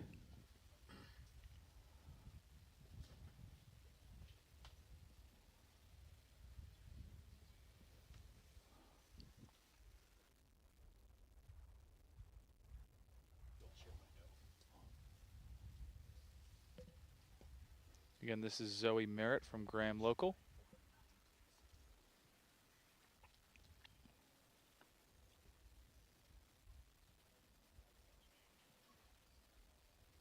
Just chased over the back edge of the green there, but still on the fringe, so definitely going to be a putt there. And looks like Lauren Miller here just over the back of number 9 green. Yeah, I thought she had a putter in her hand, but I believe this is an eagle chips, what we're being told. Yeah, so Lauren able to get her second shot over the back of the green here, so really good spot to be chipping from. Just didn't quite get the contact she was looking for there, Austin, and kind of had the ball run up the club face there a little bit. So yeah, it looks like she's got the putter out now. Just is going to have to putt through just a couple feet of rough there, but definitely not a bad play. Yeah, I can think what she's looking for here. She's trying to get this down next to the hole and tap in for her par. Again, this is going to be still a birdie attempt for her, so even though it wasn't a great chip shot, she has the opportunity to avoid a disastrous hole here by all means. Just a nice putt here. I mean, still could make birdie. It's still yes. Below the hole and up the hill at the hole. Yes, certainly still a good spot to be putting from. Not a bad attempt there, just a couple feet left. Yeah, again, straight up the hill too, so left herself in good position. Not sure who's going to be putting next. It looks like Zoe might be away, so I think she's going to go next from just off the green there in the fringe.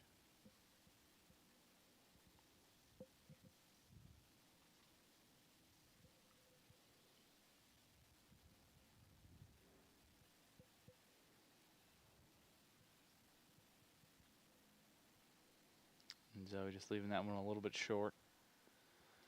She'll mark, and then Sophia Rush from about the same line going to come up. Which could be a birdie attempt. We saw a really nice shot in there from about 70 yards or so, so very well could be her 4th shot here on the par 5 ninth.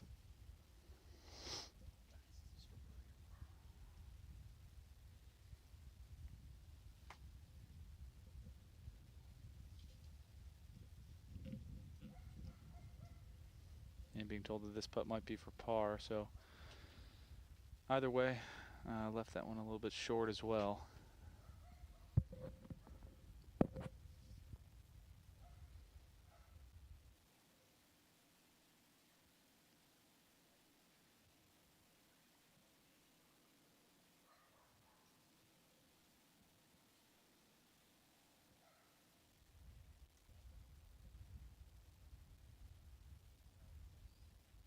As we see Lauren Miller reading this putt from both sides. Again, shouldn't be much in it.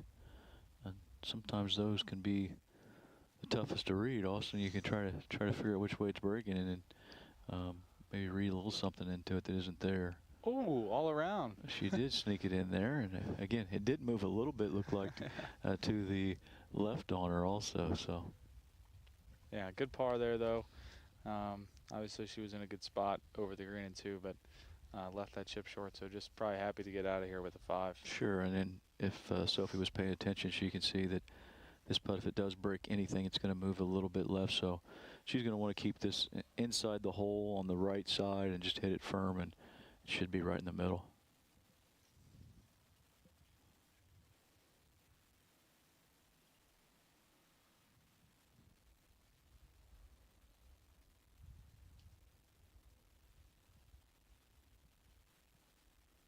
Nice putt there.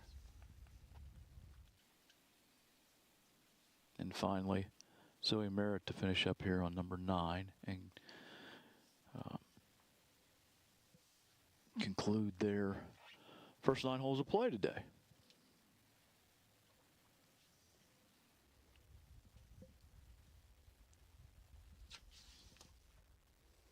Hey, Joe.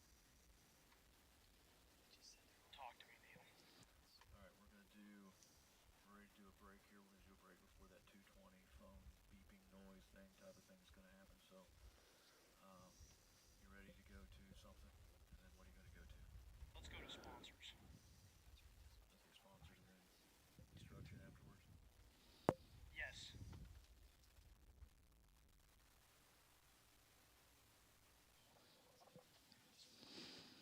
All right, so here as groups are starting to make their turn and head to the back 9. Also, now we're going to take another break here for a few minutes. We got a couple reasons for that. If you're not aware, there's going to be a national emergency phone test, so that's going to happen here at 2:20. So a lot of phones and everything's going to be going off. Not sure how that's going to affect some of our electronics. So we're going to go off and take a little bit of a break and come back in about 20 minutes or so here. Looking at, well, let's say 25 minutes, about 20 till. We'll come back, and once we get back, we'll go ahead and bring you the completion of play today and find out who's going to be the 2 teams and 2 individuals moving to the state. So, again, we're going to take about a 25-minute break. Again, we're going to show you, we're going to thank a couple of our sponsors that have helped put this thing on, and then after that, do some more golf instruction for you. So, if you'd like to hang around and see a few tips, again, might be a chance to improve your game. And or if you want to make a quick trip to the refrigerator and get you some popcorn and peanuts so you can come back and join us and stay with us for the rest of the day, that'd be good too. So again, quick little break. We'll see everybody here at about 20 till. See you then.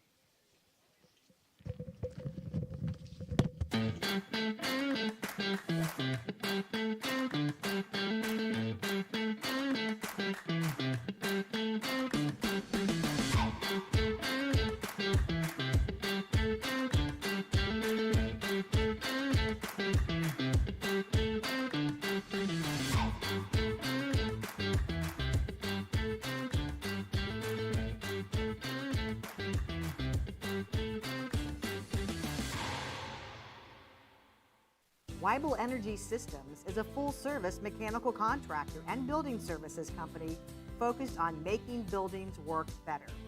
You can rely on us for all of your building's operational needs, including HVAC installation, service and preventative maintenance, building automation and controls, energy services and monitoring, healthy building consultations, and commercial plumbing, as well as security cameras and door access controls. Weibel Energy Systems serves Dayton, Cincinnati, and Columbus. Learn more at goweibel.com.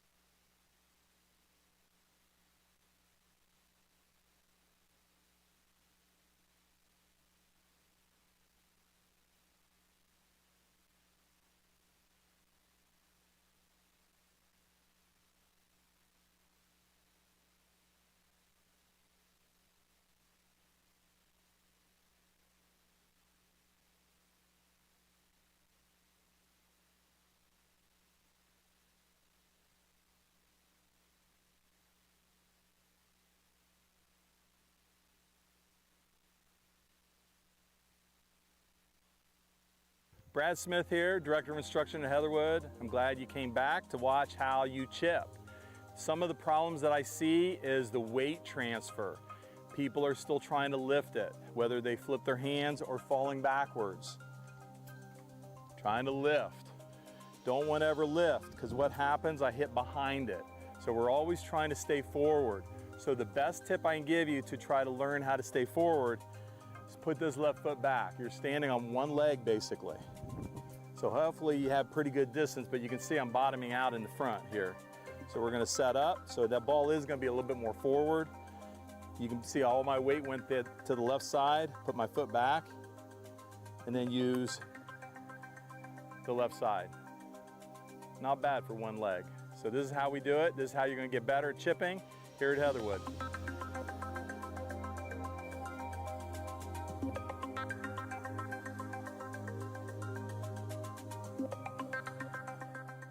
Brad Smith here, Director of Instruction at Heatherwood. I'm going to teach you how to do a little bit of chipping and get a little bit better. A lot of people hit it over the green, hit it thin, try to fly it to the hole, that kind of thing. You can learn the same technique with different clubs, okay? You can even putt it if you can. So whenever you can, try to putt it. And then we can go from there. So if you're close to the green, you can putt it, roll it there. What I'm looking at is about 3 to 5 feet on the green, trying to land it there. And then I'm saying, okay, is the pin very close? I'm going to use my 58 or 54. If it's a little further out, I'm going to use a pitching wedge. And if it's even further out, I'm going to hit the 8-iron. But my landing area is always the same. So the technique, I'll just do the technique here real quick for you. So the technique is all about taking the ball, put it in the middle for now. You can play it forward or back later on. Just play it in the middle for now. Set up. You can open up just a little bit and then take your whole body and move just a little bit this way. So even my head goes this way. So I'm stacking everything on this left side. That's going to allow me to go up and follow through on this side of the ball. So I'm hitting down into the ball a little bit better. So my practice swings are going to match my landing area. So I'm not looking at the hole. I'm not saying here's the hole, I got to swing that big. It's the landing area, which is a different type of shot for most people, because everything we do, putting, you look at the hole. This is how big I swing. Chipping, no, right here. So I'm going to put my ball right in the center for now. Lean forward, hands are forward. Look in the landing area. You can watch my eyes go from the landing area to the hole. And then I'm going to take it back with my left arm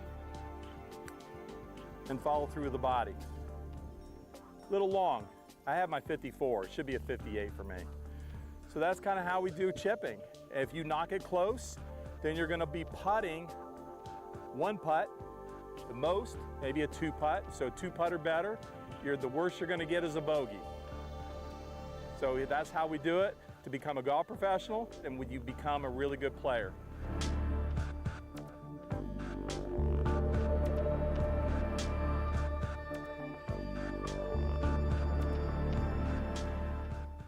Brad Smith here, Director of Instruction at Heatherwood, here to show you how you chip a little bit better with some of those problems that you may have that I see as an instructor. We have one of the problems that I see people trying to scoop the ball, the flipping. So they have a tough time leading with the hands. Take your alignment aid. If you don't have alignment aid, take another golf club, turn it upside down. But you can take your alignment aid. We have a bunch of them here on the dry range you can practice with.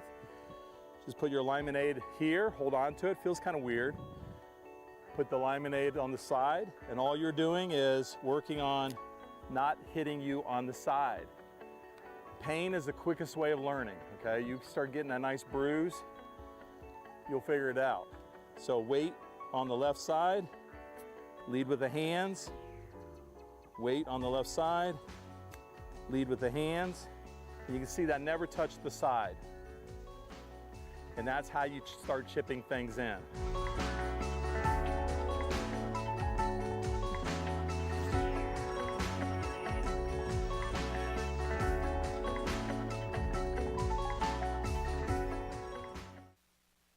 Brad Smith here, Director of Instruction here at Heatherwood. I'm here with Austin on number 9. Austin and I have looked at this. He plays a different shot than I do.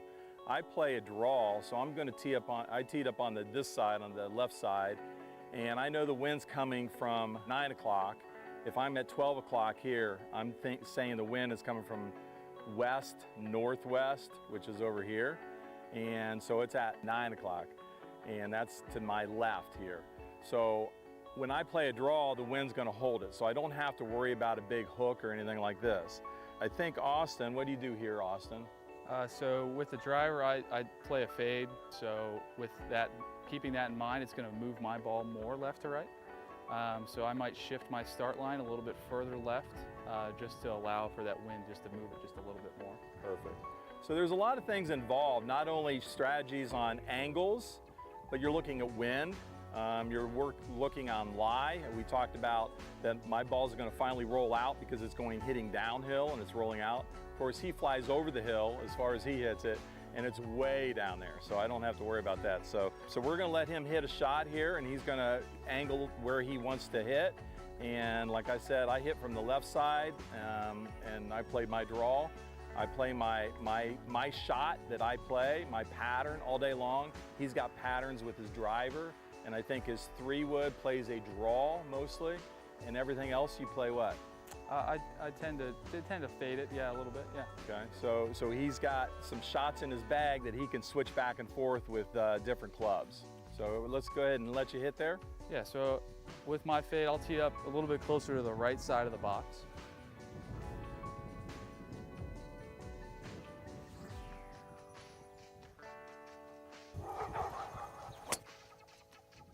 Absolutely perfect. Even with the dogs barking in the background, that was fantastic how he stayed focused. So if you run a good routine, you can always stay focused even with these dogs barking at you. So hopefully you can stay focused and continue to do what the pros do here at Heatherwood. Good job. Yeah, thank you, Brad.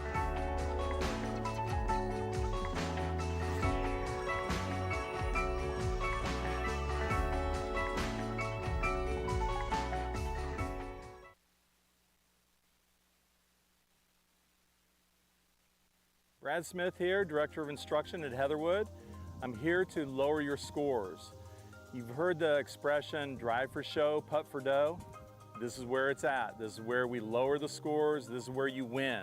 So it's all about distance control. It's my favorite drill to do. It's all about making sure you have the correct distance. If you have the correct distance, then you're going to learn break, and you're also not going to 3-putt if you have the right distance. So my favorite drill is I walk off 3 paces from the edge of the green, stick a tee, walk another 3 paces, stick a tee, another 3 paces, and so forth. So we work back. I believe it's a 4-ball learning curve, so most of my students know this drill, and I do a lot of this drill. It's all about, if you know anything about decade or some of the other programs that are out there, they all talk about speed control. I've been doing this in my junior camps forever, okay? So this is really important.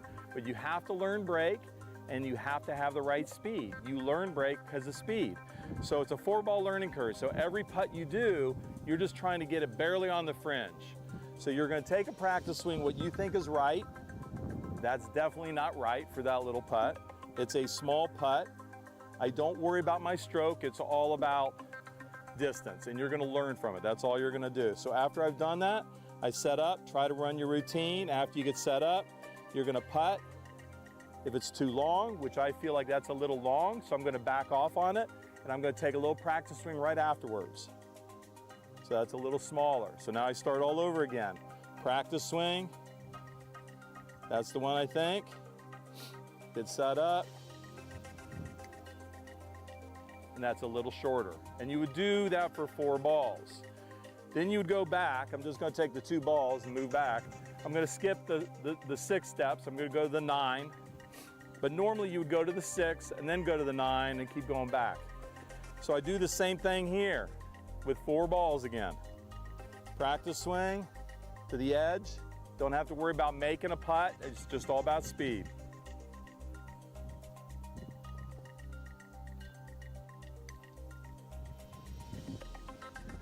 So you can see I got pretty good speed control, and that's where you're gonna learn your brake. After you do all this and you go back a few steps and you keep going back, then you mix it up and see if your computer, your head, figured it all out. So then you mix it up. Maybe go to the first one, go to the back one, go to the mid one, and just mix it up. See if you can have instant recall. Go through the whole process again, practice swing, looking at it, figuring out that's the swing, get set up, and putt. That's a little short. Oh, that would have fallen in the hole still. So that's what the pros do. That's how you make money on wood. We'll teach you how to do that.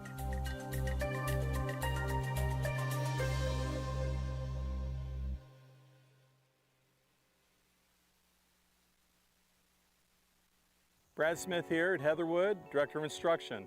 I'm here to show you how to do a pitch. You can get some different heights. I like to think of myself as a clock. 12 o'clock up here, 6 o'clock down here. I got, what is that, 9 o'clock? 9 o'clock to 3, okay, so 9 o'clock to 3. So I like to think of that. As I do this, I set up like a chip a little bit, put a little bit of weight on the front side. My right elbow is gonna kind of go in to my side a little bit. There's 8 o'clock, there's 9 o'clock, and there's 10 o'clock. So if I work those different distances with different clubs, if I do it with my 58, my 54, my 50, I'm gonna have different distances. Some of those distances will start crossing over, but the technique is still the same. You can move the ball forward or back, getting different heights. Right now, just play everything in the center until you get a little bit better at this, and you're trying to hit ball divot. You don't want to hit back here behind it. If you're hitting back behind it, back here, you may skull it and may not get up in the air. So we're going middle here. I'm gonna go about 9 o'clock. I hinge. You can hinge this way with the face down, or you can hinge with the face open. That's gonna go higher, and I follow it. So it's very relaxed. Hinge up and follow through. So you can see my whole body is followed through. That might be maybe 25 to 30 yards. I can go smaller with that same tempo, be more down in here, and it'll be a lot shorter. Same setup, a little bit of weight on the front leg, hinge it. That's closer to about 20, the other one's 30. I can go to 10 o'clock now. So now I'm gonna go up a little higher. This should go maybe 40 or 50. So I do the same thing, a little bit on the front leg, hinge it up, follow through a little bit higher. I have different distances. So it's all about different distances. If you want to play lower, you can play it back in your stance and kind of hold on to it. Play it back in your stance, finish lower. That's going to go a lot lower. So different trajectories, different heights, and different speeds or different positions on the clock will give you those different distances. So start there then you can apply some other things down the road. This is how we do it at Heatherwood as a professional. We'll see you later.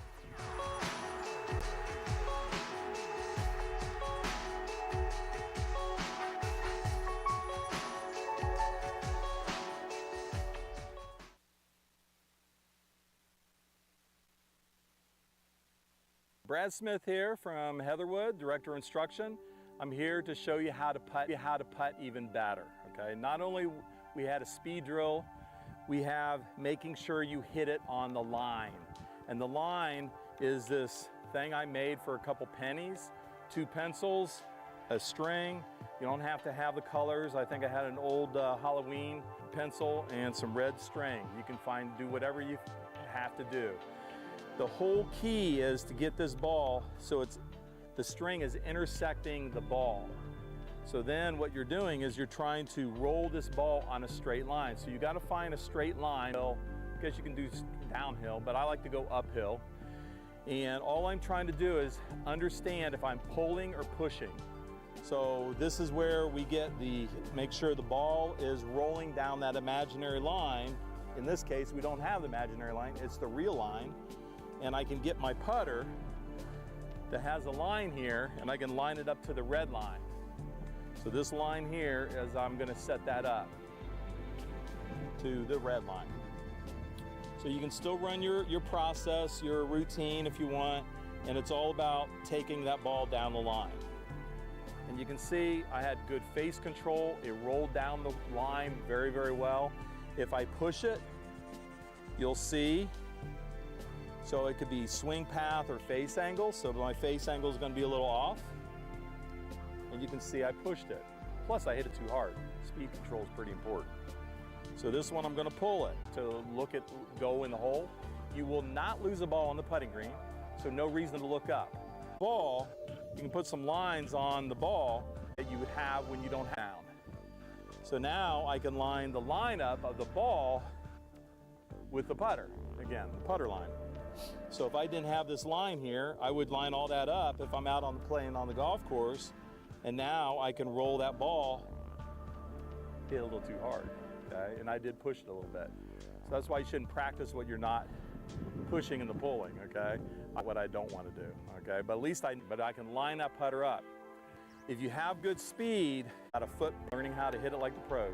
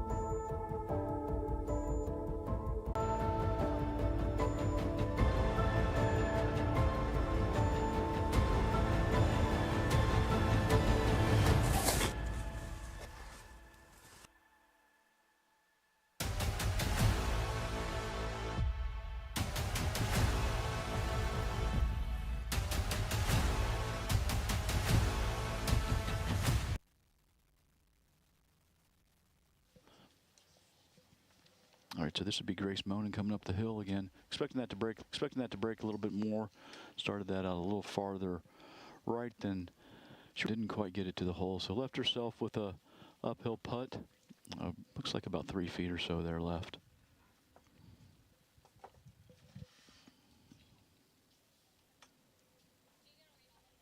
Teams and they're both at 88 over.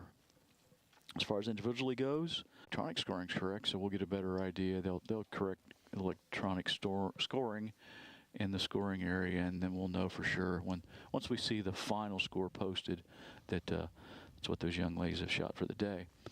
All right, 18th hole here again. Got a camera behind 18th green and 9 green that we're going to bring you action the rest of the day with. And we won't be having any players turning to 1 and 10 now. All players have teed off on the back 9. So again, just using these cameras for the rest of the day. Unless we get into a playoff situation, then we'll get some more cameras back out on the golf course to cover that the best that we can. And we're looking at Danielle Francis from Versailles, coming up on 18. Looks like she might have hit that one a little harder than she anticipated, just running through the back edge of the green there. Again, talked about it a ton today, Neil, but tough pin location today on hole 18, tucked over the bunker on the right side. So going to be a pretty popular spot, either out to the left or through the green, as it is going to be hard to stop that ball around the hole. Also in this group, Jenna Malali and Mila Snyder, also in this group, coming up 18. You're looking at Mila Snyder now from just over and left of 18, so pretty long chip shot here.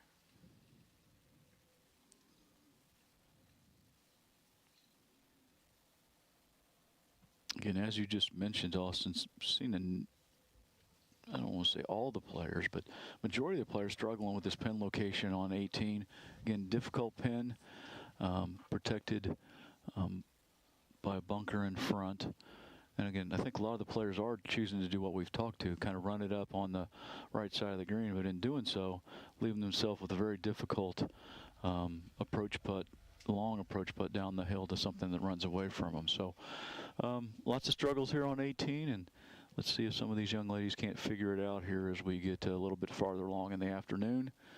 Again, Jenna Malali from CHCA coming down the hill for this long approach putt. You can see how hard she hits that putt, and these typically have been coming up short even though they've hit them pretty hard. And again, this does the same. Again, pretty typical result to what we've seen most of the day, leaving themselves with 4 or 5 feet down the hill. And for the most part, that 4 or 5 footer has been difficult to make also. So Jenna's either marking that or going ahead and tapping it in. Looks like she actually, I think Danielle Francis was just off the green on the front right, and she had chipped it up there to about a foot. So I think that's what Milo was waiting for. Yeah, I can see that now as we look at the green. So Mila at this point with another long putt down the hill. Obviously the goal here and a great result would be inside of a 3-foot circle that you talk about all the time, as Danielle Francis looks like she's going to tap in here right at the hole. Chipped it up really close to where she just tapped it in and finished up the hole. Here comes Layla. And again, pretty typical result there. Again, like we've talked about before, downslope 3 or 4 feet past the hole that they don't want to get down to. So it makes them a little bit tentative, and much better putt there by Mila. Only a couple feet left.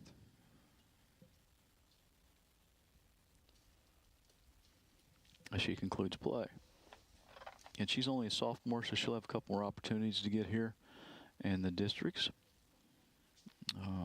Danielle, who just finished up along with Jenna, they're both juniors. So again, all 3 of these young ladies with the opportunity to qualify and get back here for the districts next year, but they have concluded play today, and going to go turn their scorecards in and post their rounds. Again, we have 12 teams here today, along with 12 individuals. The 12 teams and individuals all qualified through sectional qualifying last week. They did that at 3 different sites, and they took 4 teams from each of those 3 sites, and then 4 individuals who weren't on those qualifying teams from all 3 of those sites. And that's what's got us our field today of 12 teams and 12 individuals for a total field of 72 players here this morning, moving into this afternoon.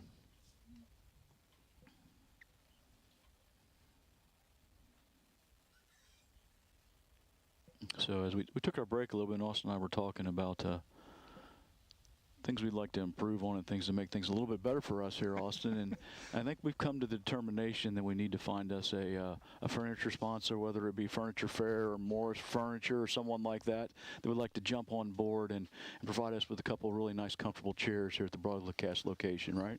I don't see why anyone wouldn't jump at the opportunity to partner with us and our outstanding broadcasting skills and want to be part of the broadcast. Would you agree? Oh, for sure. And I mean, not to mention how many, I mean, we'd give them so many shout outs over the course of the 5 days and long days that we Yeah, are there. I may have already started for Morrison Furniture Fair already to see if we couldn't get a couple things. And we are going to have two days next week on Wednesday and Thursday. So if you know you're watching, I'm sure you are watching in both locations, this would be the perfect thing to have on a nice big screen TV in the showrooms and show the ability of a nice 80-inch plasma screen to show how well it would cover high school golf. and again, be happy to throw out a nice thank you to Morris or Furniture Fair or really anyone that wants to get involved. That has anything a little more comfortable than what we're sitting in right now. Oh, that's too good. Back to the coverage here, though.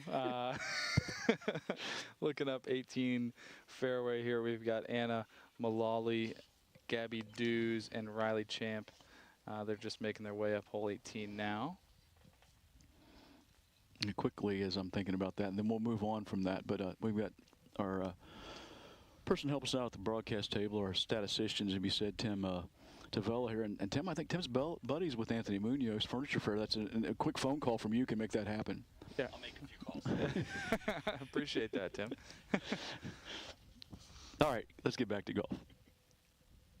Well, I don't know if asking for some commission on any sales that we, help bring in too would be asking for Yeah, too no, much. I'd be happy with just a couple comfortable chairs, I think.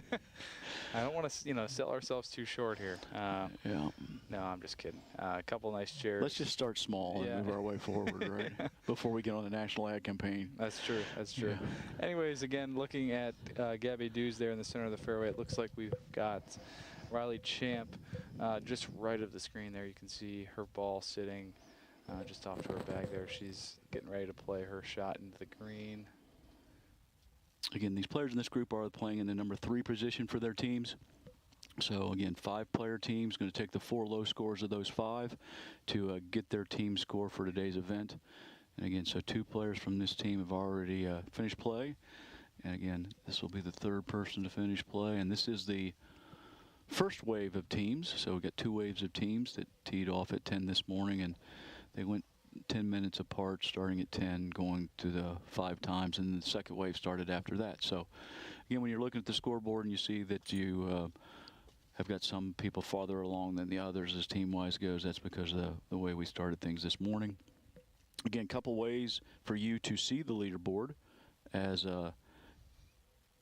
Gabby Dews comes on up here on 18. Looks like it just came up a little bit short there, either in the fairway or the rough, but did avoid the bunker there. Yeah, and again, she's quite a bit lower than that green surface there, and again, pretty typical result from what we've seen today. Looks like we've got Anna Mullally over there coming up from short right of the green. I'm not sure if she had already hit her shot from down there. You're being told hers is in the fringe, I think. And again, let me quickly get back to the ways that you can see scoring if you'd like to at home. Obviously, we're going to throw a leaderboard up here periodically, but a couple ways. The I Wanamaker app. I believe players are scoring on the I Wanamaker app after every hole, so that's an option for you.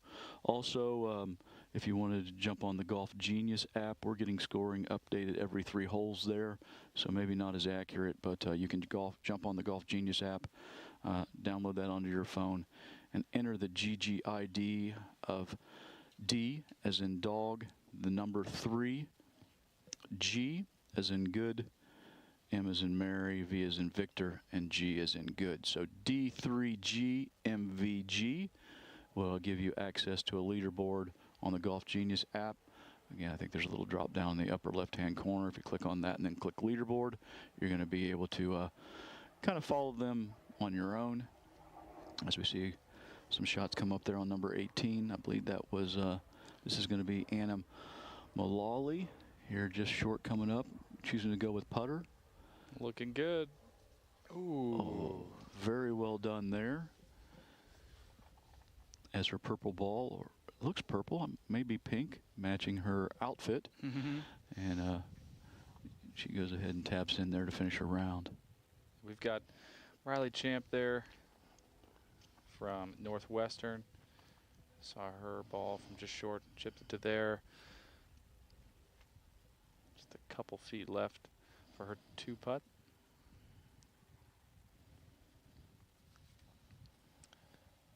And that leaves Gabby Dews to finish off on 18 here to conclude this group's play. She's got about... Very interesting situation there, Austin. I believe what happened right there, and I don't know that I've ever seen this happen. I think she took a practice stroke, and as she brought the practice stroke back, she actually struck her golf ball went back and hit it the opposite direction. Yeah. To be honest, I don't know. I'd have to look at a rule book to find out exactly what. I don't believe that's a penalty at all. I'm not even sure if she doesn't replace her ball from that position because she wasn't attempting to strike the golf ball. So I really don't know the rule there. I believe, you know, a couple years ago when they redid the rules, if you've already marked your ball, any unintentional contact with the ball, no penalty. You just move the ball back to where it was. And then you play from there. So she did move the ball back. It's just an estimation. Sure. Your group decides with where you're putting that ball back, and then she'll just play from there with no penalty incurred. Once again, Austin Schoonmaker with the rules expertise right there. Again, I don't know if I've ever seen that happen. They actually hit the ball the other direction. Yeah, I've kind of shocked me a little bit there as I saw that ball rolling the other way. I didn't really know what happened. Yeah, I mean, I've definitely seen it a lot as far as, you know, you're taking a practice stroke and you know, maybe too close to the ball and you accidentally nick it forward a little bit or you know, kind of towards the right or whatever. But again, I've never seen it go backwards either. So, seeing something for the first time here as well. All right, that group finishing up and heading to turn in their scorecards. And looking back up, I think we're getting... Looks like the tee on number 9 right there, I believe. Up the hill trying to see some tee shots there. That should be Kate Donnellan, Grace Poppelman, and Isabella Porter.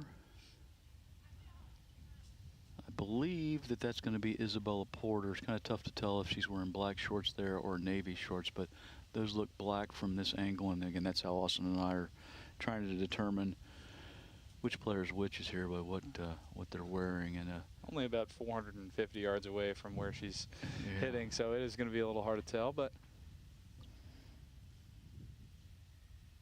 nice aggressive swing there. And quick tee pickup. We didn't get very many of those today, but I think she picked her tee up quickly and is happy with that one.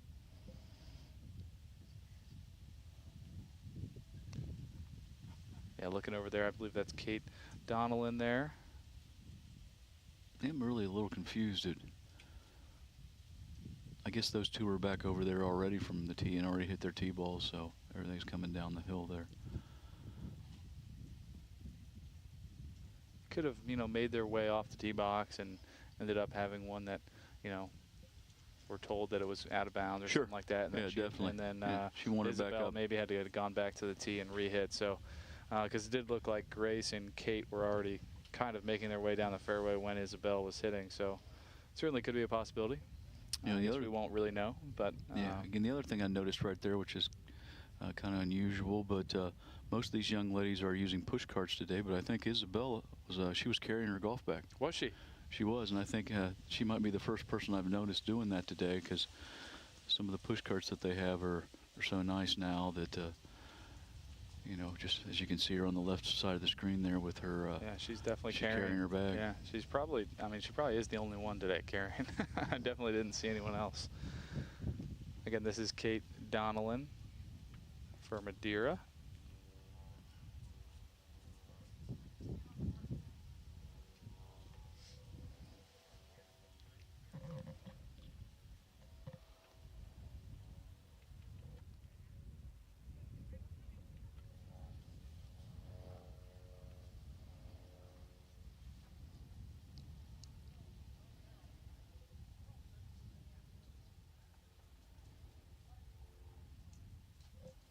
Again, cameraman here trying to get a shot up that number 9 fairway. Again, this camera located behind the green. So trying to give us something to see as they look back up the hill there. And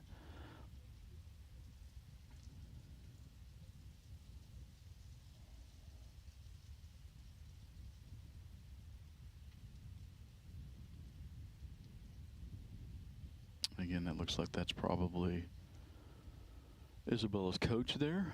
Again, over by the out-of-bounds stakes. Thought I saw her walking that direction, and here she comes into view now. And again, definitely carrying her golf bag.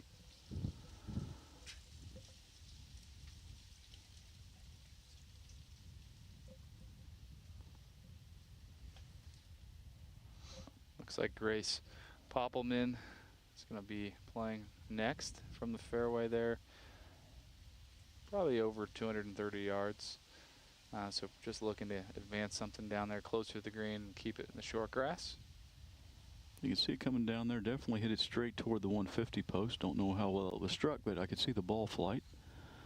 Should be in good shape as long as that stayed in the fairway. There are a couple of grass bunkers that do pinch in just beyond that 150 marker, so that can cause some trouble, but other than that, not a lot of trouble in that layup area. Yeah, so Isabella over here by the out of bounds. Again, hopefully this is her tee shot, that it didn't go out of bounds, and the second ball we saw was revisional that will end up not counting. So looks like she's hit that one already and trying to get that back into position.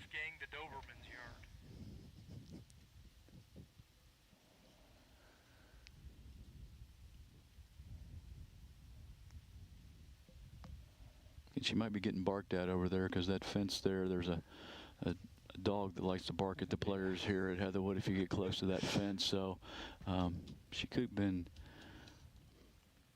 hearing a little distraction as she was hitting that shot there.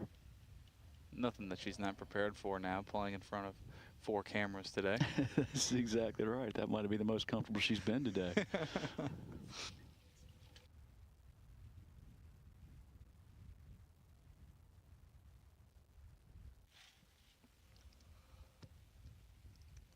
Again, you're looking at Kate Donnellan there from Madeira with her coach.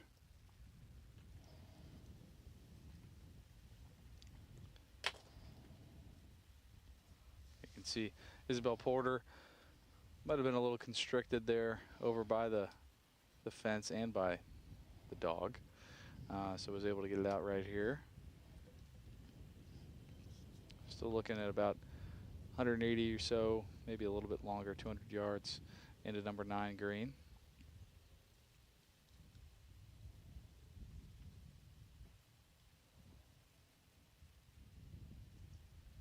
Looks like that one was coming a little bit to the right of the green there, left of our camera view. So we'll see where she ended up.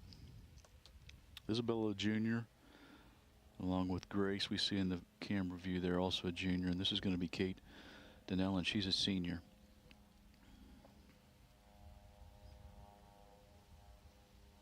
Looks like she's got it in a nice position here to attack this back pin location here on number 9.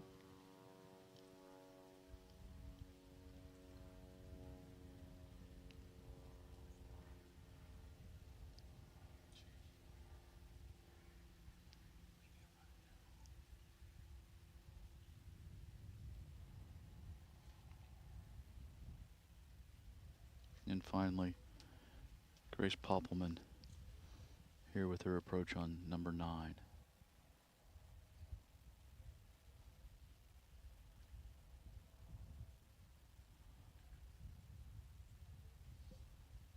And as you can see, the wind blowing Grace's skirt definitely picking up as we move farther into the afternoon.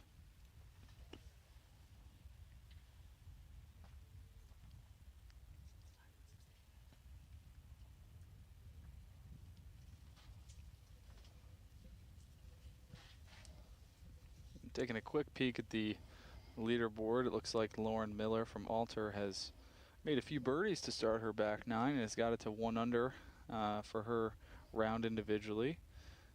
Alter looks to be in the 3rd place right now. Again, only 2 spots for teams and 2 spots for the individual to make it to the state tournament next week. So she is 5 strokes ahead of 2nd place now, where Julia Zhu Reagan McDaniel, and Charlotte Solar are all tied at 4 over. So provided Alter stays in that 3rd place where they would not advance as a team, Lauren in a great spot to move on individually.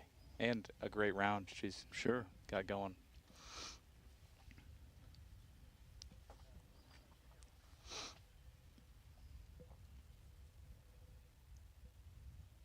Again, Alter, they did start on the front 9, so Lauren will be finishing on the more difficult set of holes, number 16, 17, and 18, quite a bit more difficult than 7, 8, and 9 here at Heatherwood. As we pan back to Kate Donnellan here on number 9. Probably about 80 yards from the hole there in the rough. And Isabel Porter now in camera view. Can't tell, it looks like she's getting ready to, I can't tell if, yeah, she looks like she's getting ready to step down into the bunker for a fairly lengthy bunker shot all the way back to that hole. Yeah, definitely got probably almost 30 yards for this bunker shot. Plenty of green to work with, but yeah, definitely has to cover a long area.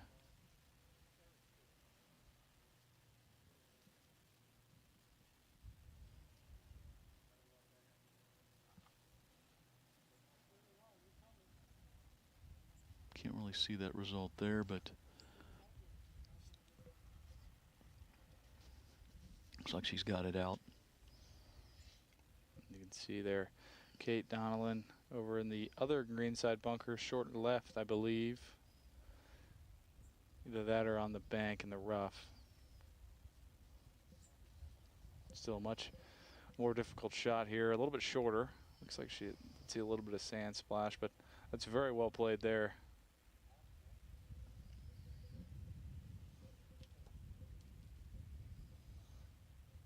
And back over to Grace Poppelman.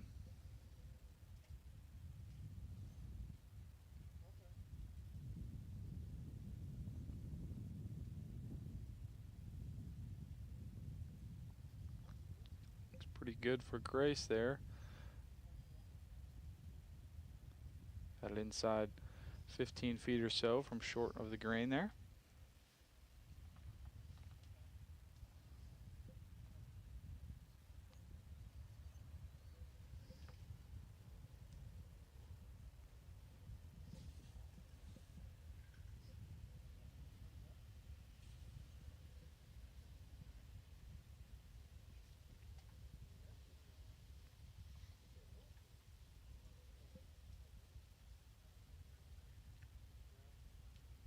Watching live coverage of today's Ohio High School Athletic Association Southwest District Division II Girls Golf Championship here at Heatherwood Golf Club in Springboro, Ohio. Players finishing up play at this point in time this afternoon. Following them with cameras behind 9 and 18 green. And here we are at 9 green. Again, Isabella Porter. Oh! With an outstanding way to finish as she holds a fairly difficult chip shot from off the green. What a way to finish her round, and very nice to get that on camera for her too. She can go home and watch the replay and be very excited to watch the ball drop in the hole. And like I said, an extremely difficult chip shot there, as you can see her smiling. Yeah, almost no green to work with there, so to get that one to go down is excellent. Obviously any chip in's really good, but especially that one, especially one that you can get on camera. So very happy. And hopefully she does go back home and watch that over and over again. I think I'd share it with everyone. All my friends. Yeah, exactly. Okay, final 2 players in this group. Grace Poppelman, Kate Donnellan. This is Grace here. 15 feet or so uphill, maybe moving a little bit left to right.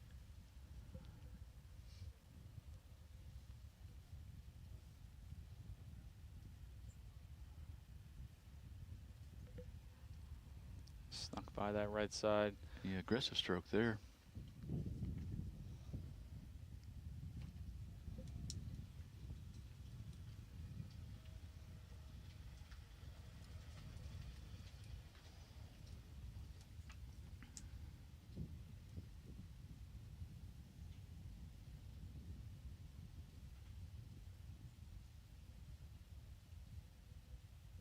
Oof. Again, that'll be Kate Donaldson from what we were calling the Madeira Mustangs earlier and have now changed to the Madeira Amazons. Again, Kate taps in there, and Grace to finish off the 10-25 pairing here on number 9.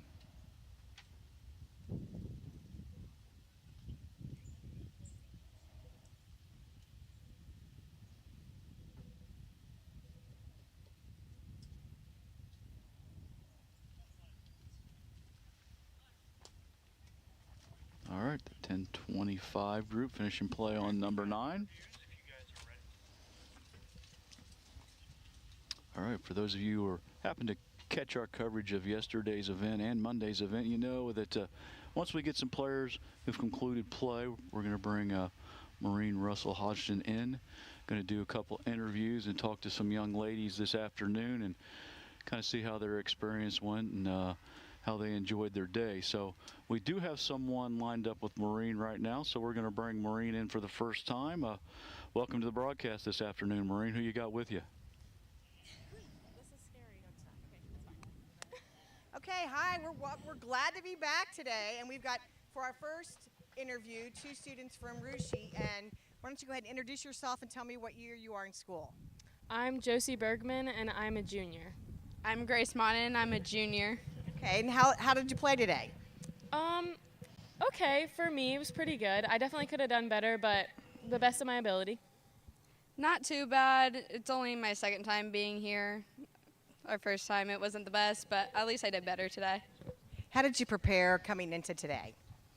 A lot of practice. We came here for a practice round last week, and we've been putting in a lot of hours at our home course. Yeah. What advice did your coach give you? Just to stay positive and relax. I feel like a lot of people come into this being really tense and nervous, but really when it comes down to it, you just have to relax and just kind of take it like it's another round of golf. How did the course play for you today? Oh, it was really nice. Loved the scenery. Even if I did bad, I just all right, at least it's beautiful today. It's not cold. I agree. It was a beautiful day out, and the scenery is great. Anything in particular challenging for you today? The fast greens. A lot of water and sand. At our home course, there's definitely not as much, so I had a lot of trouble with that. That's been a common comment, though, throughout the 3 days. So we're hearing a lot about water. And what did you really enjoy about today?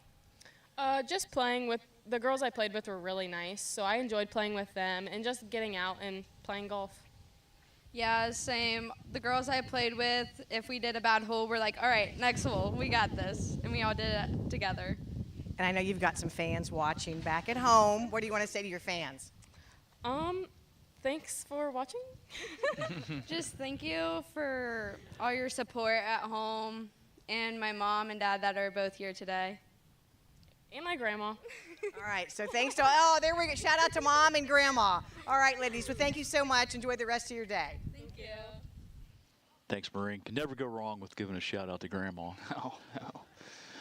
Jumping back over to number 9, we've got the group of Annika Rain, Victoria Sherman, and Caroline Rowley. It looks like Annika Rain has got a putt from the right side of the green up to this middle left hole location.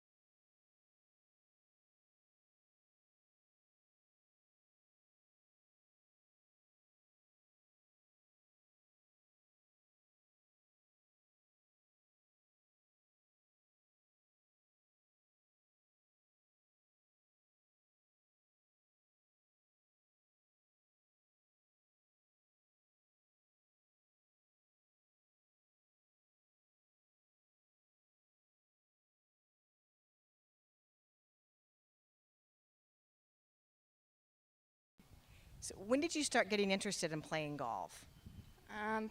This is my first year, but my uncle helped me a lot, so I'm really thankful for him. I just started learning golf like less than a year ago, probably. This is my first year doing golf, so yeah. Yeah, so did you play other sports before, or what was it about golf that you decided you were going to give it a shot? I did bowling, and I still do bowling. But Ella, one of our members, reached out to me. She said, hey, do you want to do golf? I think you'd be great. And so I was like, why not? Yeah, I used to run cross country, and it was pretty rough this past year. So I was like, might as well go out for golf, try something new, senior year. So, yeah. So this is your senior year. You're decided to go out playing golf. What are your plans after high school? I'm not sure what college I'm going to, but I think I want to go into occupational therapy. All right. Did you have fun today? Yes, I had a lot of fun. 100%, yes. What was the best part? That I got a PR, and everyone on the team has done really well. That I got a PR, and the people on the team were so sweet. All right. Well, very nice. Well, ladies, good talking with you. I wish you all the best, and we hope to see you later. Thank you. All right, Maureen. Always great day when you don't three putt. So outstanding for her on the greens today. All right, let's look at our blimp shot from behind number 18 green again here. This would be Bailey Bernetti. And we also have Bailey Ryder and Emma Garrison. Bailey Ryder there in the light blue shirt marking her ball.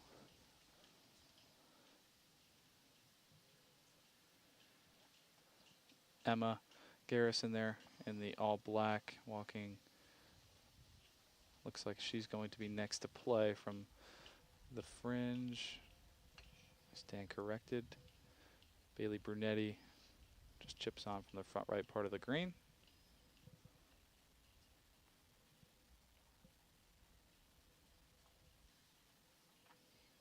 Again, Emma Garrison from Versailles.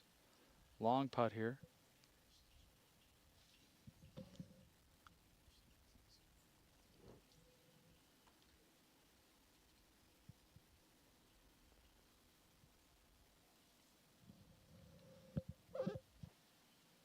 Again, pretty typical result on 18 today, leaving it quite a bit short from that far away. Bailey Ryder here from Northwestern, looking to come down the hill again. Again, Austin's seen very few putts even get to the hole from this side of the hole today, so let's see how Bailey does here.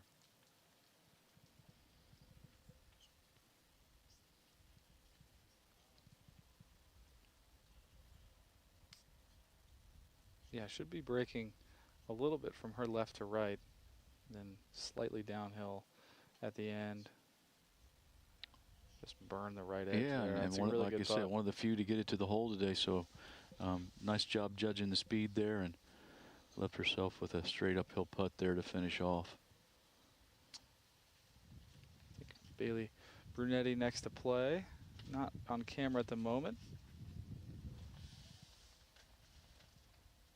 She's hit a nice shot up there, just a couple inches away from the hole where she can just walk up and thought she was going to do the one-hand tap in there. All right, back to Emma now.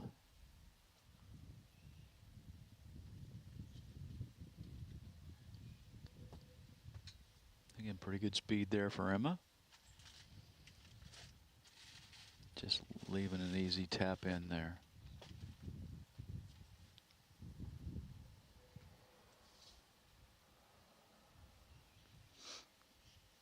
And then back to Bailey Ryder to finish off here on 18. Just a couple feet left. Pretty straight up the hill.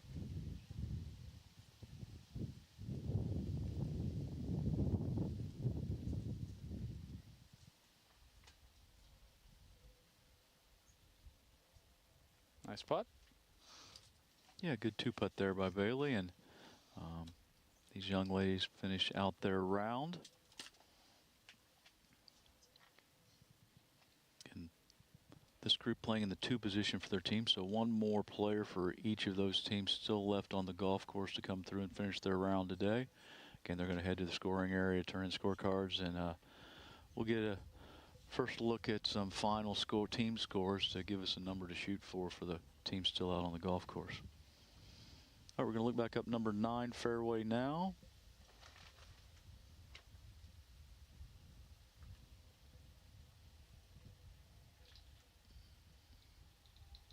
Looks like Kate Maxwell in our picture there.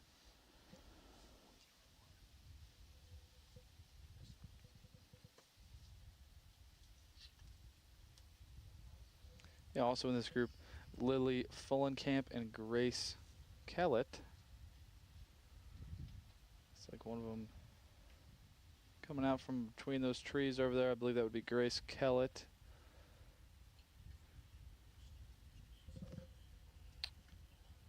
Yeah, and I think you see Grace's coach there with the green armband on. So Grace there, coach walking back up the hill, and Grace. Looks like there must be someone else. I don't know what they're waiting on there.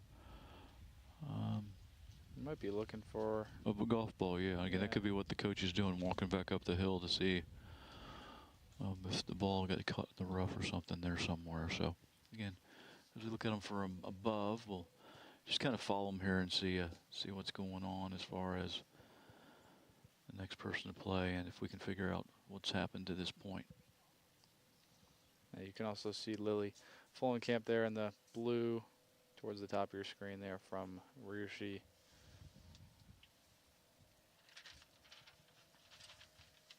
Unsure whose ball. Well, I'm assuming it's probably Lily's ball. Maybe not. Anyway, Kate Maxwell there from Oakwood. This came up a little bit short there. Not a bad place to be, though, right there. No, it should be up there far enough where I want it to go over that bunker or anything. Yeah, it looks like Grace is making her way down closer to the green.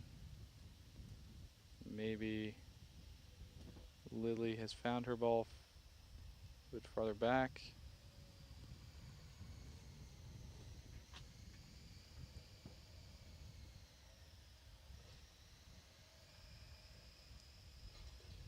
Or maybe not.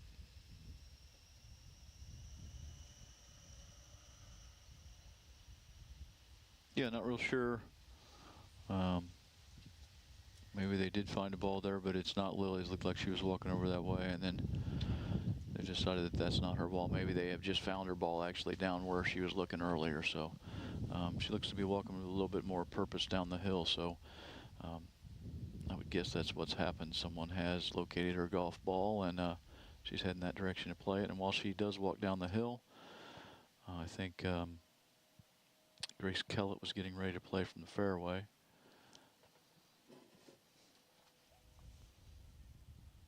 And again, here is Grace. Grace, a member of the Madeira Amazons, as we found out earlier today. Not the Mustangs. Boys are the Mustangs, girls are the Amazons.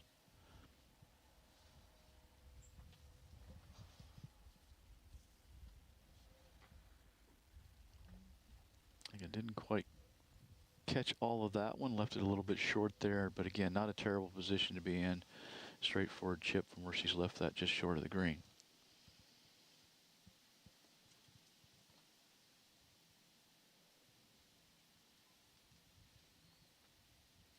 Again, looks like we're still looking for a golf ball there, Austin. Like we talked about it briefly earlier, time frame to find a ball is 3 minutes. Yeah.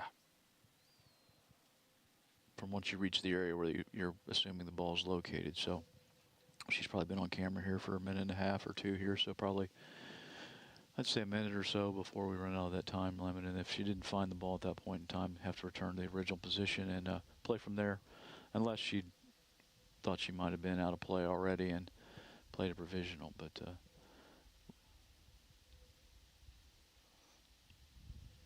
I believe that was Grace Kellett there, coming from just short right of the green. Looks like she might have ran that through the green a little bit, and then also Kate Maxwell looks like she had played quickly and left that one kind of short. You could see that ball rolling onto the green.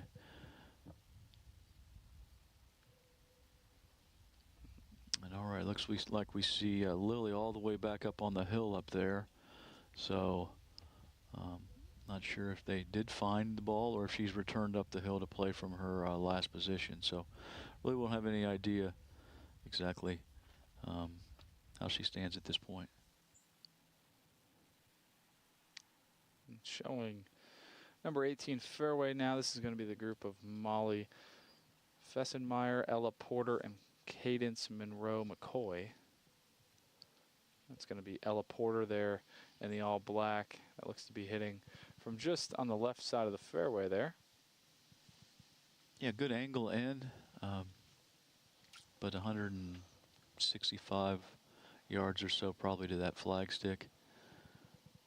Back up into a little breeze into and blowing from her right to left. So again, very difficult position to get the ball close to, or get the ball close to the hole. Yeah, I could kind of see it bouncing around just short of that bunker, just short of the green. So she might have a little bit of a difficult shot when she makes it up there. I believe that would have been Grace Kellett there, switching back over to hole number 9.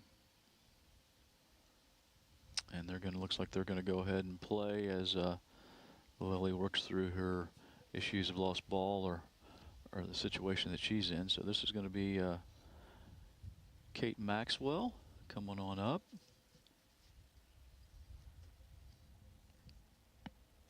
A little short there for Kate, but again left herself with a straight uphill putt to finish out her round.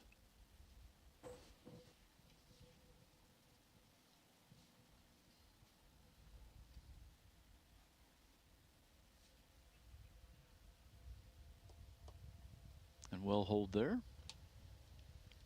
And finally, Grace Kellett.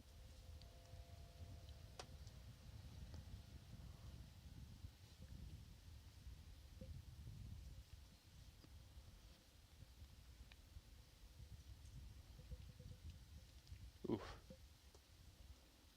She goes ahead and taps in.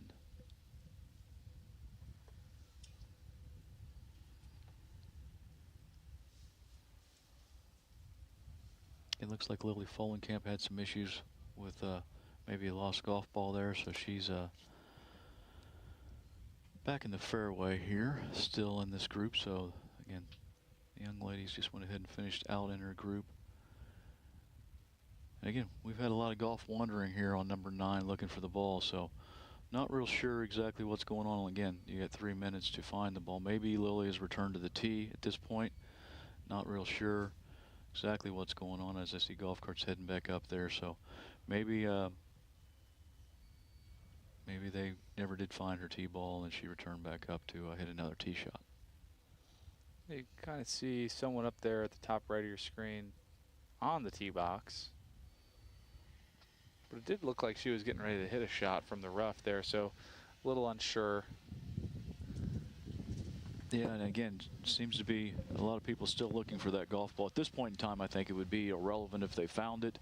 It obviously would be past the 3-minute time. So, again, we got some play getting ready to happen here on 18, so I'm sure we're going to jump over to 18. And looks like we have Molly Fessenmeyer from Cincinnati Christian Hills Academy here in that bunker that we've seen some girls have some trouble with, all the way over on the right side. Again, it's going to be even farther right than this camera angle as we're watching Cadence Monroe McCoy walk. We can also, I can see her in the bunker from our location, so let's see if we can't get the cameraman to pan that direction. Again, all the way over. And again, this is going to be Ella Porter, but we're going to be waiting for Molly Fessenmeyer to play from the bunker all the way over on the right side of the picture here. And let's see, looks like our cameraman's heading that direction. Yep, we saw the ball fly through there, so she's got it going toward the hole as he's trying to catch up with it. And actually it rolled all the way across the green, and pretty good. Yeah, not a terrible shot. It got past the hole and it got onto that downslope that we've been talking about, them being afraid to get it on, and just continued down the slope and just over the green and through the fringe to first cut of rough. Yeah, and you saw Ella Porter there marking her ball. She was short of the greenside bunker you can't really see from this camera angle, but hit a great shot in there at about 15, 20 feet. Yeah, you see her there. She hit that shot in there. And again, it looks like Cadence Monroe McCoy over there on the right side of your screen, looking at her putt. But I believe they're going to wait for Molly Fessenmeyer to play first here from just short right. It looks like Molly has chosen putter here to come up the hill toward the hole. Again, just through the first cut into the cut of rough, so kind of tough to judge how this is going to come out of there, but again, she's chosen putter, feeling comfortable that she can get this close to the hole, if not make it with the flat stick.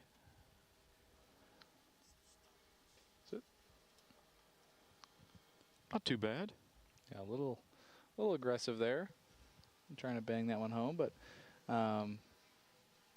she's got about 5 feet left for, you know, if she was there in that bunker in 2, that wouldn't be that bad of a 5 at all. No, not at all. And again, Cadence Monroe McCoy here from long range. Again, seen a lot of this putt today. I have not seen a lot of putts get to or past the hole. Yeah, I think maybe 1 or 2 all day long get to the hole from here. And again, Cadence is a member of Northwestern. Yeah, Northwestern Warriors here, and just kind of look at the scoreboard as I'm talking here. Northwestern, as a team, not having a great day, so Cadence being a freshman, she's going to get plenty more opportunities. As really good putt there, though. Yeah, and again, doesn't look like Northwestern's put themselves in a position to move forward, but again, Cadence being a freshman will have plenty of opportunities to continue her golfing career. Ella Porter here from Versailles. Should break a little left. Gets that one to drop. Excellent up and down there from short of the bunker. And if you can hear the crowd going wild again.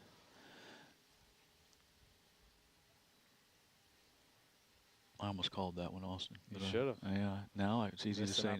Easy to say now. I almost called that one too. That's right.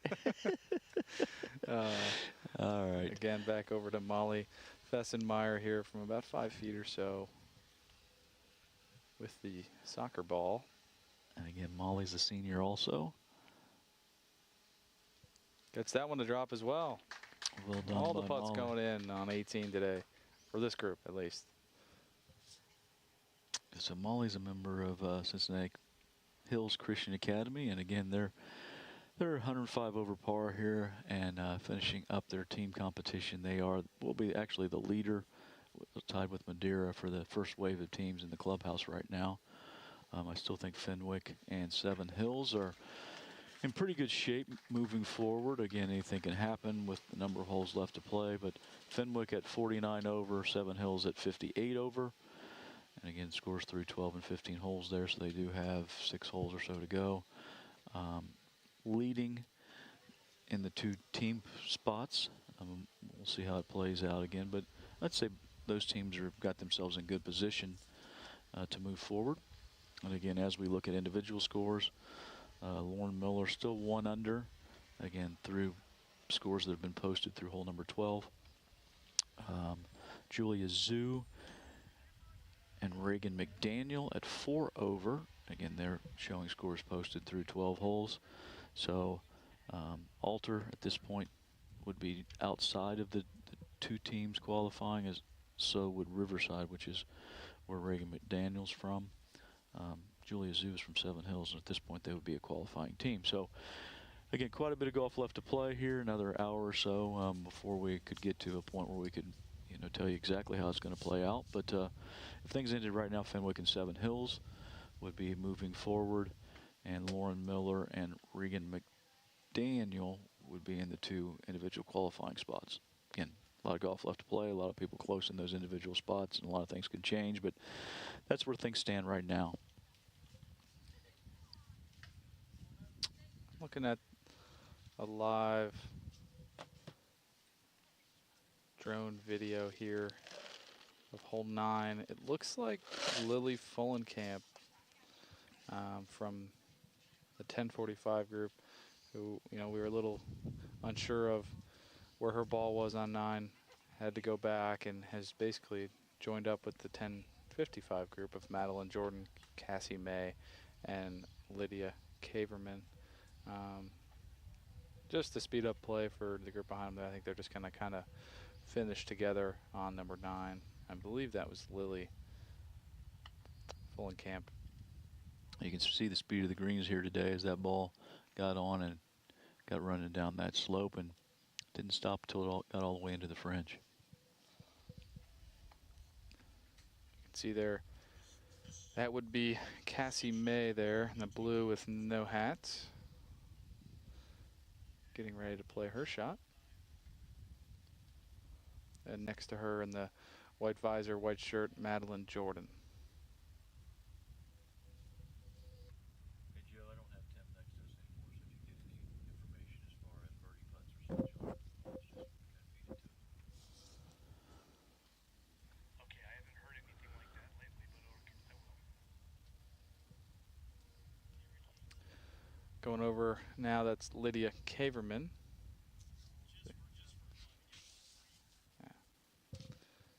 And looking over on hole 18, Elizabeth Haas, Grace Tyler, and Isabella Brady in the fairway on 18.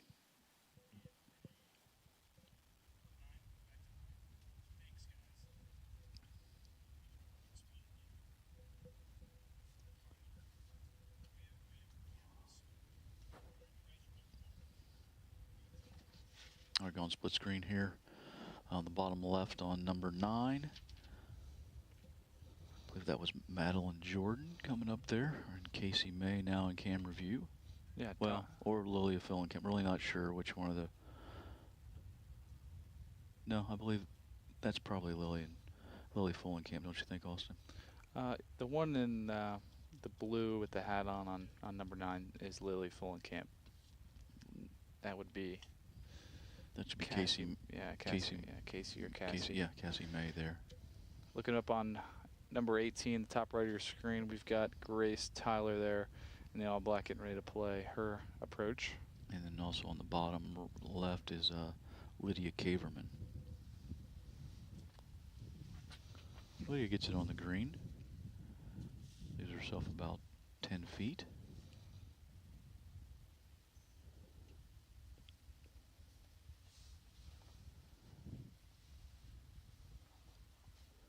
And Lily Fullenkamp to try to complete her adventure here on number 9. Yeah, still on the top right of your screen there is Grace Tyler. Didn't quite hit her best shot there from back further in the fairway. He's got another one. Again, other ladies in this group are Isabella Brady from Alter and Elizabeth Haas from Fenwick. Again, in the lower right there, you saw Madeline Jordan coming up, and this is going to be Cassie May in the blue shirt here from the back of the green.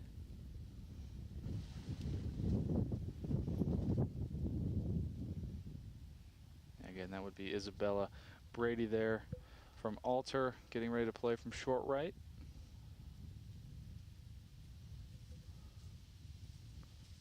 I think that one might have found that front greenside bunker there for Isabella.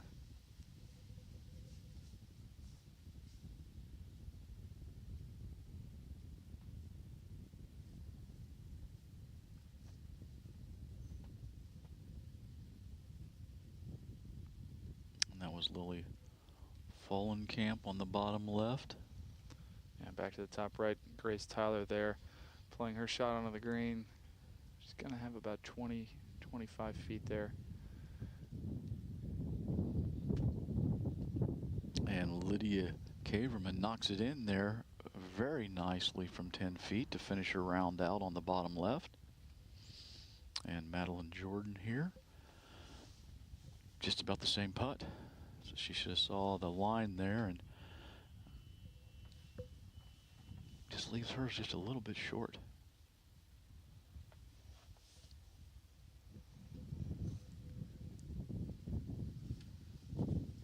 Back on the top right, we have Isabella Brady here from Alter, looks like I think she is in the bunker there. Pretty tough shot, not a ton of green to work with. Obviously dependent on her lie. Yeah, looks like she got it out, but still in the rough, just short of the green. Yeah, it looks like it caught the lip, Austin, on the way out there. From my angle, I could see it pop up off the lip. So. Yeah, she didn't look like she had went very far when she got in, so she might have been up against it. But she chips on. She's going to have about 15, 20 feet. I can see from my vantage point Elizabeth Haas from Fenwick, the far side of the green. She's going to have a very long putt. As Lily Folenkamp lips out to end her her adventure on number 9. In the top right, you can see Elizabeth Haas there on the very edge of the green, and you're really not going to get a longer putt than this on the course. No, I think obviously a 2-putt here would be a fantastic result. But again, pretty typical of what we've seen today. She leaves it quite a bit short. Yeah, I think it would be pretty tough to get that one there. Yeah, and don't have to hit putts that long very much anywhere on any golf course, or then even really get a chance to practice putts that long on any putting green. So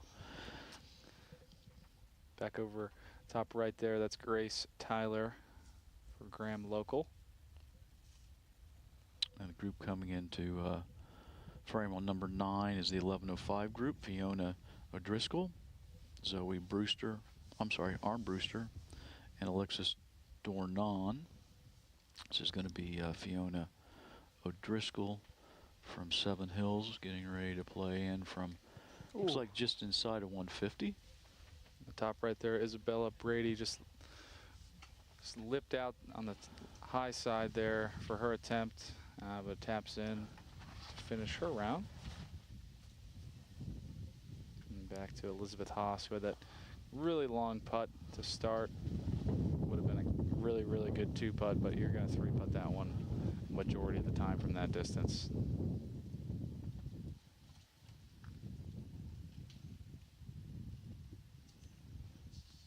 She taps in there, just leaves Grace Tyler on 18.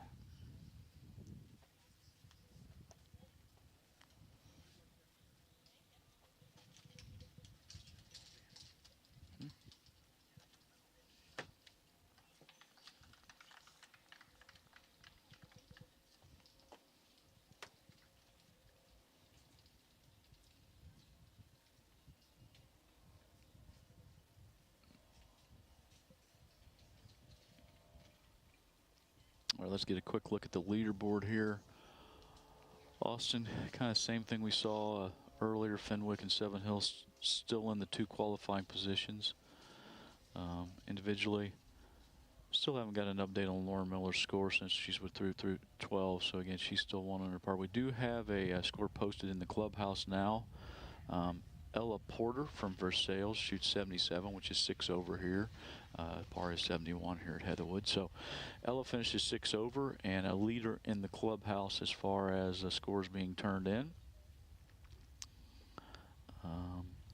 Yeah, Versailles not currently a team that would be qualifying as a team, so definitely a score to keep in mind as far as individuals that could make it out.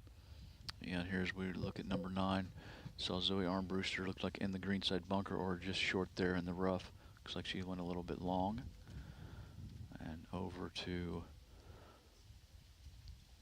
I believe that would be Fiona O'Driscoll in the greenside bunker. Gets it out, gets it on the green. Yeah, pretty good shot from that bunker for sure. Long bunker shot there. So, and then finally in this group, I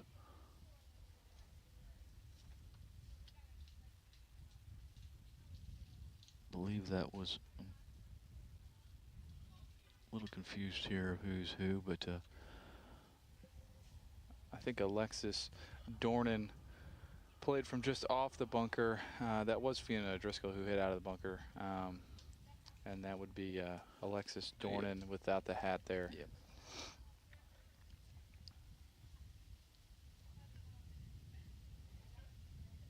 Looked like a pretty good shot there for Alexis. It might run through a little bit, yeah.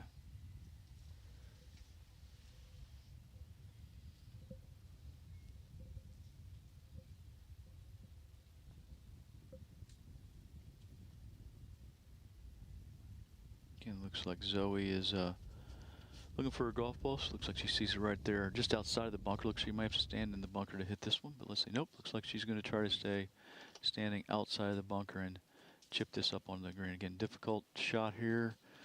Almost has to flirt with landing it short, which she's done. Yeah, that's very solid from there. Yeah, tough stance. Obviously not her normal stance, so adjusted her stance a little bit and got it on the green for her next shot.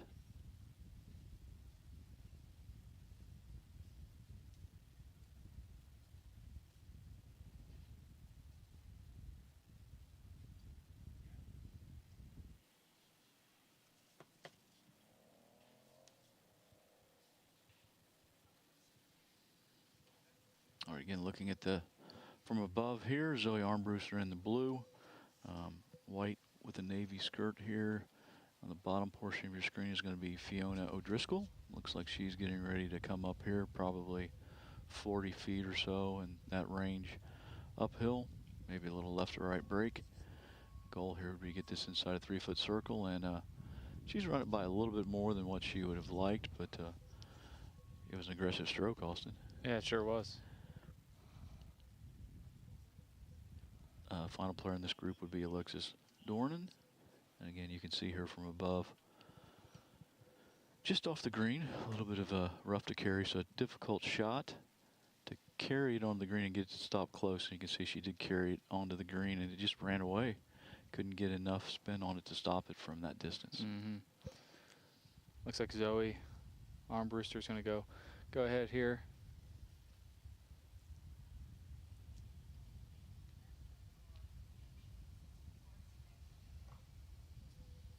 Ran that one by a little bit.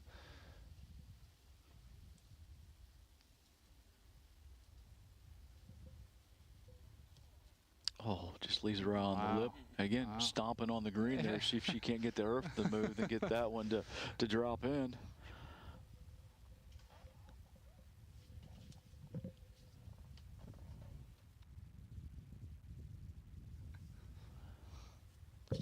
Oh, Alexis Dornan pours that one in. Very nice way to finish. Very nice. And finally, Zoe Armbruster here from Riverside. And as she taps in, I think Maureen's got someone else ready to give us some insight on how their day went.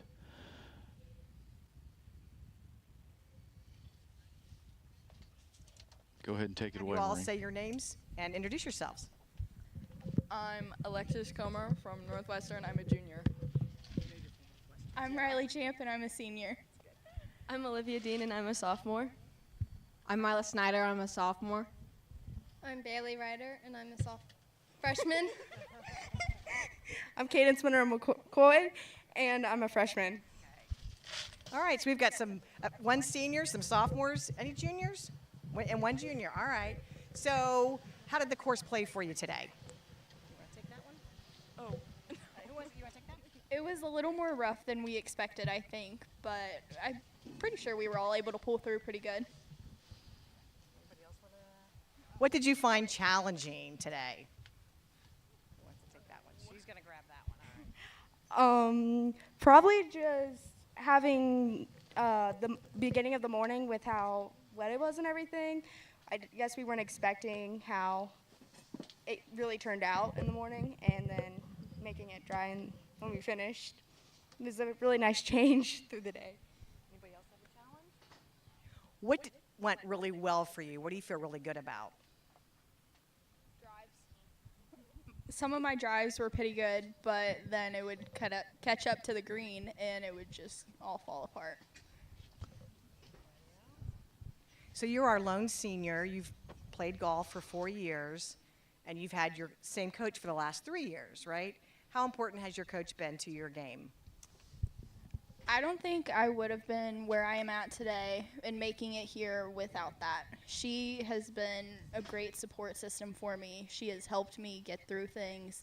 She's helped me fix my swing when I can't figure it out. She has helped me just with my whole game, and I don't think I would be where I am today without her being my coach.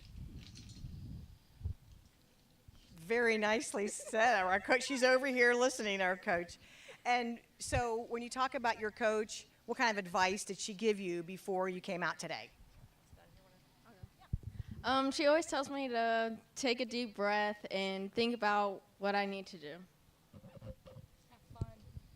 Have fun. That's a big one. And did you all have fun today? Yeah. Have you all been playing golf? Just, I'm gonna go down the road and tell me how long have you been playing golf? 3 years. 4 years. This is my first year. 2 years. I've been playing since I was little. Age? I don't know. About 3 years. Okay, so some more experienced golfers, and you got here, so congratulations. You're obviously well coached. You got a great team, and you've got Warrior Nation back here. What do you want to say to this big cheering crowd you have? Oh, thank you guys for everything you have done this season. We would not have been here without you guys. You guys are as big of a support system to us as anybody. So thank you all. I know our camera's not showing it, but it's a whole line of parents here, so I know that you all thank them very much for being here. Well, congratulations to you all. It's been a pleasure talking with you. You've got Warrior Nation watching you at home. We should, yes.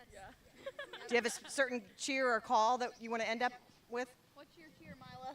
Come on, Mila, give us the cheer. Let's go, Mila.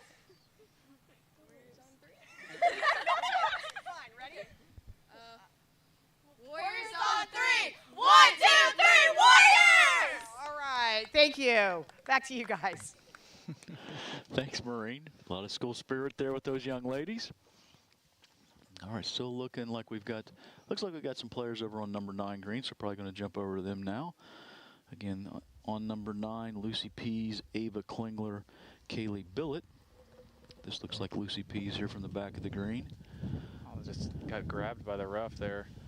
I think it was really a better shot than that. Looks like Kayla Billett chipping on the green there, and Ava Klingler hitting a nice one up there at about 4 feet or so. Lucy Pease from Seven Hills. They're currently in the second qualifying position, so if things continue on the way they have been, they'll be one of the qualifying teams. So important for Lucy here to get the ball in the hole as quick as possible for the team. Again, she chooses putter there from the back of the green and leaves it a little bit short, but definitely a makeable putt there. All right, Kaylee Billett. Straight up the hill, 15, 20 feet. Oh, it was right on line.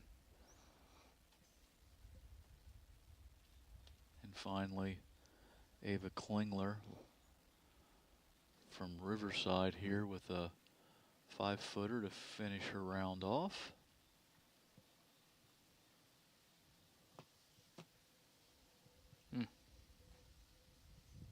Looks like she made a good stroke on that, just got it outside the hole and it didn't come back.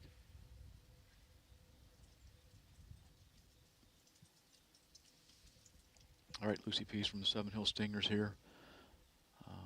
Again, currently in the second qualifying position for the state. So could be an important putt for the Stingers. And she goes ahead and pours it in there nicely.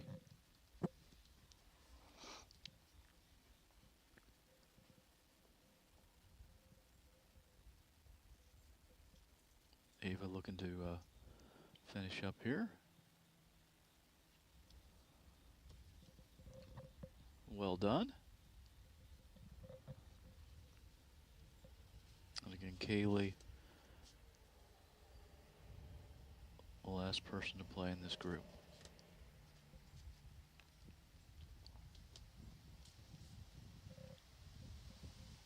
All right, taps that in nicely. All right, that'll be the 11-15 group finishing up.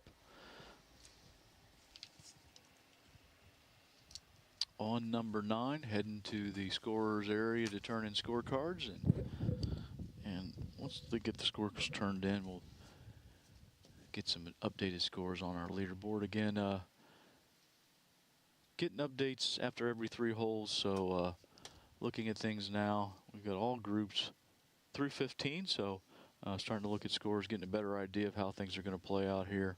Fenwick looks to be in really good position. Austin 57 over. They are 9 strokes in front of Seven Hills, who is in the second qualifying position at 66 over. And then third qualifier right now, third place, which is not a qualifying position, would be Graham Local at 95 over.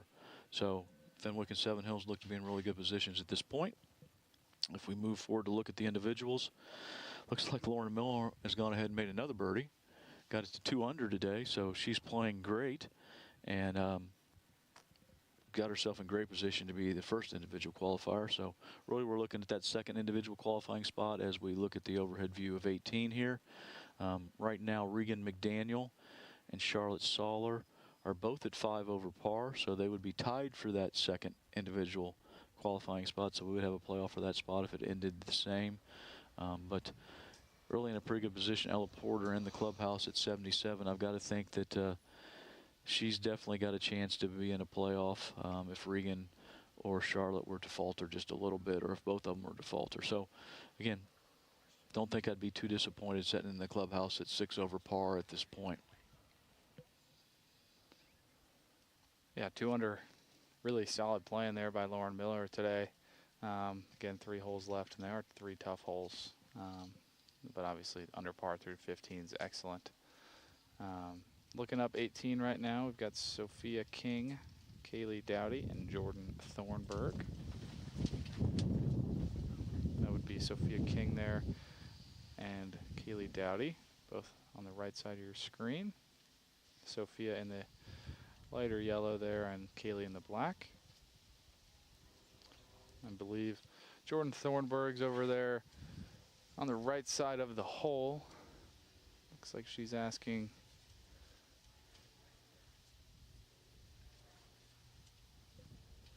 maybe some help looking for a ball or something.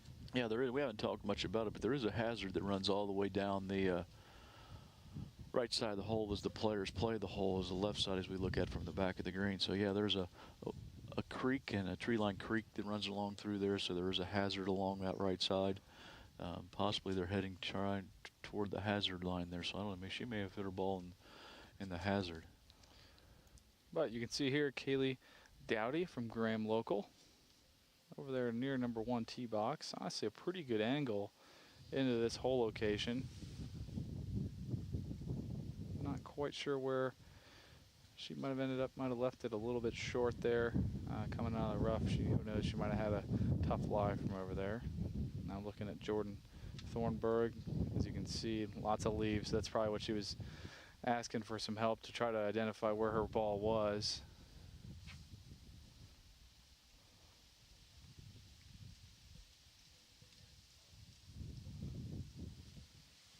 All right, we can see her ball just running past a little over the green on the right side as she's playing the hole. So again, she's got it just over the green in the first cut of rough, just only a few feet from the green there, also maybe 5 feet to carry fringe and get on the green. So not a bad result from there. Again, below the hole, so in a good position as far as playing up toward the hole.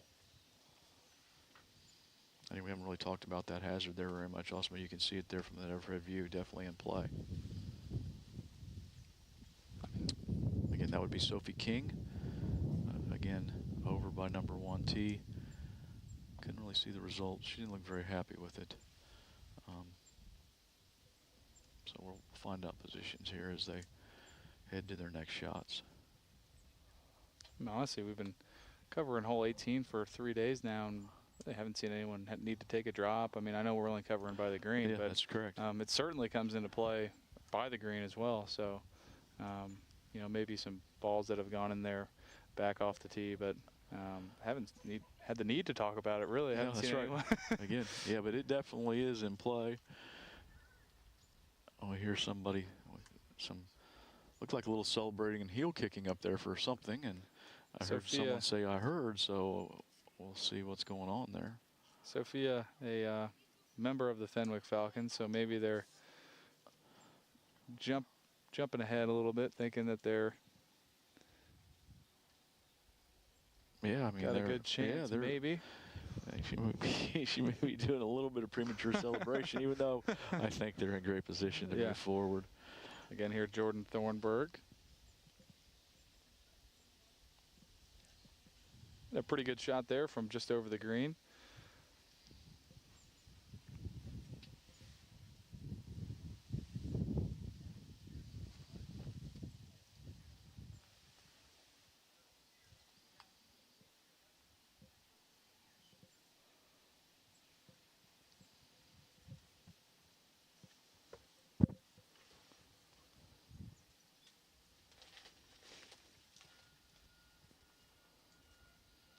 Again, pretty familiar location for us here today. Seen a lot of balls in these positions or this position, and haven't seen very many get to the hole from here, and definitely very few shots from this distance we got within a 5-foot circle or anything around the hole. So again, I would expect this one to come up short, just because that's what we've seen all day long.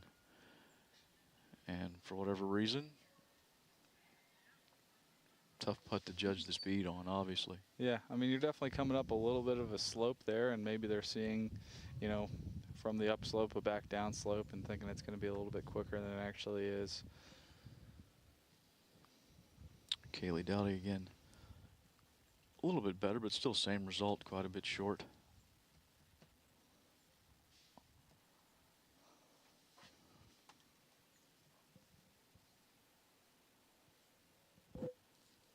All right, Sophie King here from Fenwick. Again, Fenwick in the #1 qualifying spot at this point, looking pretty good as far as moving forward to next week's state championship.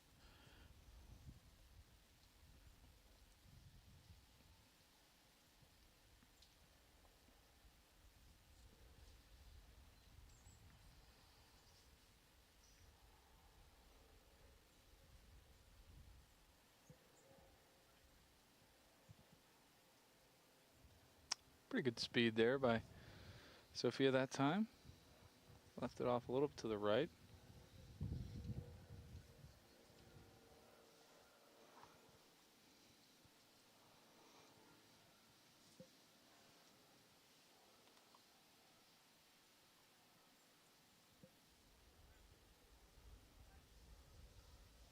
Here, Kaylee Dowdy from Graham Local, looking to finish off on 18 here. Just graze the left edge there.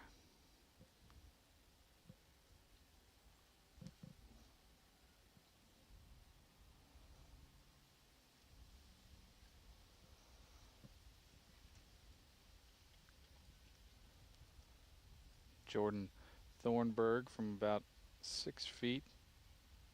Should break slightly from her right to left and back up the hill.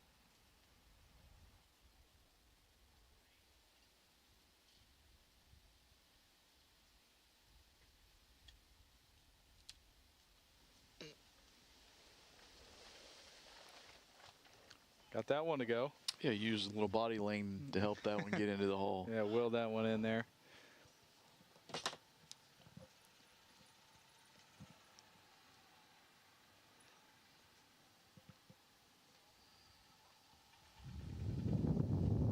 Again, back to Sophia King with Fenwick, looking to tap in this 3 or 4 foot putt here on 18.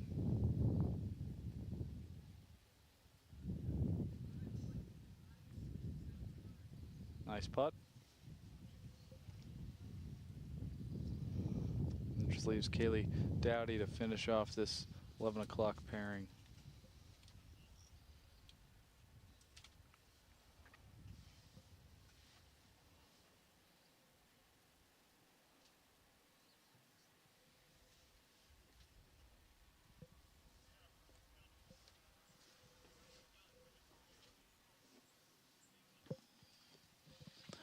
All right, so as Kaylee taps in there, a little change in the individual leaderboard. Charlotte Soller looks like she's made a double bogey and moved out of a qualifying position. So right now, Regan McDaniel at 5 over would be in the second qualifying position by herself. Again, Ella Porter, though, in the clubhouse at 77. Right there if Regan would happen to falter on the way in. So we'll keep you updated on that as it plays out here.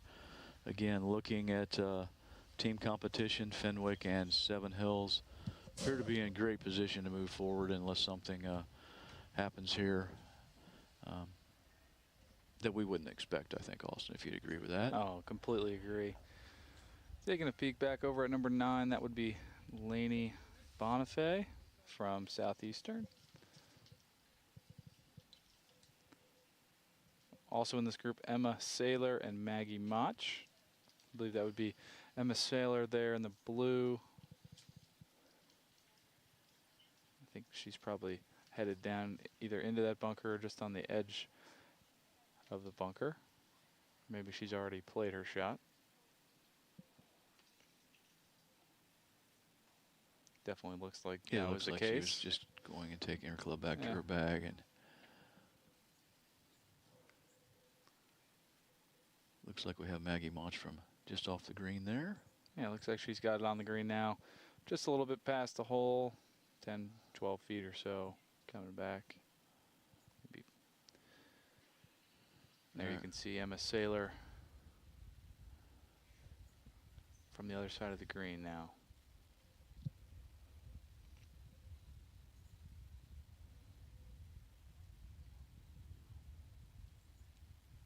That was well played, just Yeah. a little bit short, but again, the right idea, just didn't quite get it to the hole.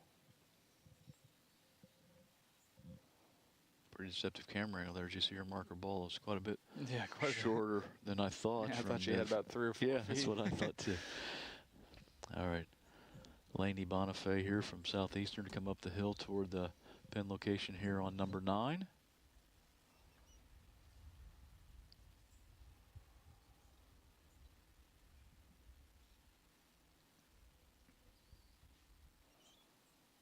A good speed there by Lainey.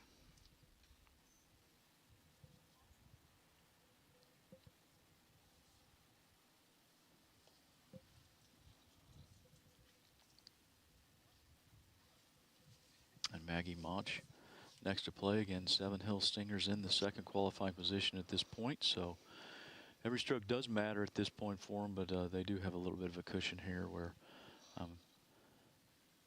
they can just play comfortably, I think, without any huge numbers and be in a good spot to qualify. So nevertheless, I'm sure she'd like to knock this in the hole from 15 feet away or so. Yeah, should have a little bit of left to right break to it. You can see. Yeah, just snuck by there yeah, on the just right broke side. out of the hole, but again, good putt on her part.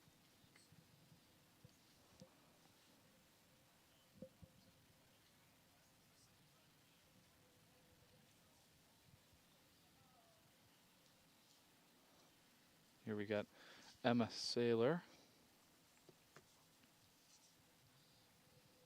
Oof. Emma taps in there. Now Lainey.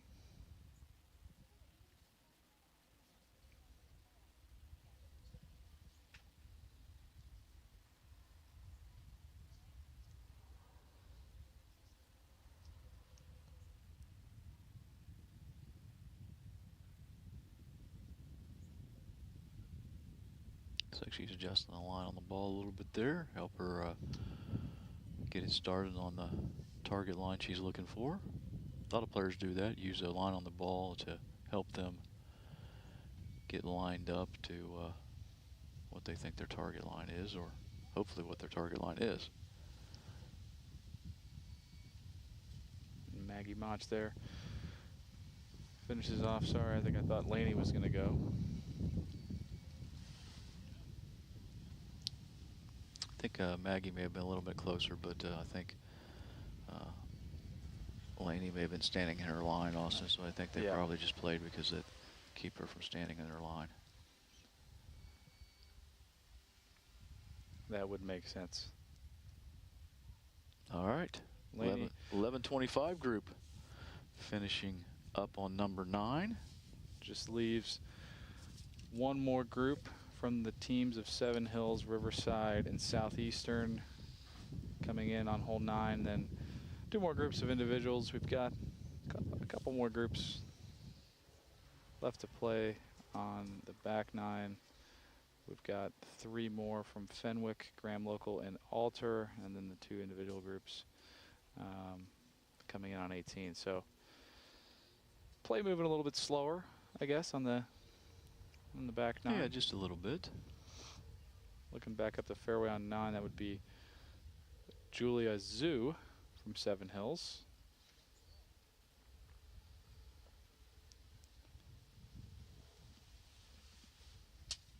Looks like they're looking for the ball a little bit long there, and there it is, just on the upslope, so not a terrible position there. In this group as well, on number 9 is Reagan McDaniel, who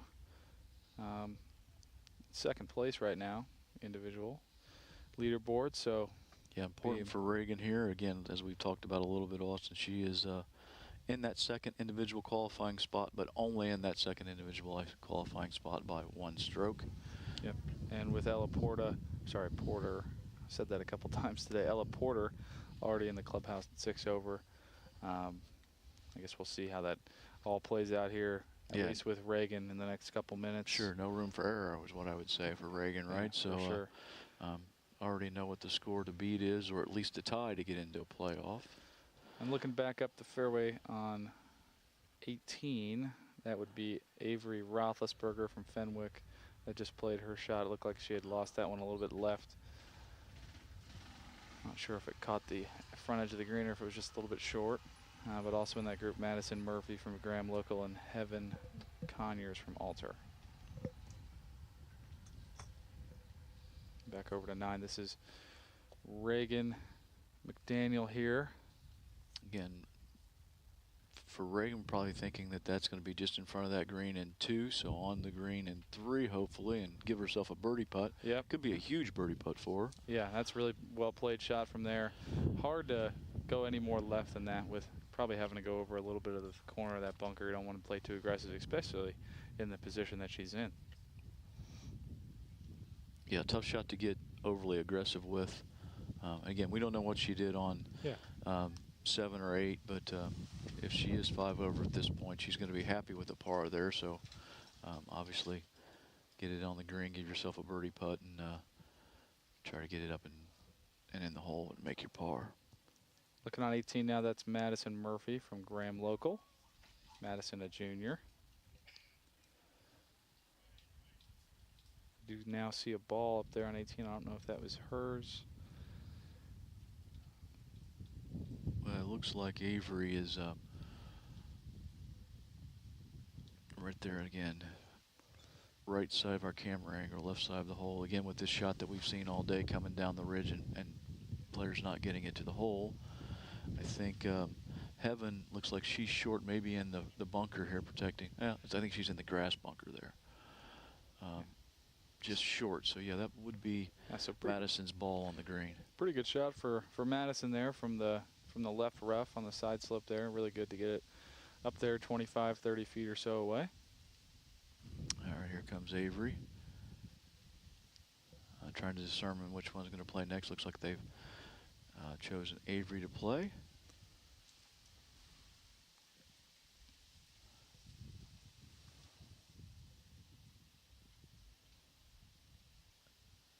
Pretty well played shot there. I mean, she's going to have it, about 10 or 15 feet left. Hard to tell. Can't really see how close that pin is. You can see the shadow, obviously. Sure. It can't be too far. All right, Heaven Conyers looks like in the grass bunker short of this green, so a difficult shot here depending on the lie. Determine what she can do with this.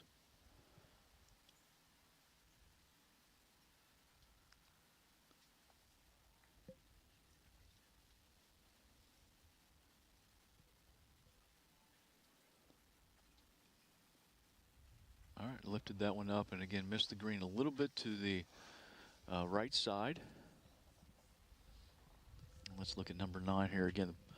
We're looking really Reagan McDaniel on number 9 to see if she can get that putt up and down. Could be very important for her as far as qualifying for the state championship.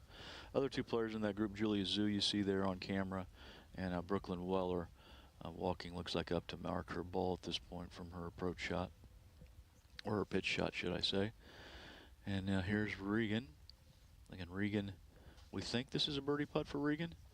And if it is, it could be very important Again, she is right now in the second individual qualifying spot from the scores that we have been shown. So she runs it up there. I'm sure she'd like to be a little bit closer and have a little bit more comfortable tap in for par.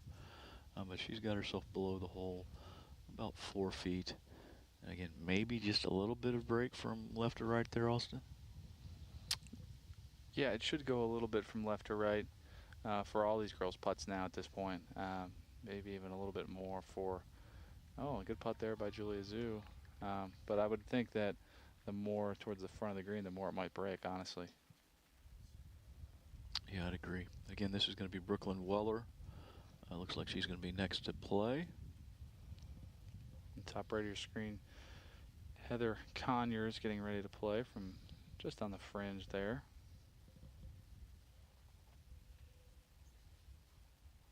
Boom. Really nice putt and good way to end the day for Brooklyn.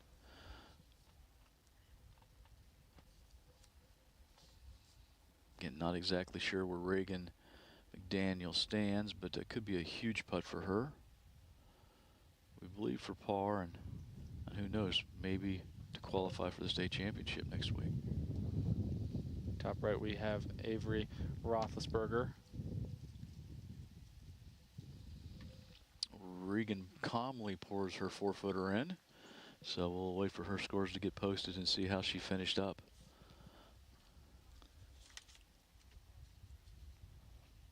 And back to the top right, over on 18 now. Avery Roethlisberger taps in to finish her round and takes the flag out.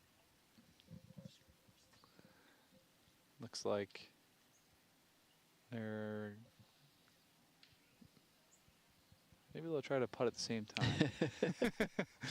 I think from the overhead view here, Heaven's probably just a little bit farther out, but I think they've decided to go ahead and let Madison go ahead and bring hers on up. And she pours it in calmly.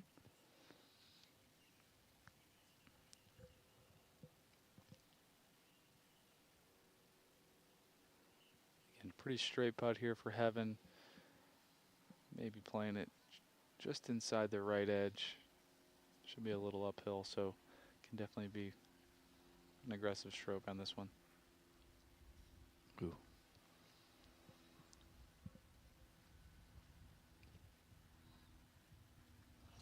And that will conclude the 11-10 pairing on number 18.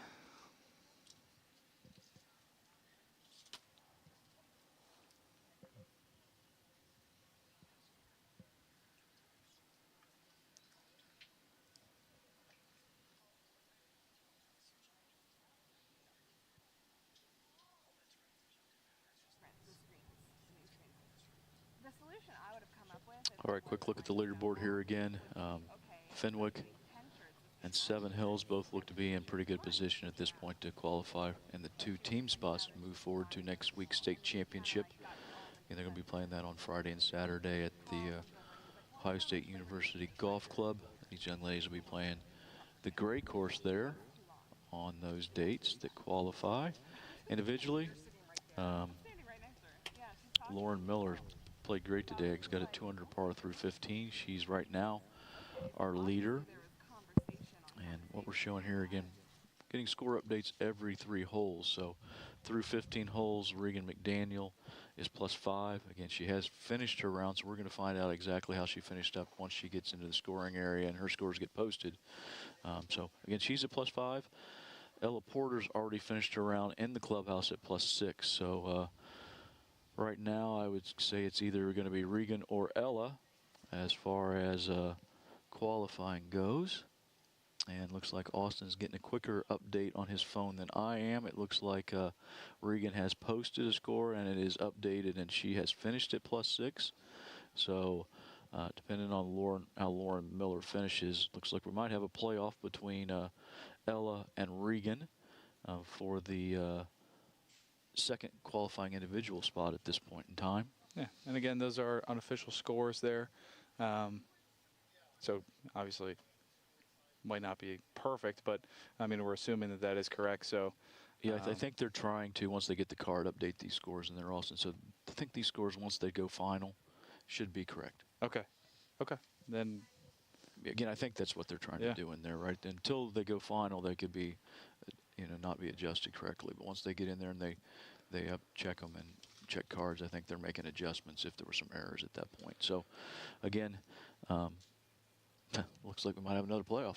Don't know why we wouldn't. We've had one every day so far. So, again, as long as Lauren Miller doesn't implode out there, she's going to be the medalist today, and we're going to be having a two-person playoff for that last qualifying spot between Ella Porter and Reagan McDaniel. Again, not to say that Charlotte Soller couldn't make a birdie and get into that playoff, or Sophie Rush could make a couple birdies. Taylor Zoss could make a couple birdies and get to 6 over. But they're going to have to get to 6 over par to get in the playoff. We know that at this point, unless Lauren Miller would completely fall apart out there. Again, only 3 holes left to play. Probably not going to happen. Probably not. Especially as well as she's playing today. Yeah, no kidding. But, I mean, let's give it up to Reagan. That was a great putt there on 9 that obviously she had to have made to, assumably get into a playoff.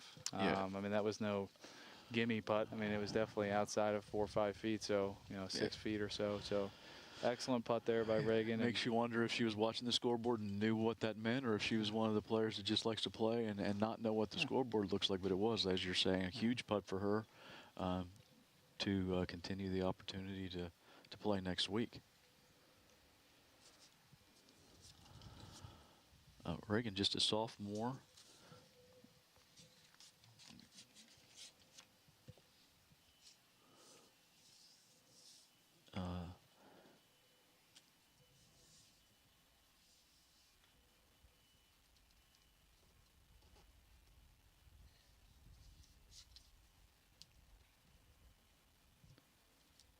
Trying to find out the grade Ella Porter's in here.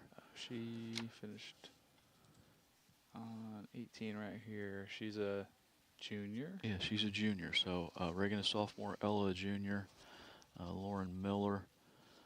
Lauren is a sophomore also. So we got some young ladies and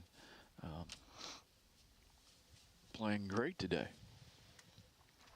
Looking back on 18 fairway now, it looks like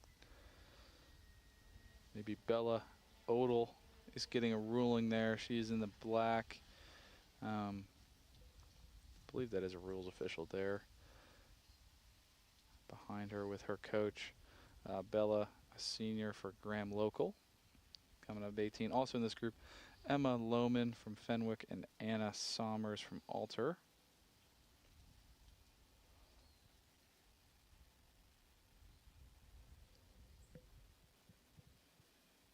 Fenwick is in a qualifying position at this point.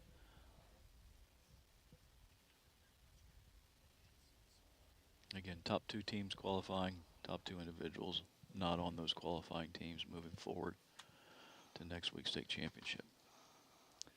You can see Emma Lohman there using her rangefinder to see how far she has left here on 18.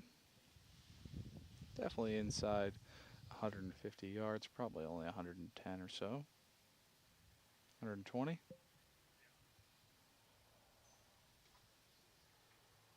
As you look back there at the picture, quite a few leaves have fallen today.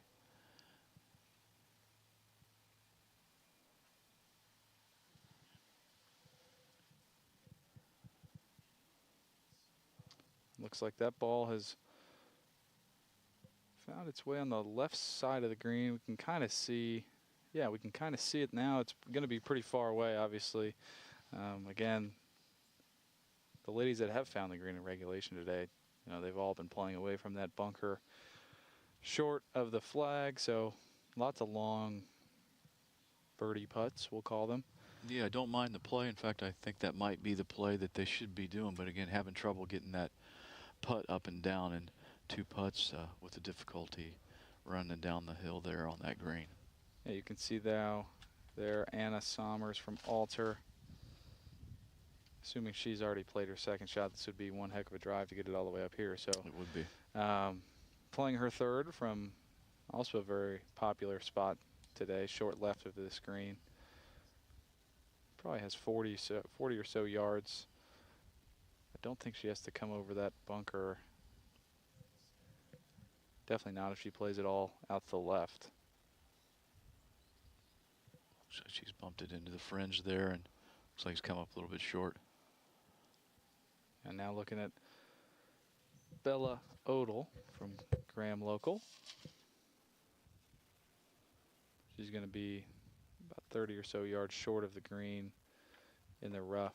And she will have to come over that edge of the bunker there. So pretty tough shot, not a lot of green to work with.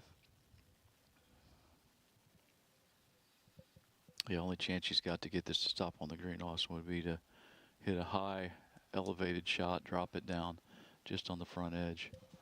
So very difficult, and again, a lot depends on what kind of lie she has here. She doesn't look like she has a high lofted club, so I may not be able to play that shot. And from that angle, she might not actually have to come over that bunker as much. All right, she got it just on the front edge, and that's an excellent shot. Yeah, very well played from there. Got it to stay on the green.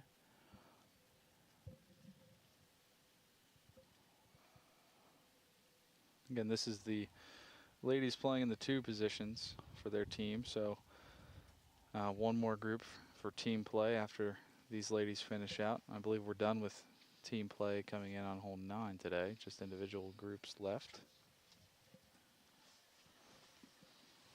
There we do have Seven Hills in at 76 over par in the 2nd position. So they are in the clubhouse at that number. And again, Fenwick right now at 61 over. So still in really good position, seeing that the 3rd place team is a tie with Graham Local and Madeira at 109 over. So looking good for the Falcons, and congratulations to the Stingers.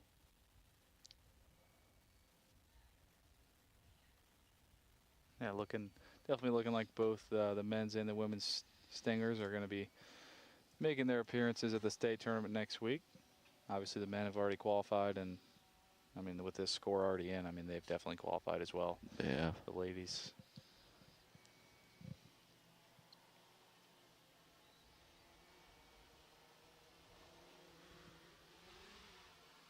Again, this Emma Lohman from Fenwick hit a nice shot up here onto the green.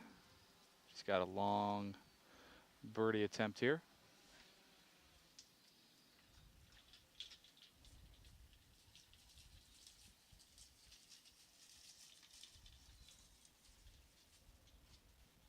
It's just hard to hit it hard enough to get it down to that hole, Austin. Yeah, it's such a long putt coming from across the green there.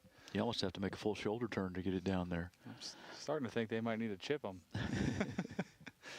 No, but definitely not putts that they're practicing. I mean, over probably, I mean, close to 100 feet, honestly. Yes, that's correct.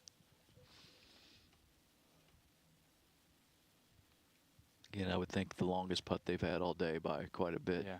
There are some pretty large greens, but again, this one's one of the larger ones from where they're playing some of those putts from. Yeah, I mean, you couldn't even imagine of having a putt that long on hole 9. The green's probably less than half the size of this one on 18.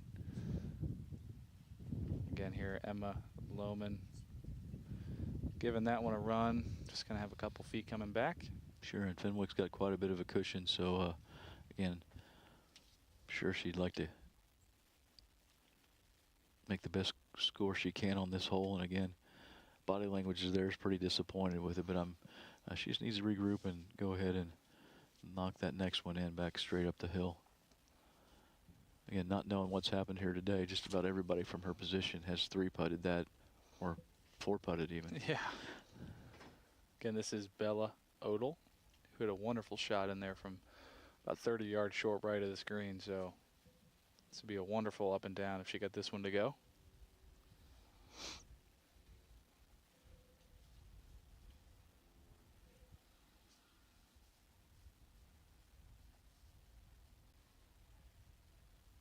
Oof, good run there for Bella.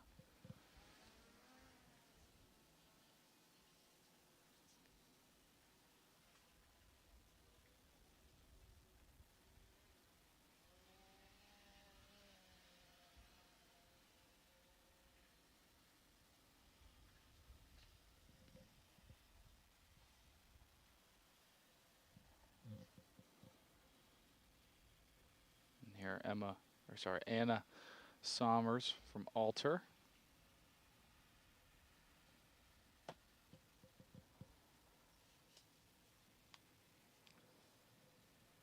It's coming up a little short there, but should just be a tap in here to finish off her round.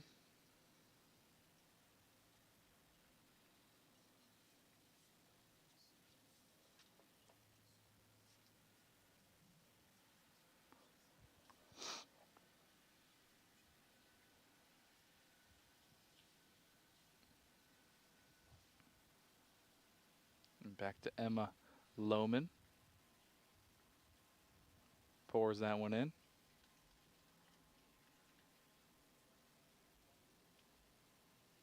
Walked that one in too. Sure did. And lastly here, Bella Odell to finish off her round.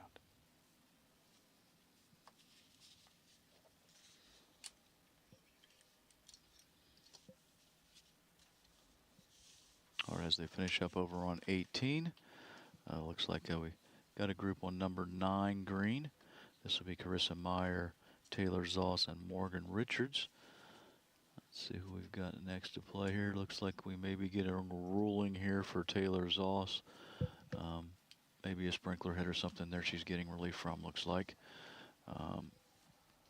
Carissa Meyer in the red skirt here, just on the right side of your frame there.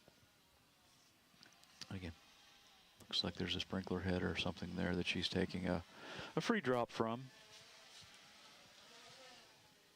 Getting one club length relief there, and again she'll drop the ball and play it from there with no penalty. Coach giving her a little help here with the ruling or with the drop.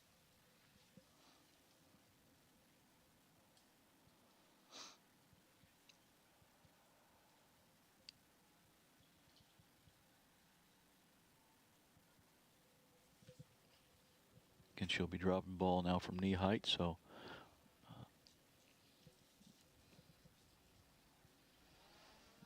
I don't know if they're still having some confusion there, but should be a pretty simple drop here. Pretty simple ruling if that is a sprinkler head there, to just take a complete relief and get that drop no closer to the hole. What she's done there, I'm assuming that ball is in play at this point.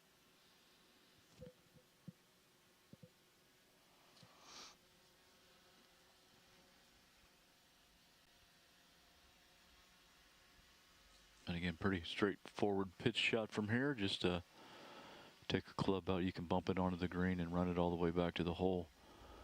So just kind of pick out the line, pick your landing spot out, Austin. And if it was me, I wouldn't play this one high in the air. I'd get it running on the green as quick as possible. Take a club, whether that be a pitching wedge, 9-iron, 8-iron, whatever you're comfortable with, to carry that onto the front of the green. Carry that onto the green and let it run all the way back to the hole. Yeah, for sure. You're definitely not, I mean, at least I wouldn't be looking to hit something that's going to fly most of the way there. Definitely trying to get this on the green quick and run it up there. Hey, Joe, you can talk to Carl a little bit here. Looks like we're going to have a 2-for-1 playoff. Those two players are finished already. They're probably, as soon as the conclusion of play goes, we're probably not going to have much of a break. We're probably just going to go to 1-2 pretty quickly. A wonderful played shot there for Taylor Zoss. It looks like we're going to do a split screen here. Yeah, Carissa Meyer there in the black shirt, red skirt, lining up her putt here on number 9. Carissa from Fort Laramie and a senior, including her high school golf career here today. In the top right of your screen, you see there in the yellow, pictured right now, Lauren Miller, who's only through 15 on a hard leaderboard, but she's currently 2 under par leading individually. So playing a wonderful round. I assume this putt is for birdie because I did see her hit her second shot from our booth here.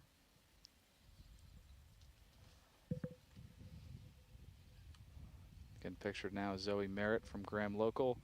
Also not pictured right now is Sophia Rush from Fenwick. Again, we saw Morgan Richards on the bottom left from Urbana in the maroon shirt. And again, Again, Taylor Zoss in the green shirt from Baden. This is Morgan Richards here.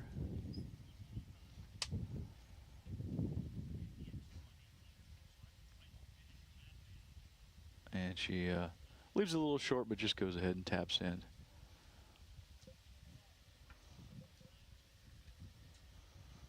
You can see there Lauren Miller sizing up her birdie attempt on 18. Chris Marr with a nice attempt there and just rolls by. I assume she's going to, well, looks like she's going to mark and let Taylor come on up. Yeah, very well played putt there for Lauren Miller from that long distance. Definitely probably one of the best putts we've seen from that side of the green.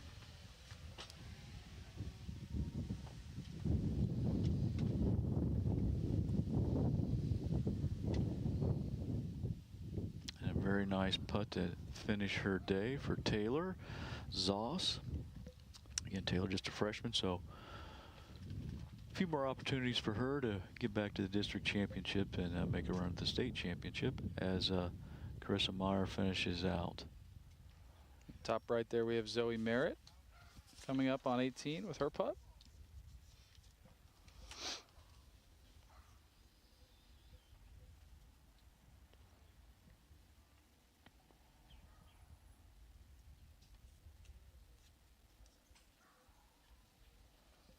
And then over to Sophie Rush with her putt on 18. Looks like we jumped away for a second. And she burns the edge there. Really good putt there for Sophia.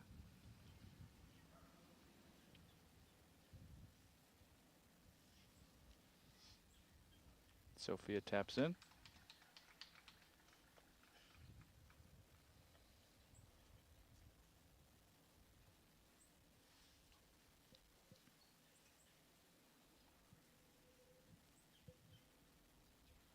Lauren Miller has a serious stalking walk over this putt. Also, you can tell how well she's been playing today and how much she wants to get this in the hole to finish off a great round of golf. Yeah, really good two putt there for Lauren Miller, and can again pretty certainly say that she is probably the individual champion here today and will be moving on to the state tournament. And lastly, here on 18, Zoe Merritt.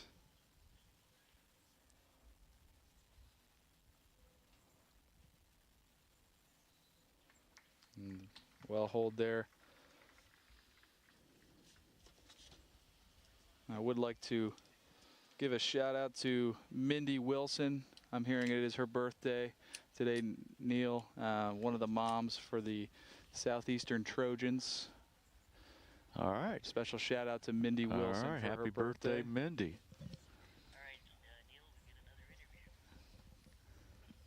Looking up at the tee shots here on number 9, but Maureen's got a couple of young ladies ready to impart some knowledge on us from their day. Don't talk to me, announcing the folks. Sorry, Joe, I pressed the wrong button. All right, as we look at the tee shot here on number 9, I believe that's going to be, I think that's Mallory Havner with her tee shot on number 9. Maureen's got a couple, I believe a couple young ladies that are going to tell us how their day was and how everything went for them. So let's jump over to Maureen real quick while we wait for this final group on number 9 to come down, and we'll get right back to some more action here after we get to hear from Maureen. All right, we've got some Southeastern Trojans here, and please introduce yourselves. I'm Lainey Bonifay, and I'm a senior. Brooklyn Weller, and I'm a senior. I'm Lydia Copperman, and I'm a sophomore. Alexis Dornan, and I'm a sophomore. I'm Kaylee Billett, and I'm a sophomore. So how did the course play for you today? Well, we'll just say the sand traps were not my friend today at all. Nope. But pretty well in the fairway. If I was in the middle, I stayed in the middle. So. Anybody else want to answer that one? Went all right. I'd say the back 9 was definitely better than the front, but you know, it happens. You get tired, you get hot, you get in your head. So that's what happened to me today. But I've had better days, but just glad to be here. Did the heat affect you at all? Anybody? Yeah. Our coach forgot to bring a gallon of ice water, so I was personally drinking warm water. Coach, I didn't know that was set up for that, so sorry. So we have 2 seniors here. How long have you been playing golf? I started my sophomore year. And I've been playing since freshman year. Okay. So what's it going to be like for you once you graduate? What are you going to do? So I go to a career tech school right now for cosmetology, and I'm planning on going to college for a business degree, and the end plan is having my own business in cosmetology. So. And I plan to go into the medical field and be a nurse. Not sure where I'm going to go. Not sure if golf's ahead of me, but I'm just going, as it goes. Going as it goes. So everybody remembers your, I guess, counterpart on the boys team from was it Monday? Clutch Mikey, yes. Right? Do we have any Clutch Mindy's here who gonna pop your chains or what? Oh, I was just trying. Okay, happy birthday to Mindy, we're saying. All right, well, we all got a good kick out of Clutch Mikey. He's very entertaining. That's what he wanted to do, and he achieved it. So what was challenging today? What did you find challenging? Sand traps and putting. Yes. Sand traps and putting. Definitely sand traps and putting. And what was the best part of the day for you? Come down here. My drives. Probably my irons. The day was good, I guess. It was just a mediocre day. The people that I played with. All right, so you met some new friends when you were playing around. Yes. Oh, very nice. And I know your coach is over here. We're going to give him a pass because he forgot to ice the water. But how important has your coach been to your golf career? Pretty important. He's been my number 1 person throughout my whole career. So, my golf dad. So. Yep. What she said. Yes. All right. All right, ladies. Well, thanks a lot. I hope you had fun. It was nice talking with you, and hopefully you can find some cool water while you're here. All right. Back to you guys. All right. Thanks, Maureen. As we're coming back, we do have a group on number 18 green now. So Charlotte Soller, Carly Kleinberg, Paige Kearns. They're finishing up their rounds. Yeah, you can see there Carly Kleinberg there in the purple shirt, Paige Kearns in the green, and Charlotte Soller in the white there. And as you see Charlotte mark her ball there, you can see Charlotte had a knee injury, so she was given permission to take a golf cart today. So she's been playing, I believe, with a severe knee injury. As you can tell, had a tough time even getting down to mark her golf ball there. Yeah, she's been playing pretty well today, too. I think she was 7 over through 15. Yeah, I mean, if she could make a birdie here on one of the last holes and get in, I mean, she would have, I mean, she still does have the opportunity to get to +6, which would get you in a playoff. So we'll have to see how it works out for her. But regardless, still very good playing on a injured leg. Yeah, on a bum wheel. Again, this is Carly Kleinberg here, looking to finish up her round on 18. Just burns that right edge. Looks like Paige Kearns may have a little bit of a knee issue herself. Looks like she's got some tape on that knee. Carly coming back up the hill. Ooh.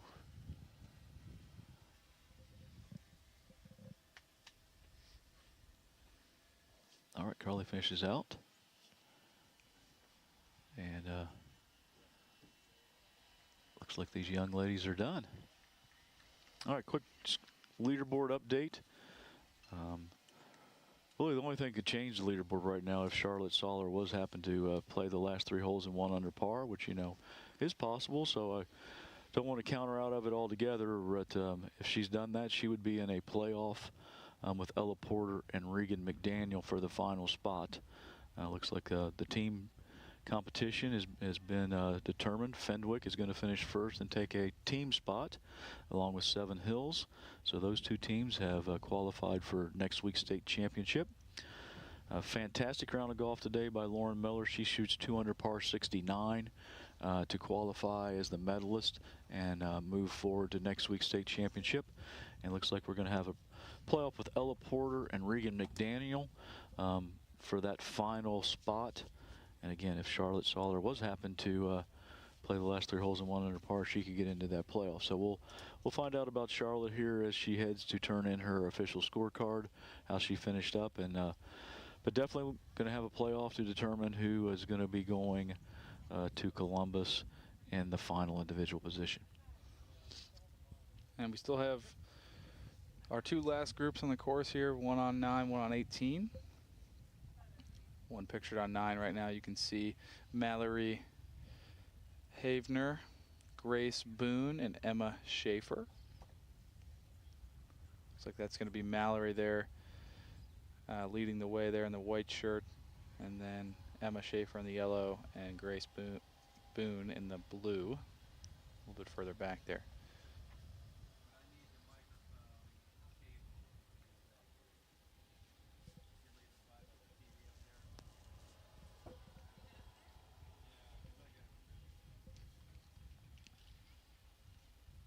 It also looked like we're just coming in camera position with the last group playing 18.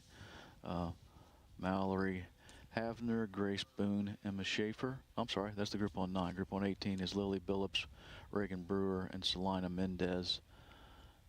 And they are hitting approach shots into number 18. So I don't know, maybe go split screen here to see the last 2 groups finish. There you can see 18 being pictured now. Celia Mendez there in the navy. Lily Billups there in the white shirt. And Reagan Brewer over to the sides, not on camera right now, but she'll get her time under the sun here in a little bit. Pretty nice shot there from Celia.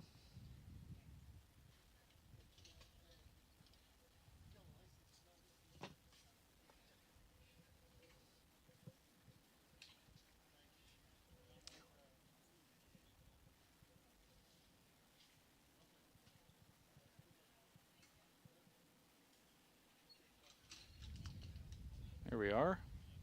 There you can see Lily Billups there approaching her shot on the top right on 18.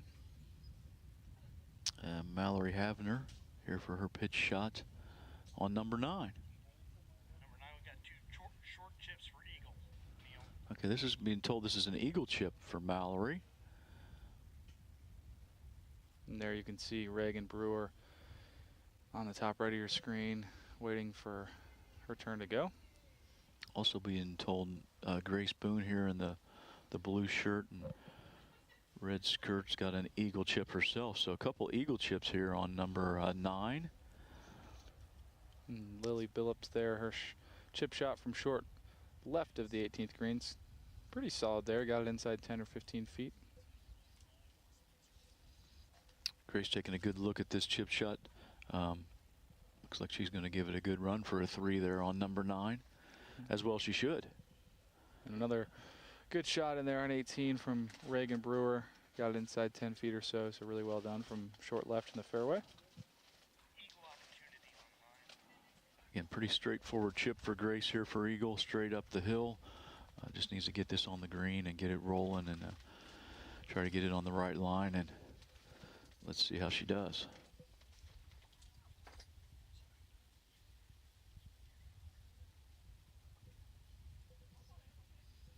She played it up in the air a little more than what I thought she was going to. Still a pretty good shot. Left her a little bit more than what she was hoping for.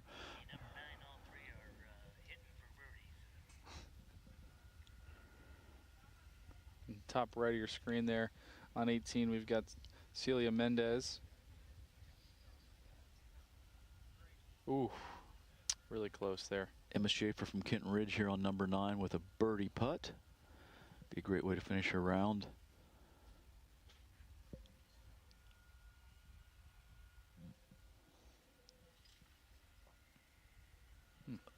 And back in the top right, Lily Billups from Marymount Saw her chip from short left. This is for her up and down attempt. Mallory Havner on the bottom left on number 9, also for birdie.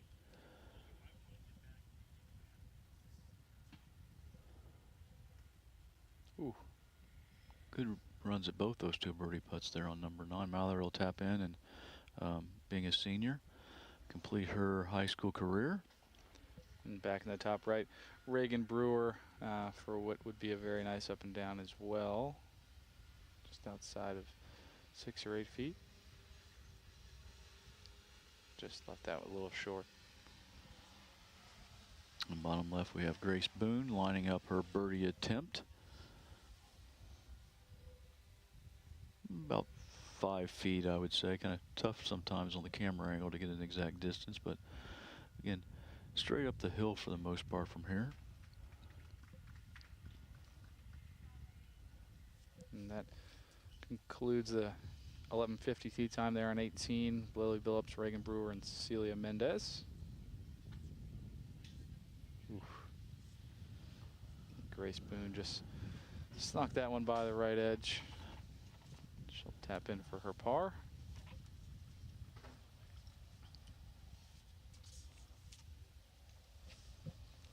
And to finish our play for the day, at least our regular play today, regulation play, is going to be Emma Schaefer tapping in here from Kenton Ridge. All right. So again, just to kind of recap results from today, Fenwick and Seven Hills have qualified for next week's state championship as the 2 qualifying teams. Lauren Miller is today's medalist and also qualified for the state championship, shooting a fine 2 under par 69. At this point, we do know that Ella Porter, Regan McDaniel are both qualifying. Well, I'm sorry, both in a playoff for the last qualifying spot. So they both shot 6 over par 77s, and again, we're going to have a 2-person playoff for that one spot. Again, playoff is going to consist of holes 1, 17, 18. Continue to do that until someone wins a hole, whichever. You know, we've had 2 playoffs the 2 days prior, Austin, with the boys, and both playoffs have been won on the first hole. So again, we'll see how it goes here, but they're going to play until someone wins a hole. And again, going to have that happen in here as soon as possible. I know they've been done for quite a bit, so I would assume that it won't take long. They're going to be already ready to go, and they know they've been in the playoff for the last, I don't know, 15, 20 minutes or so. So it shouldn't take us long before we head over to number 1 tee here, but we are going to jump to, looks like we're jumping to the mayor, as I saw him there a little bit. We're going to jump to the mayor of Springboro here to give you a quick little message. And again, you should look for us back here fairly quickly. And we were going to come, as soon as we get head to the tee for the playoff there, we'll come back and bring you all the playoff action.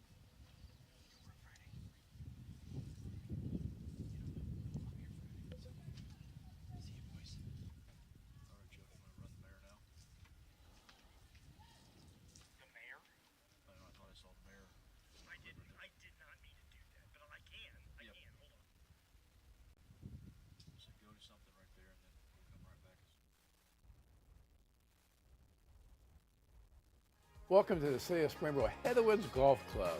I'm Mayor John Eggenbro.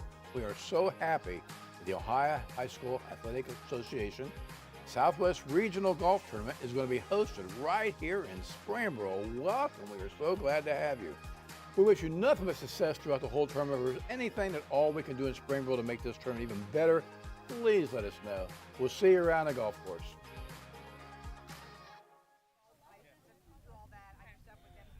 Weibel Energy Systems is a full-service mechanical contractor and building services company focused on making buildings work better. You can rely on us for all of your building's operational needs, including HVAC installation, service and preventative maintenance, building automation and controls, energy services and monitoring, healthy building consultations, and commercial plumbing, as well as security cameras and door access controls. Weibel Energy Systems serves Dayton, Cincinnati, and Columbus. Learn more at goweibel.com. Oh, finished it.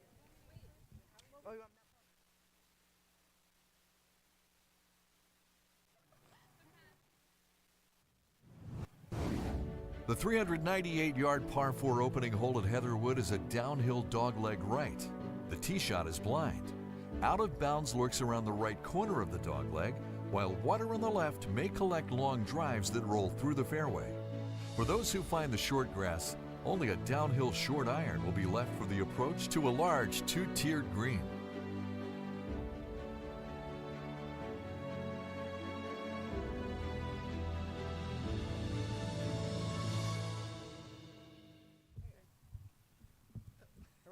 Hi, now we've got some of the golfers from Seven Hills, and we're going to first start by having you all introduce yourselves and tell us what grade you're in.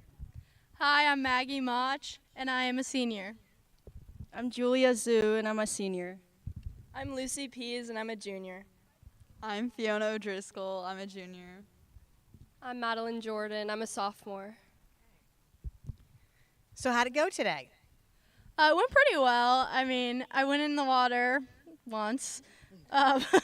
The greens were fast, but they were good. But yeah, overall it was a good day. Anybody else want to answer that? Yeah. Okay. We had a good time. Okay, so you had a fun time today? Yeah. All right. How did you find course conditions? Oh, it was pretty good. I mean, the fairways were nice. Greens are good and in good condition. What was the most challenging part of today? There was definitely a lot of water on the course and a lot of out of bounds areas, but I think we all did pretty well. You want to answer about what was challenging for you? I mean, I think that, like, once again, all of the, like, water and the out of bounds and sand, but, like, I think we definitely got through it and we pulled through. So we've got a couple of seniors here. You two? Okay, so what are your plans after high school? I plan to play squash in college. So yeah, I'm gonna do that. Do you know where you're gonna go to school? Yeah, I'm going to Colby College. It's in Maine. I'm probably not going to do college golf. I'm just going to do golf for fun in college because it's so much work. Where are you going to go to school? I'm not sure yet. All right. And how long have you been playing golf? Anybody been playing more than 5 years? Yeah? How long have you been playing? Ever since I was a little child, my dad would always take me to the course when we couldn't really hit the ball. But I mean, those videos are pretty funny to look back at, so I'm thankful for them. And here you are now at districts. So what was the advice your coach gave you to get you prepared for today? You want to take that one? Go ahead. Just to, like, not check the scores and have a good time. And we've established y'all had a good time, right? Yeah. Well, thanks so much for, you've got, wow, do you have a fan club out here? What do you want to say to your families? Thank you so much for everything. Thank you for supporting. Yeah, we appreciate the support. We love you. Aww. Yeah, thank you. Yeah, we appreciate you all for supporting us this whole season. We love our moms and dads, right? That's very cool. Well, thank you so much, ladies. Enjoy the rest of your day. Thank you.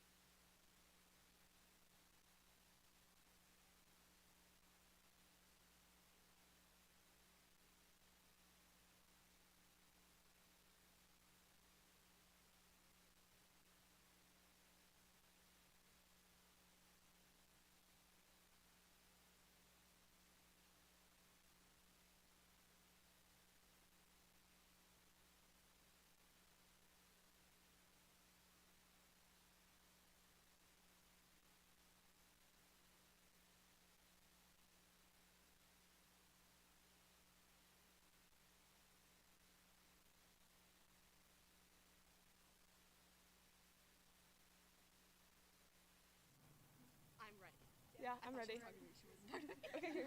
All right, here we are with the Lady Falcons from Fenwick High School, and we're going to meet them.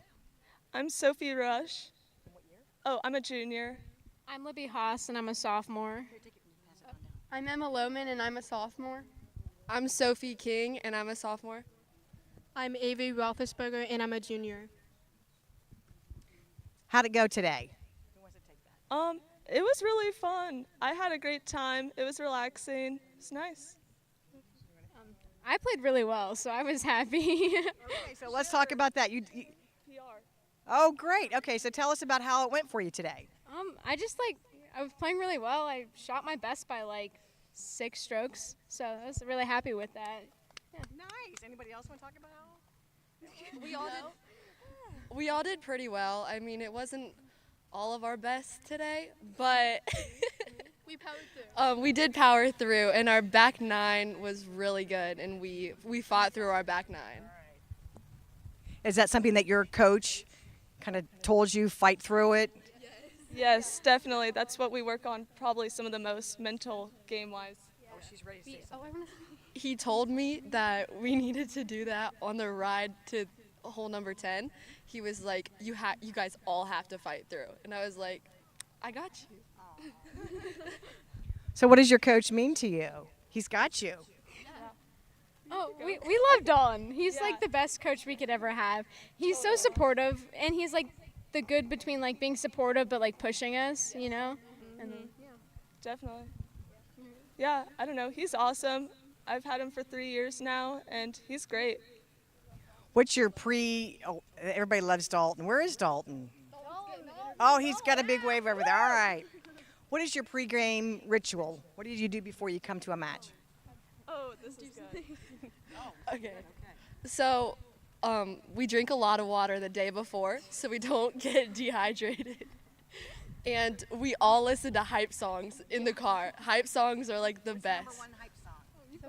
what did you send us this morning? I sent them All I Do Is Win this morning, so yeah, guess we completed that. Oh, how'd that work for you? Pretty nice. Okay. Well, wonderful. We've got, you two are seniors? Who's our seniors? Oh, no seniors. Oh, so we'll see you again next year, right? Totally. All right. We love that. Love that enthusiasm, too. Well, all the best to you. You did as good, maybe even better than your boys. They were watching the videos of their boys' team, so they really wanted to knock it out of the park. Oh, except you were fantastic. Okay. Back to you guys. All right, Maureen, thanks for kicking it back to us just in time, too, as we're looking at a live shot here of number 1 tee. We have a 2-person playoff for 1 spot. Getting ready to get started over there. Reagan McDaniel from Riverside, a sophomore, has qualified or has played well enough today to get in this playoff at 6 over par. And she'll be competing against Ella Porter for Versailles. Again, both these young ladies are going to play in the playoff here. The playoff is going to be hole number 1, 17, and 18. And we're going to play and continue to do that kind of triangle loop here at Heatherwood until we get someone who wins the hole. Looks like Ella Porter is going to be the first to play here on number 1. Again, if you're with us this morning, we showed tee shots on number 1. A little slight dog leg to the right. You can see the 150 post out there. Anything at that 150 post or even a little bit farther right than that sets you up for a nice approach shot to the green. Again, basically sudden death playoff. We're going to play 117 and 18 until we get a winner here, Austin. That's right. Again, Ella Porter from Versailles. Yeah, hit it a little bit low, but got it started on a good line. I think it's going to turn out fine. Yeah, it was out there right of the 150 stake, and it was definitely rolling on the fairway, so should be just fine. Again, Reagan McDaniel next to play from Riverside.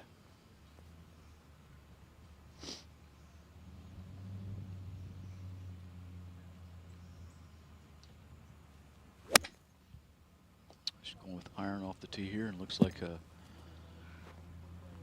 looking a little bit, maybe a little left. Yeah, we'll find out exactly, but I think she's going to be fine. Again, we'll follow this playoff the best we can from our overhead shot. Again, These two young ladies, Regan McDaniel, sophomore from Riverside, and Ella Porter, a junior from Versailles, in a playoff here for the last qualifying spot for next week's state championship. Again, I'm sure most of you have been with us most of the afternoon, at least hope you have been, but two teams qualified today, the Fenwick Falcons and the Seven Hills Stingers, head into next week's state championship.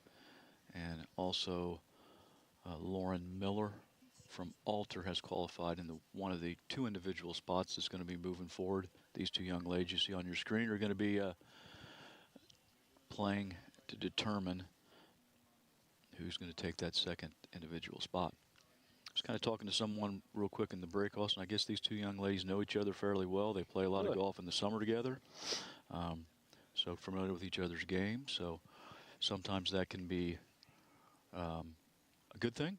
Yeah. Sometimes maybe not. So we'll see how it plays out here. I think it could be a good thing, especially in a playoff. You know, maybe calm you down a little bit less nerves. Sure, be a little more comfortable with that person. And sometimes nerves can be beneficial. You know, kind of amp you up a little bit, give you a little bit more adrenaline to maybe perform better. But you know, they kind of do have a negative connotation when you think about nerves. But yeah, pretty interesting that they've played a lot of golf together. All right, looks like Ella Porter's going to be first to play. Again, you can see her just inside the 150 post. This does play downhill a little bit. I'm sure we'll get a shot of the green here as they go up toward it. Again, pin was on the front this morning. This green is protected by a couple bunkers left and right, but you do have a fairway area there that you can land it short and run it up to the hole if that's what these young ladies are going to choose to do.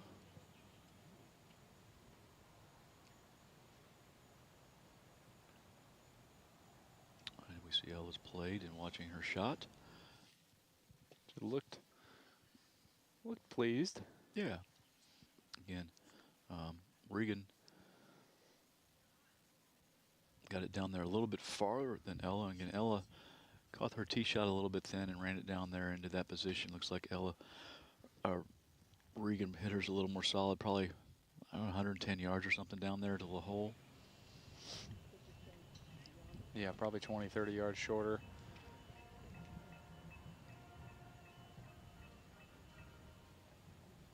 Looks like she struck it well and is leaning watching a little left. Yeah, watching anxiously. So as if it might be right, but again, the pin is front left, so she was off a little bit to the right, so then she'd just be in the middle of the green, basically. Yeah, we're going to find out here as we're going to continue to follow the playoff now from our overhead view. Don't have any stationary cameras there by 1 or 17 or 18. Well, 18 tee. We have a camera behind 18 green, so if we do get to 18 green, we'll get that same shot we saw afternoon and have a little bit better view of the green. If we were to happen to make it to the third playoff hole, again, had a couple playoffs the last couple days. Again, individual playoffs. We had a 3-for-1 playoff on Monday for the D3 boys, and then yesterday we had D2 boys, and we had a 2-for-1 playoff again yesterday. And both playoffs have ended on the first hole. So see the girls walking here to the right. It does look like there might be a ball, I don't know, about 30. Oh, there might be 2 balls up there actually now that I'm looking at it. Definitely one that's about 35 feet away, pretty close to pin high on the right side of the green. There also might be one there closer to the back side, but we will certainly find out when they ditch their bags and grab a club. Yeah, but again, if we were to play another hole here, we'd be heading to 17. So 17 from this angle here is a par 3. Quickly looking at the yardage here, playing 130 today. And again, it's just to the left of the camera view you see here. The tee will be down there to the left. So it goes left and plays from right to left on this camera angle you see here. So we'll cross that bridge if we get to it and we need to. Looks like Regan's got it there on the green. What do you think, Austin? 40 feet or so? Something in that ballpark. Again, This green doesn't have a whole lot of slope in it, but it's probably running downhill just a little bit from that angle. It may move a little bit toward the front of the green as she gets closer to the hole, so maybe a little bit of right to left break in it. Again, from that distance, she's just looking to get her something relatively close to the hole for an easy tap in, which she's done there beautifully. Yeah, really good putt there for Regan. Yeah, again, and she'll probably mark that just so she won't be standing in Ella's way in her line of play. Yeah, and again, just want to be careful with that too. And again, something that should be an easy tap in there. We want to make sure you don't get too quick and not give it the attention that it deserves. So, all right, Ella here. Again, same sort of scenario. This will be going downhill toward the hole. Looking to get this as close to the hole she can to leave herself a relatively easy par putt. Very well done. Wow. It couldn't have been much better unless it would have went in there. Yeah. So yeah, perfect speed there. Gave it a chance.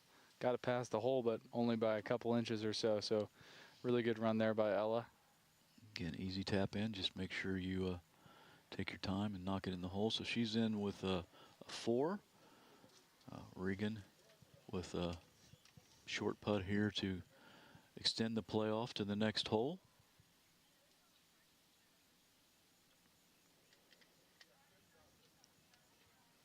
And she knocks it in. Two pars. We have the hole with pars and move on to the second playoff hole. Again, haven't seen 17 today. Again, don't have any camera angles there, but we are going to continue to cover it with our overhead view as long as our batteries and our equipment continue to work here. So pretty straightforward hole number 17. No bunkers on 17. 130 yards is what they're going to be playing it at as a par 3.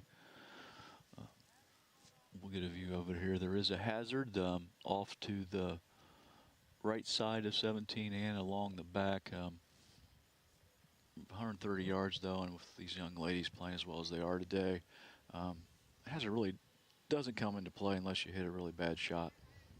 So again, I guess depending on pin location, not really sure where the pin location is, but I guess if you do stick it all the way over on the right side of the green, Austin, it comes in a little bit more. But we'll see the green here in just a second as they're walking down to their tee.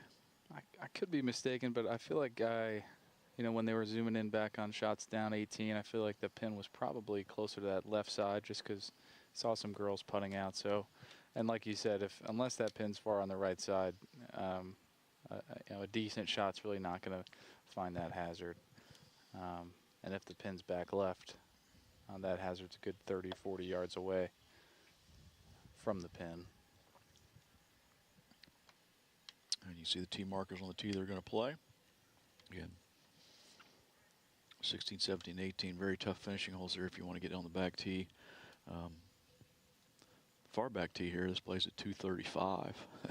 So this would be a short par 4 for these young ladies if they wanted to move it all the way back there again, but they're only playing it at 130 today.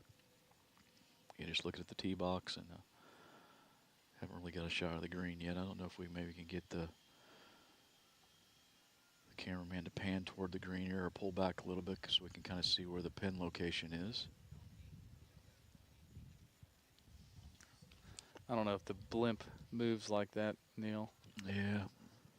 Again, we may need to put a request in next time if we can get more than one of those 12 blimps here, so we could get it from both angles. All right, Ella Porter here again to play first, and here we're getting that shot panned up just a little bit. And again, you're seeing the fairway cut there, and as we pull back, you see the green and pin's really cut right in the middle. So relatively straightforward shot here. A couple grass bunkers there, short and right again, but with a well-struck shot, not really in play. And again, creek behind, not in play. Really, and again, it'd have to be a poor shot to bring that creek onto the right into play. Looks like she was kind of happy with that one, Austin, that she hit again. Yeah, couldn't really tell too much. Definitely didn't look like she was disappointed. Again, we're really just kind of reacting to body language on these swings afterwards. Yeah, again, Regan McDaniel, second to play there. Trying to cover this a little bit from the camera behind 18 green, I believe. So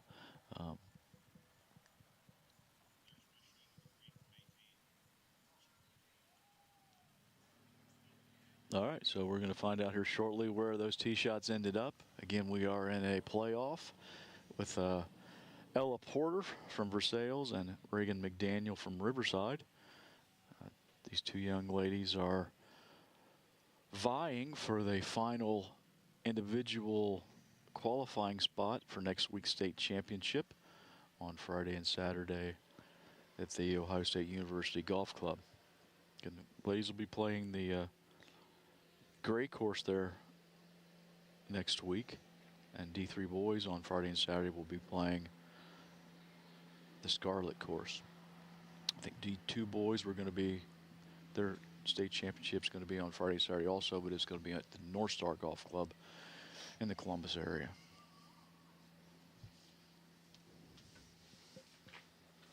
All right, let's kind of see where these shots ended up, Austin.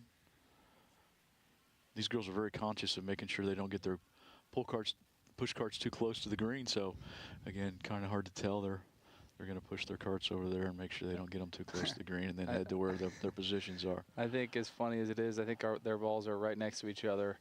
You know, obviously Ella's bending down to mark her ball there, and I believe Reagan's ball is going to be right next It to her. sure looks like it. All right, so kind of a little bit of advantage for whoever's a few inches closer. They can get a good read on the speed and the line again, but from the distance they are right here, both looking to leave themselves with the tap in for par, and if it would happen to drop into the hole, it would be a great bonus for them. Yeah, definitely an advantage to see the break and everything like that to putt second here, but you know, also a unique advantage if you're putting first. If you do happen to, you know, and the unlikelihood that it does drop, that puts an enormous amount of pressure on whoever's going second. Yeah, it looks like haven't really been able to tell who's going to play first. Not much in this putt, pretty straight. Not much slope up and down on this green from where they are. Maybe slightly uphill, but really flat and fairly straight. And it does look like Ella's going to play first.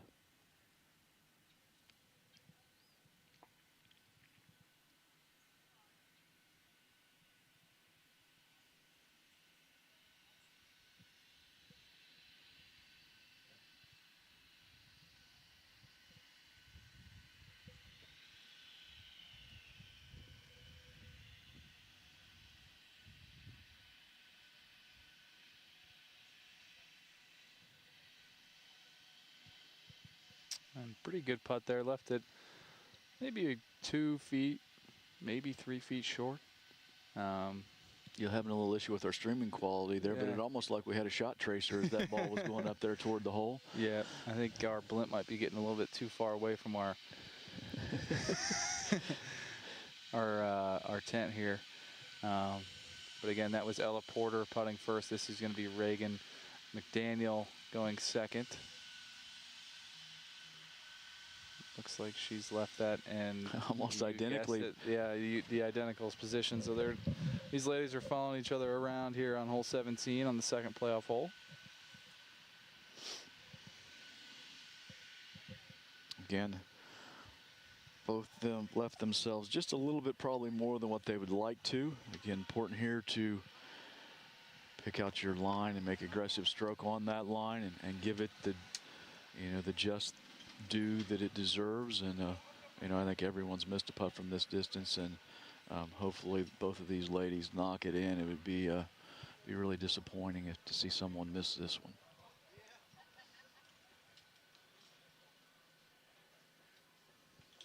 And all right, Reagan pours that one in.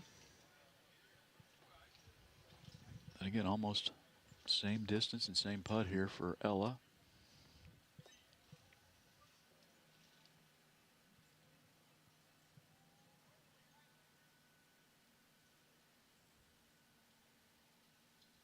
And Ella does the same.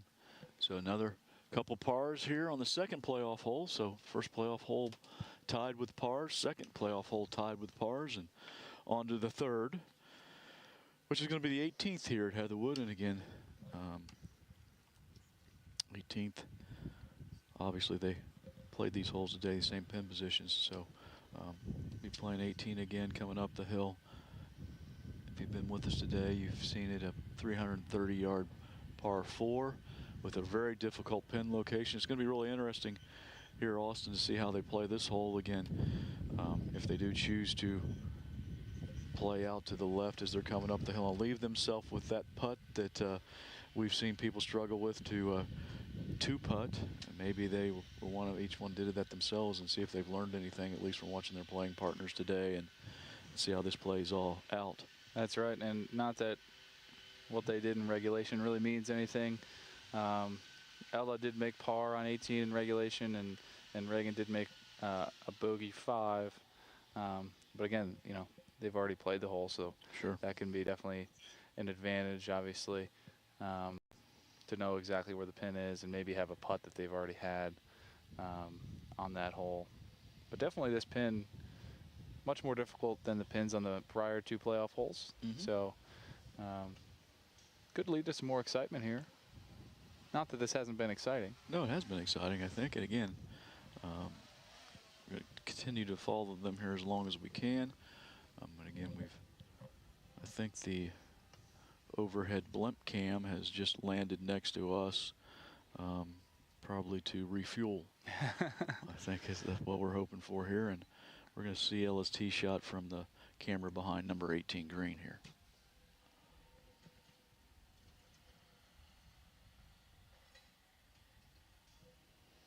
Looks like that was really well struck. Eyeing it anxiously though, but I can see it. It looks like it ran into the grass bunker there. She's probably going to have just over 150 yards. Obviously that grass bunker, just like a traditional bunker, does have, you know, kind of slopes around the edges, so hopefully she's in a flat spot and won't have any issues with that.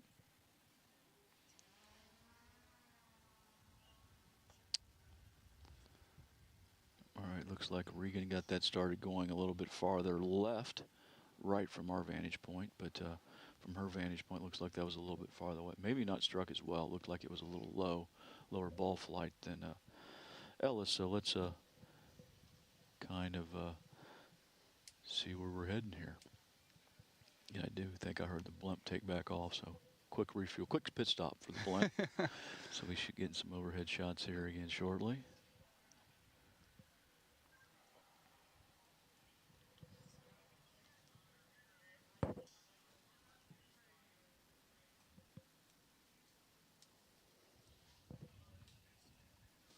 Again, very good finishing hole here at Heatherwood. Like we were kind of talking about earlier, hazard up the right side. There are some trees that do come into play up the left side as well, a line of trees. So, and then you even put in that grass bunker there down the right side as well. So pretty tight driving hole. Definitely requires, more precision than some of the other tee shots out here. Definitely not your easiest hole to play under pressure, that's for sure. Yeah, again, third playoff hole here, so I don't know. I think, not that I've been in a lot of playoffs, Austin, but I think the more playoff holes you're playing, the little more comfortable you get. I would think you'd be a little bit more nervous on the first playoff hole than you would be the second, and then a little less nervous on the third. Not that you can't get some nerves jump up if you've got a very important putt or something at the end of the hole, but you should become a little more comfortable with the situation the longer you go on, I would think. Yeah, certainly. I mean, it's just kind of like, your first tee jitters and how they kind of go away. Here we've seen where Reagan's tee shot has ended up in the left side of the fairway. It does look to be a little bit longer shot than she probably would have liked to have had in here. She's probably got closer to 100 or 200 yards. Yeah, it looks like I can see her ball land from our broadcast location. Looks like it was going to be in the fairway, probably 50 yards short of the green. So choosing to, looked like she was hitting an iron there to get it into that position. Hard to tell exactly, but again, tough for her to get it all the way back onto that green from where she hit that tee ball. Again, Ella here, not a great angle to attack the pin. And again, a lot depends on her lie, what she's going to choose to do. And it looks like she's got her coach there with her and making a decision. Looks like she's pulled out either a hybrid or a fairway metal. I would think with this club she would have to try to chase it up the left side of the green, right side from our camera angle here, and try to get it on the green and leave herself that long putt that we've been watching people leave short all day. Yeah, that's right. And she is on the upslope, looks like, of that grass bunker. There are some overhanging limbs on the right side. I did not see that ball come down from our vantage point. Neither did I. Did look like it started off on a pretty good line from this camera angle. But we will find out where her ball ended up.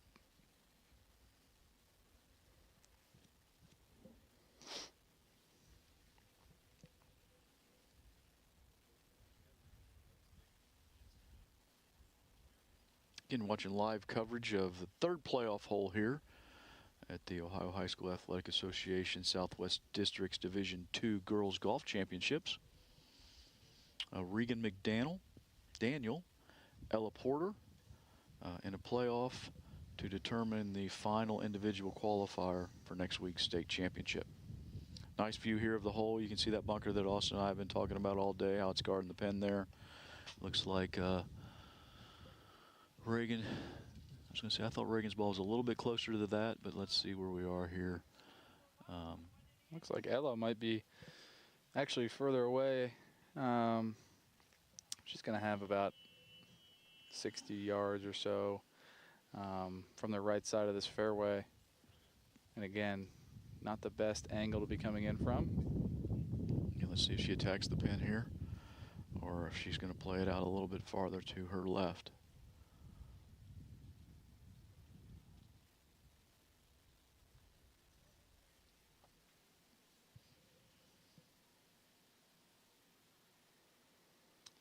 Looks like that ball's come up a little bit short of the green, right of the green side bunker. So not in the bunker, but in the rough, just short.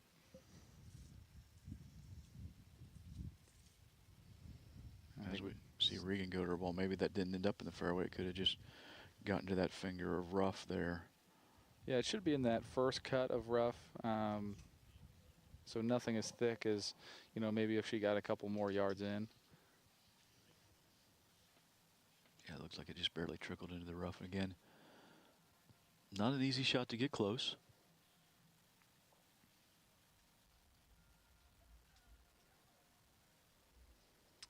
Pretty good shot there, though. Yeah. She's managed to get that on the green to about 25 feet or so. So obviously you can see she did aim a little bit more left, probably smartly so, to make that carry a little bit shorter. Yeah, and give her a little bit more green on that angle too there, Austin. So again, got herself in good position. Obviously she has a little bit of advantage here. I would think that Ella should be thinking about getting this up and down for sure. I mean, I think Regan's in a comfortable two-putt range and really a putt that can be made for par. So yeah, without a doubt, Ella's got to be thinking, okay, I've got to get this up and down to make my bogey. Yeah, again, or Ella, not just go ahead and make it. I mean, she could do that too. She definitely could. Again, Ella Porter here for her fourth shot for par.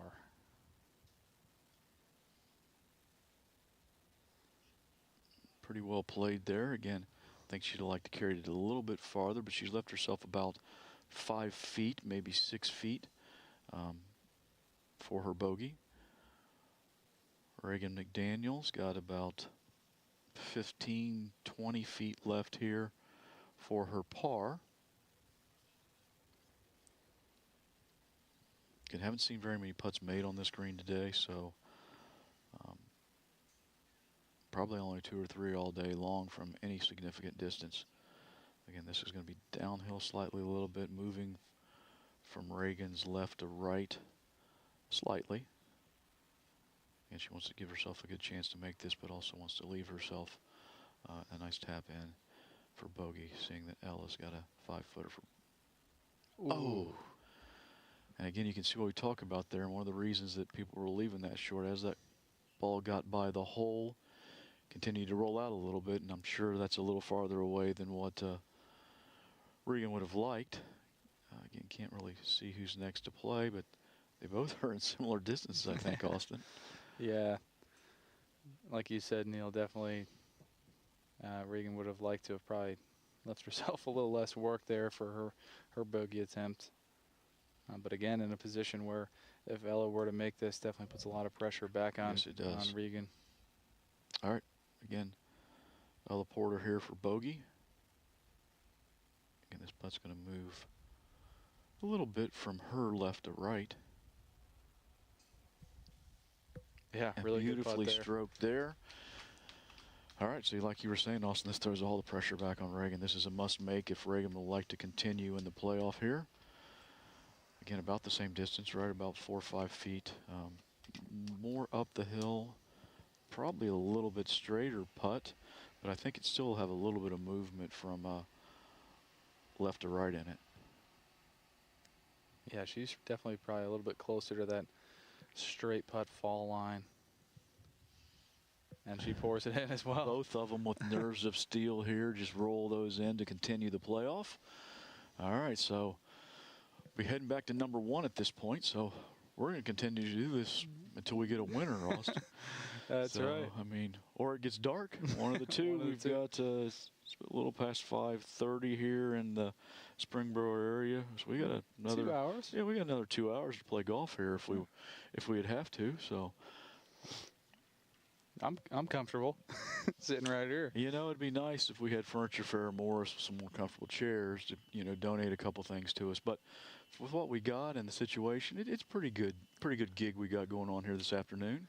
It sure is, and I think the temperature has seemed to have cooled out a little bit. The sun's not as strong anymore, so. Yeah, not near as hot as it was earlier this afternoon, and the wind has died down, and really got some perfect conditions for these two young ladies to battle it out for that final qualifying spot in next week's state championship. Again, if someone's telling you to turn on YouTube and check out the playoff just now and you're just joining us, we got a couple young ladies here heading to the 4th playoff hole, trying to determine who's going to take the final qualifying spot in next week's state championship. That would be Regan McDaniel from Riverside and Ella Porter from Versailles. And again, we're going to keep playing until one of these ladies wins a hole. Going back to where we started before, we're going back to number 1. So we've already played 1, 17, and 18. So both ladies made par on number 1. Both ladies made par on number 17. And they both made bogey on a very difficult par for 18th. So back to number 1 tee again, and Ella to show us the way. Yeah, again, Ella, first time around here on number 1 in the playoff. Didn't quite catch it perfectly, but ended up in an all right spot. That one definitely got a little bit more air under it and looks like it was headed on the similar line, so should be in a good spot.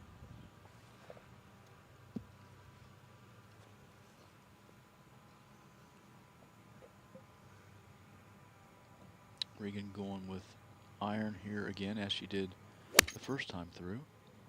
She left her iron in a perfect spot the first time. Yeah, looked like a similar line to first playoff hole as well. So both ladies should be in a similar spot, I would think.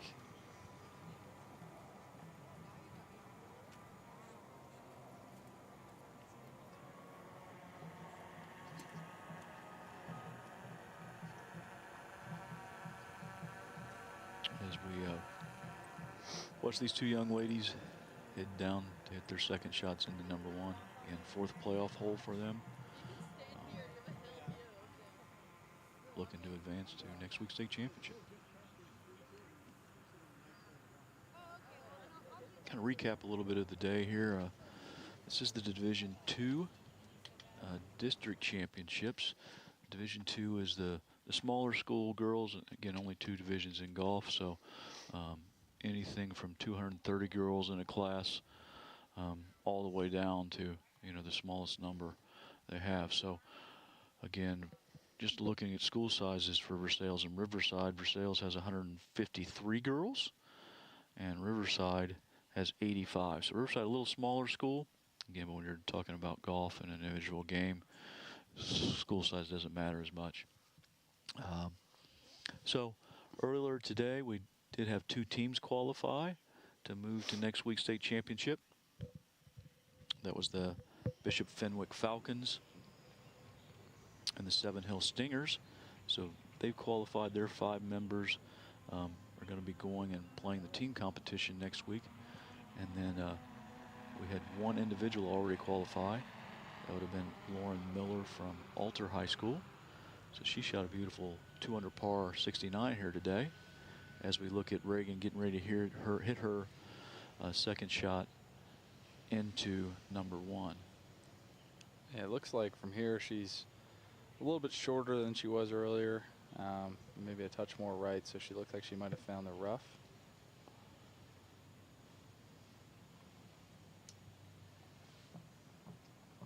And then we have Ella Porter there.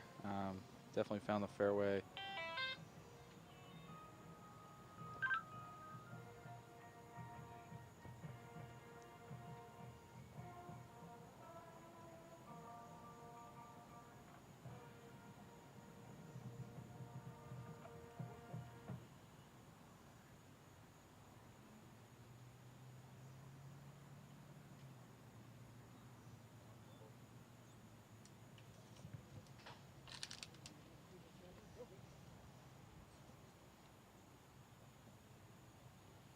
Yeah, it sure did.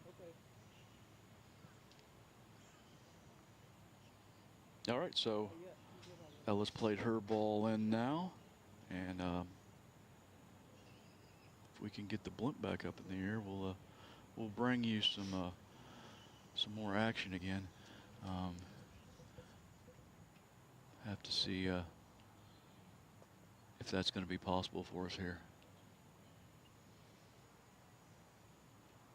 Again, sounds like the blimp may just be taking off, Austin, after a quick refueling here. So hopefully we get some overhead shots here from the action around number 1 green.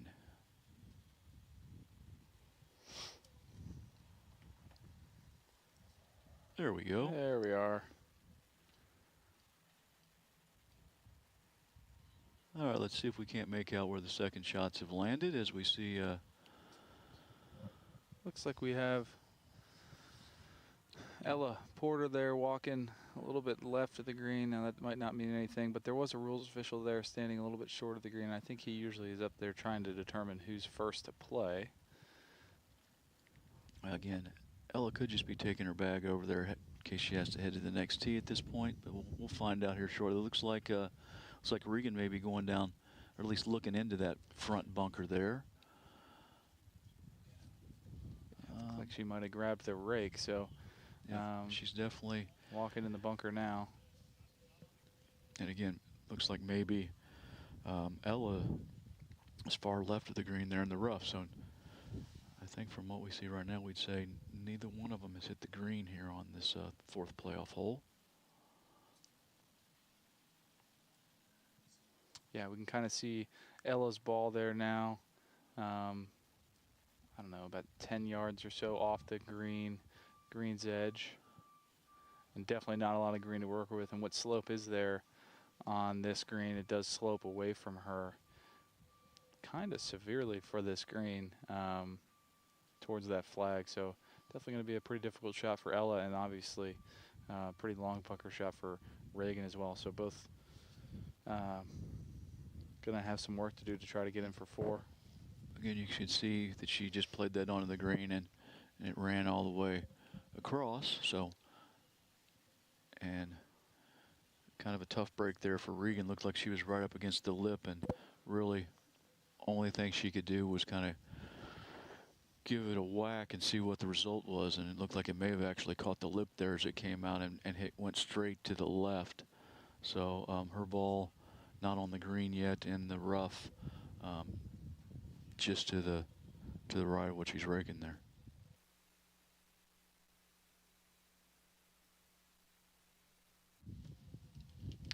Austin and I were just talking off mic here, and maybe that was her second shot in the bunker. We're not sure if she tried to play a bunker shot and left it in the bunker before. So not really sure exactly what she's laying right there.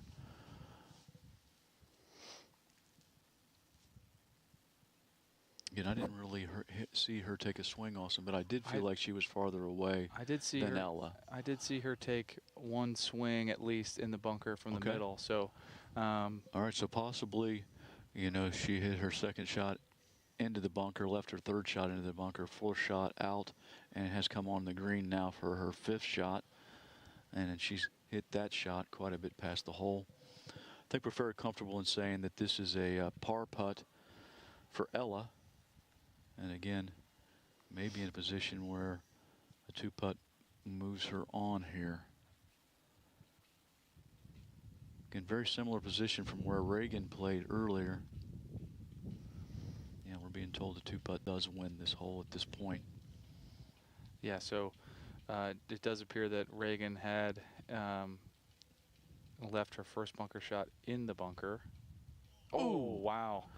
Again, pretty aggressive there. I'm sure she'd have been happy to leave that as just a tap in, but she's had no trouble knocking putts in from that length here in the playoffs. So, again, I would think at this point Reagan has to make this putt. And if she makes it, then she's got to hope that Ella misses hers. But this is a must make for Reagan right here.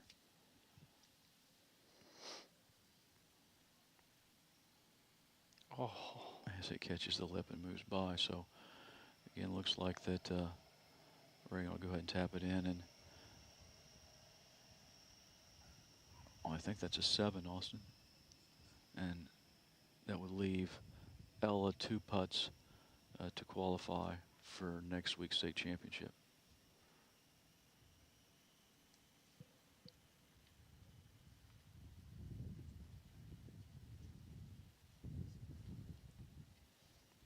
Again, Ella Porter here for, that was for 5. And we believe if she makes this one, this would also get her through. She knocks it in there. And again, we're going to find out if there's some congratulatory handshakes here, but I'm pretty sure, and they are, so I'm pretty sure Ella has qualified. Ella Porter from Versailles qualified for the 2nd spot and in the state championship. Again, both the young ladies played fabulously. Both had a little bit of difficulty on the 4th playoff hole. And again, we've been told that they know each other fairly well, so Ella consoling Regan, and we have found our final qualifier. And then now our teammates congratulating her. All right. So Austin and I are going to go ahead and wrap it up here. If you want to stick with us, we're going to be having trophy presentations here shortly. Once again, thank all of you for joining us today. Had a great time doing it. And again, still a couple days left of golf here at Heatherwood next week on Wednesday and Thursday. We're going to have the boys Division I on Wednesday and girls Division I on Thursday. If you found us here today, I'm sure you can find us next week if you like to watch a little high school golf. Once again, I want to thank everybody involved in the process here. And again, it's quite a few people that I won't be able to name them all, but everybody from the Miami Valley Cable Council who really makes this all happen with their pictures, Carl and Joe. Also thank Austin and all the staff here at Heatherwood that are manning all the cameras and doing everything that we need to do to get this done. Again, thanks for joining us today. And if you want to just hang out here, they're going to get back up around the clubhouse. Once the girls get up here, they'll have trophy presentations, and we're going to bring that to you once we get everybody up here. But as far as it goes for me and Austin, this is going to be it for today, and I hope to see everybody next week. Anything you'd like to say before we sign off here, Austin? Yeah, just thank you to everyone for tuning in today and the last couple days. Look forward to some more fun and some more action next Wednesday and Thursday for the Division I boys and girls. But yeah, thanks for letting me chat with you the last couple days, Neil. It's been a pleasure. Look forward to it next week. Yep, been fun, and Hope to see all of you next week for some more live high school golf action. I should say that. All right, we are here with the Lady Knights from Alter High School. And Lauren, you've got some exciting news. Share it with us. I'm going to state. How about that? Let's hear it for Lauren. Very exciting. Okay, let's have the rest of you go ahead and introduce yourselves. I'm Lauren Miller. I'm a sophomore. And I'm going to state. And I'm going to state. I'm Anna Summers, and I'm a senior. I'm Heaven Conyers, and I'm a senior. I'm Izzy Brady, and I'm a sophomore. I'm Jordan Thornburg, and I'm a sophomore. All right, ladies, thanks so much. So obviously you had a great day. Tell us about the course and how you did. I don't know. It was basically, it was kind of just, oh my God. I just played. Well, we know you're excited, so. Yeah. I kept my hand in it. There was some definitely ups and some downs at the same time. And the echo's really weird, I'm sorry. What kind of challenges did you have? Definitely like not getting into my head after hitting some bad shots. Like after I had a rough pull, I was pretty upset. So it was just like, okay, I gotta start grinding, get out the bad shots, and just move on. So you grinded and you did it. And what for you was the best part of today? Running at the end to hug my teammates after I knew. I can tell this team is very close-knit. You all seem to really enjoy each other. What's the best part of being on this team? We're basically just like a little golf family, and we like all go get food before we play, before practice, and we might get yelled at, but it's okay. We all just like love each other really much, and it's just great. What's your pre-game ritual? Do you have something that you do before the games? We always get Chick-fil-A, and we have our little chicken hopper that comes and brings us food, and we always go to Chick-fil-A before practice and like drink milkshakes. It's so fun. So you're all relatively new to golf, right? But you've been playing for a long time. Give us some of your history in golf. Well, I started when I was 5, just like playing, going off with my dad and stuff. But then I quit soccer, and then I just started playing golf like full time. I think 7th grade. And what do you enjoy about playing golf? I like the beautiful courses that we get to play on. And yeah. You don't want to answer that one. Tell us about your coach. Oh my gosh, Jim Cole. I wish he was here, but where did he go? He left. He has basketball. He's also a basketball coach. We love him so much. Basically on the course, he doesn't really correct our swing. He's more of our therapist. So if we're ever like going through it mentally, he like comes over and he like whips us back into shape. So we love him very much. And then you also have some parents here as well, right? Yeah. My mom and dad are over there. I love you guys. Thank you. Woo!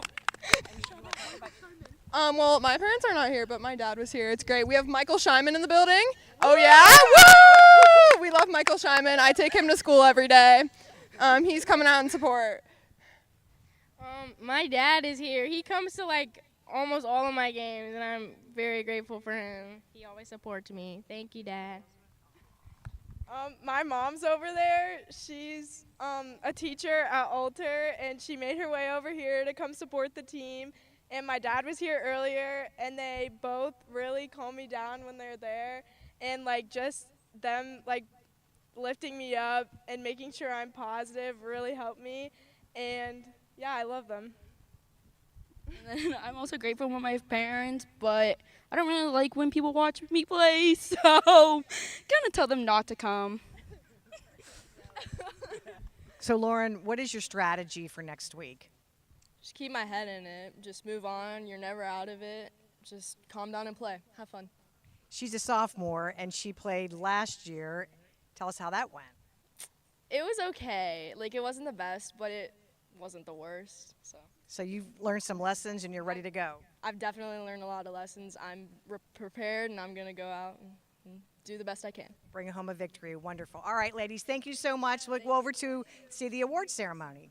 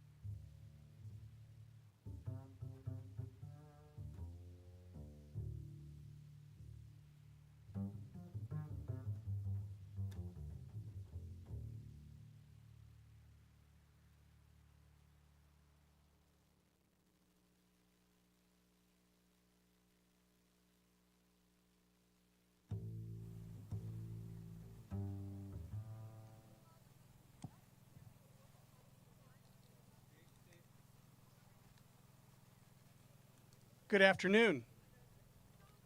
My name is Steve Jurek with Miami Valley Golf, and I have the honor of presenting this afternoon's awards. Before we start with our awards, we would like to thank the City of Springboro and Heatherwood Golf Club for their hospitality and commitment to our next generation of golfers in hosting today's District 2 Girls Championship.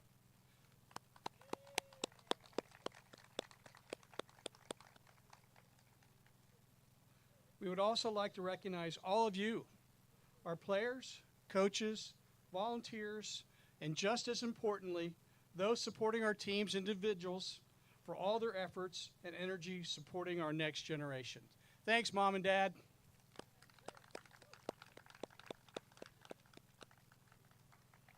Now, for those representing our Southwest District in this year's state championship next Friday and Saturday on the Gray Course at OSU Golf Club.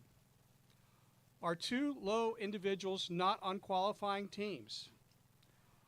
Our runner-up and second place individual in a 4-hole playoff from Versailles High School, Ellen Porter. Ellen, if you could come forward.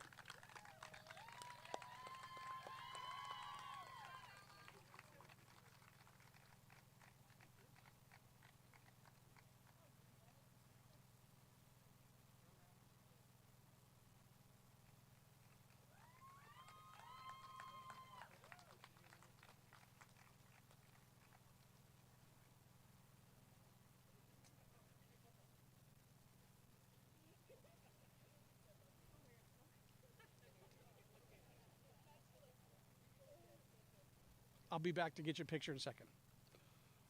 Our medalist and first place individual from Alter High School, Lauren Miller.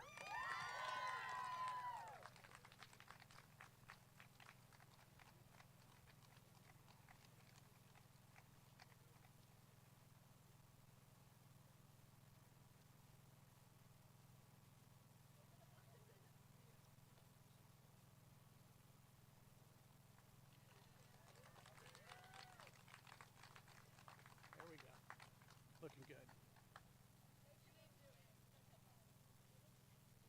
Okay, our second place team from Seven Hills High School, please come forward.